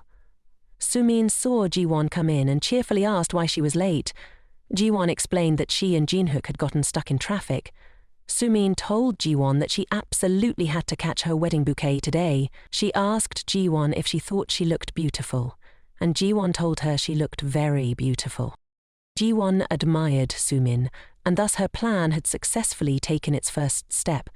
Sumin was now the one wearing the wedding dress chosen by Park Man-hwan's mother. Back then, on the day Ji-won had her wedding, Sumin was just a guest. Now, the roles had reversed. Suddenly, Ji-won heard Uncle En-hwan calling her. Perhaps he was also invited to the wedding by Sumin. On-hanan told her that Sumin was very worried and had instructed him to always keep an eye on Ju-won. On-hanan mentioned that he had seen her with Du, though it seemed he was a step too late. On said he only came to deliver a wedding gift for Sumin. Ji-won thanked him for his concern, saying that since she and Park Man-hwan had broken up, she didn't mind at all. Gwan thought she was really strong, but perhaps he had run out of chances. He took out his phone to call a friend and told Gwan that earlier he had said he was almost there, but now he still hadn't arrived. Gyan asked En-hanan if he had told them anything about Sumin's husband, and, of course, En-hanan had shared everything. He mentioned that Sumin's husband was Gun's former fiancé. Gwan thought to herself that with their personalities, she was definitely about to witness some drama. Just as she mentioned the devil appeared. All the esteemed guests at the wedding were whispering at the sight of them. Even though they were friends, Gwan was utterly taken aback. The 3 of them looked like they were ready to hit up a music festival. One by one they stepped in, leaving everyone gaping in disbelief. Just by looking at their outfits, it was clear they had no intention of being polite at this wedding. Ji-won wondered why they were dressed so bizarrely for the occasion, of all places to attend a wedding. They complimented Ji-won, saying she looked stunning today. Ji-won replied that if she had known they were coming, she would have arranged to go together. They told Ji-won to pretend she didn't know them, to play the demure lady and just sit quietly. They were there just to see the face of Sumin's precious husband. The two people who could never disappear from Ji-won's life were now hand in hand, stepping into the fiery pit she had created in this lifetime. They would have to endure the suffering she had faced in her past life. Everyone present at the wedding applauded for them, but Ji-won secretly thought congratulations were in order for the two of them as they walked hand in hand into hell. She clapped sincerely, wishing them to feel as much pain as possible, because that was the hell they had once thrown her into too. At that moment, the three of them were causing a ruckus in the hall. Sumin wondered why they were there to stir up trouble, since she hadn't invited them. The photographer, seeing the chaotic scene, asked if they were the bride's friends. They all chimed in, claiming they were her friends. Jian and En-hwan looked at them, feeling utterly speechless at their antics. Seeing the guests' reactions, Park Man-hwan was furious. How could Sumin invite such a crowd and ruin his family's reputation? The photographer called for anyone wanting to catch the bouquet to step forward. Eager to wrap things up and get out of there, only Ji-won stepped forward, making Sumin feel utterly embarrassed. At that moment, Sumin wished she could throw the bouquet right at her. 1, 2, 3. The bouquet was tossed by Sumin, and naturally it landed squarely in Ji-won's hands. Ji-won beamed and told Sumin that she genuinely wished the two of them happiness. Gwan looked so stunning that Park Man-hwan was left in awe. He gazed at her with a look full of regret. Sumin's face immediately darkened. Even at this moment, all she could see was Ji-won. The ceremony concluded, and Ji-won followed Sumin into the waiting room. She candidly told Sumin that she wasn't there to congratulate her on the wedding, but had something to say. Ji-won leaned in close to Sumin and said she congratulated her for picking up the trash that her friend had thrown away, adding that this action was no different from that of a beggar. The photographer then called the bride out for a photo shoot. He requested that the bride and groom hug and kiss, claiming that only then would the picture turn out beautifully. Sumin immediately placed her hand behind Park Man-hwan's neck and told him to kiss her.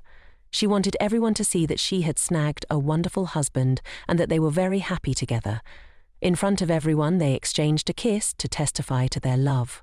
This love, this marriage was not something she picked up, but something she had fought tooth and nail to steal. She snatched it from the hands of a friend who once considered her unique, but now she was determined to outdo her. After the wedding photos were done, the bride and groom invited all the guests to dine at the restaurant. The group of Dee also stayed behind to enjoy a meal, and when they asked why Dee wasn't staying, she replied that, of course, if she stayed and had to look at Sumin's face, she wouldn't be able to swallow a bite. They looked on as Sumin walked by, deliberately complimenting her beautiful handbook outfit and asking if it was something her mother had left her. Park Man-hwan's father asked Sumin if they were her friends, to which she immediately denied, claiming she didn't know them. Dee excitedly shouted that they were friends, and Park Man-hwan's mother was furious. She told the staff to kick those three out or she wouldn't pay the remaining bill. The staff approached the group of Dee, explaining that the host had complained they were disrupting the party and hoped they could leave. The three jumped up, claiming they had put in the effort to come and congratulate, but now were being disrespected, which was typical of someone who dared to take her friend's fiancé. Sumin was mortified and shouted for the staff to hurry up and get rid of them, but they argued that since they had already given a wedding gift, how could they be kicked out? At that moment, a man appeared. He called the staff over, handed them his card and said he would cover the bill for the three of them so there wouldn't be any more issues. It turns out he's one of Ji-nyuk's underlings. The waiter took the card from him and said he would take care of it. After the waiter left, the man gently approached Ji-won and told her to enjoy her meal. He knew they were friends of Ji-won, and Ji-won felt shy. She found the man in front of her to be very strong. By the time the party ended, they all met outside. Ji-won thanked Ji-hook's underling Singu. Ji-won winked at him and said she hoped to share a drink with him next time they met. Ji-won suggested that he would treat everyone, and Singu offered to drive Ji-won's friends home, while the two of them should go on a fun date. Both of them blushed and felt shy. Ji-hook said he would take Ji-won home. Ji-won asked Ji-hook if he wanted to invite her to dinner. She mentioned that she had received a lot of wedding gifts today, but hadn't eaten anything at all. She had received 5 million won in wedding gifts, which would go towards Sumin's cancer surgery. Meanwhile, Park Man-won and Sumin were on their honeymoon. He tiredly asked her if she felt satisfied with how everything had turned out. Sumin replied that it wasn't her fault. Ji-won had shown up uninvited and she hadn't invited her. Park Man-won angrily said that all this chaos was because Sumin had sent an invitation to Ji-won. Sumin was very upset and told him to stop yelling at her. When their car stopped at a red light, Park Man-won looked out the window and couldn't help but exclaim how beautiful the car next to them was. Sumin heard this and leaned over to ask him how expensive it was. Park Man-won told her that even if he sold her, he couldn't afford that car. Just then, the window of the car next to them slowly rolled down, and it was none other than Ji-hook and Ji-won inside. Ji-won didn't want to see them, so she turned her face away. Ji-hook sped off, leaving Park Man-won in shock. He exploded in anger, cursing that shameless dog who lusted after someone else's girlfriend. Sumin observed that the man in front of her was doing everything he could to marry her, yet he was still fuming at the sight of another man with his ex-girlfriend. Did he really love her? Sumin recalled what that person had said to her during the wedding. Clearly that wasn't true. She was so angry she was shaking as she glanced at her husband sitting next to her. The man she had gone to great lengths to win over. Surely she would live happily with him. He absolutely could not be the trash that Ji-won had thrown away. Speaking of Ji-won, at this moment she had just stepped out of the restaurant, patting her belly. She exclaimed that spending 3,000 won to enjoy an all-you-can-eat buffet until she could barely breathe was truly top-notch revenge. She spotted In-hwan waiting for a taxi by the roadside and quickly approached to greet him. Ji-won scrutinized him and asked why he looked so downcast. In-hwan awkwardly replied that Ji-won had rejected him again, and from now on he would really have to end this relationship. He mentioned that he probably wouldn't even get a chance to see Ji-won from afar anymore. He asked Ji-won if he looked that terrible, and she told him that no matter what, he still looked very handsome in her eyes. In-hwan stared at her in shock, asking if she really thought he was handsome. Ji-won replied that he should know that himself. He burst out laughing and thanked her, saying that she had made him feel much better. She felt flustered, waving her hands and saying goodbye as her taxi arrived. In-hwan curiously asked if she was calling a taxi. Ji-won hurriedly jumped into the car and closed the door, looking back at In-hwan. She thought he was a good person. From their first meeting at his cafe, he had been both friendly and sincere. She remembered the first time he brought her pastries, flashing a warm smile. She felt frustrated that he couldn't be with Ji-won, but at least this was better for her brother now. She just had to trust her brother. Meanwhile, Jin-hook took Ji-won to a traditional restaurant for a late-night meal. Ji-won sat down at the table and thanked him very much for everything he had done for her. Jin-hook asked her what she was thanking him for, and Ji-won suggested that if he ever needed her help, he should just let her know and she would do her best. She told him that whenever he needed her, he could take advantage of her, just like she had done with him. The two clinked their glasses and downed their drinks.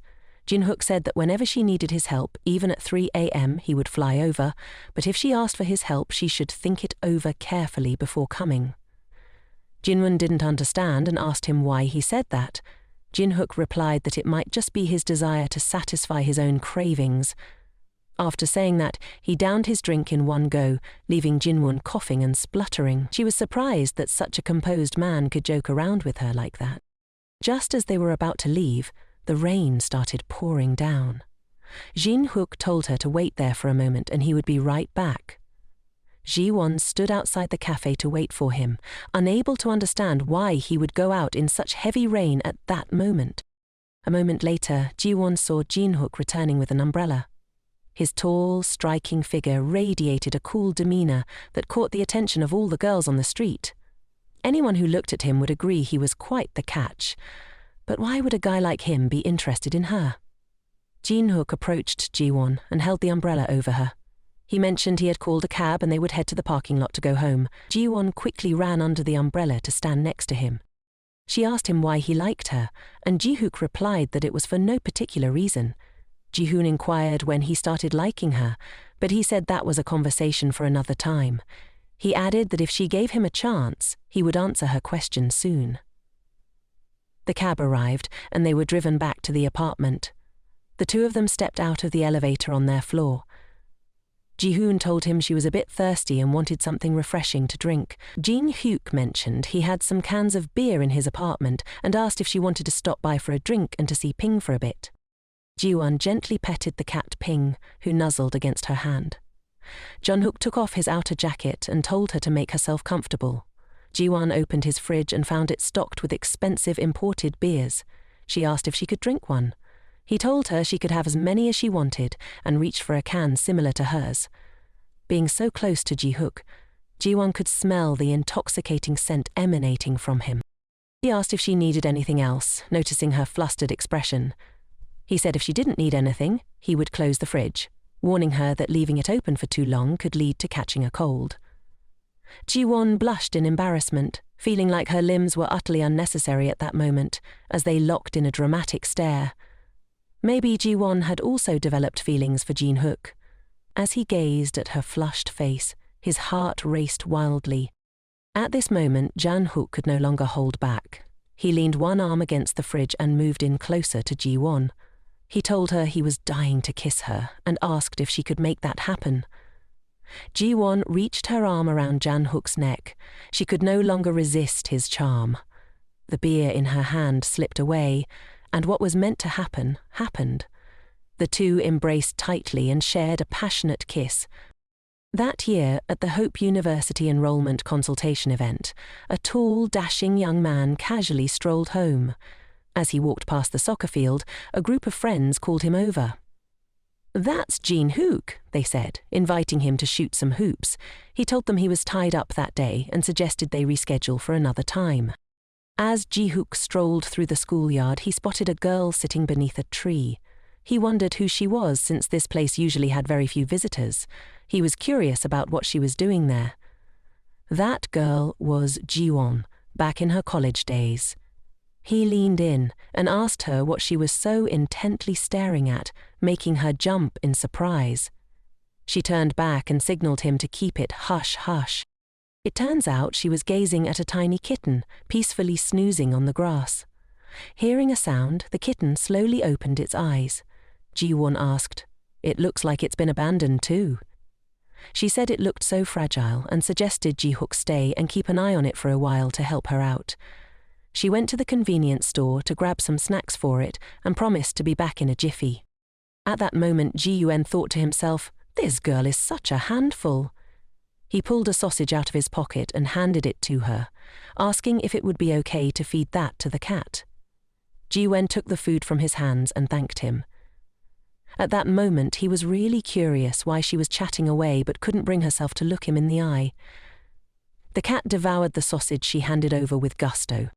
She introduced herself and asked if the cat still didn't have a name. Ji-won asked the little cat where its mum might have gone, probably just for a bit, surely not abandoning it because it was so adorable. She joked, "If I were as cute as it, my mum would have come back to find me by now." Ji-hook looked at her and said, "You're really beautiful too." Ji-won handed him a 1,000,001 bill and said, "This is for the cat's food. It's all I have." Before leaving, she added, "If there were more, maybe her mum wouldn't come back at all." Jin-hook recalled the story she shared with the kitten earlier, mentioning that it was also abandoned by its mother, which meant she felt the same way. He turned back to look at the little kitten sitting there and said, "If it likes you that much, then it should follow you. It looks like a tiny little mouldy mushroom." He told her to wait there for its mum because he had some business to take care of.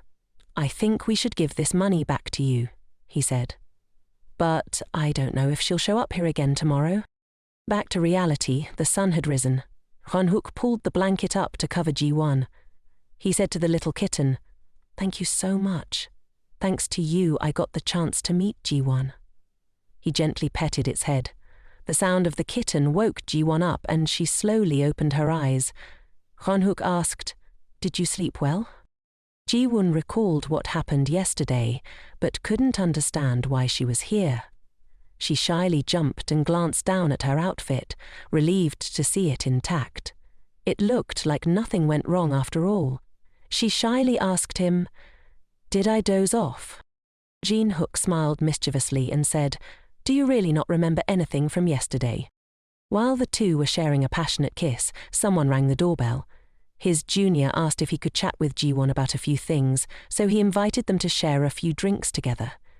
He asked her if she liked a muscular guy like him and also wanted to know if Ji-won had a crush on anyone. Ji-won cuddled the cat in her arms and gestured for John-hook to come over to her. Then, with both hands, she cupped his face. She waved her hands playfully and asked, "Where are you planning to sneak off to? We still need to wrap up the unfinished business from earlier." Seeing this, the younger crew members politely asked to take their leave. They wished Ji-won and Jin-hook a fiery time together. Looking back, Ji-won wished she had a place to hide. She couldn't understand why she acted that way. Jin-hook smiled and asked Ji-won if she was feeling any headaches or dizziness, or if her stomach was bothering her in any way. Ji-won said she was doing great. Jin-hook suggested, "We should get to work now or we'll be late." Ji-won asked Jin-hook why he didn't wake her up. He mischievously smiled and said, "Your sleeping face was too adorable to wake you up." Ji-won quickly got up to get ready for work. "Being late is no big deal as long as you approve of my reason for being late," she said. Jin-hook found her utterly charming and told her he didn't need to remember that.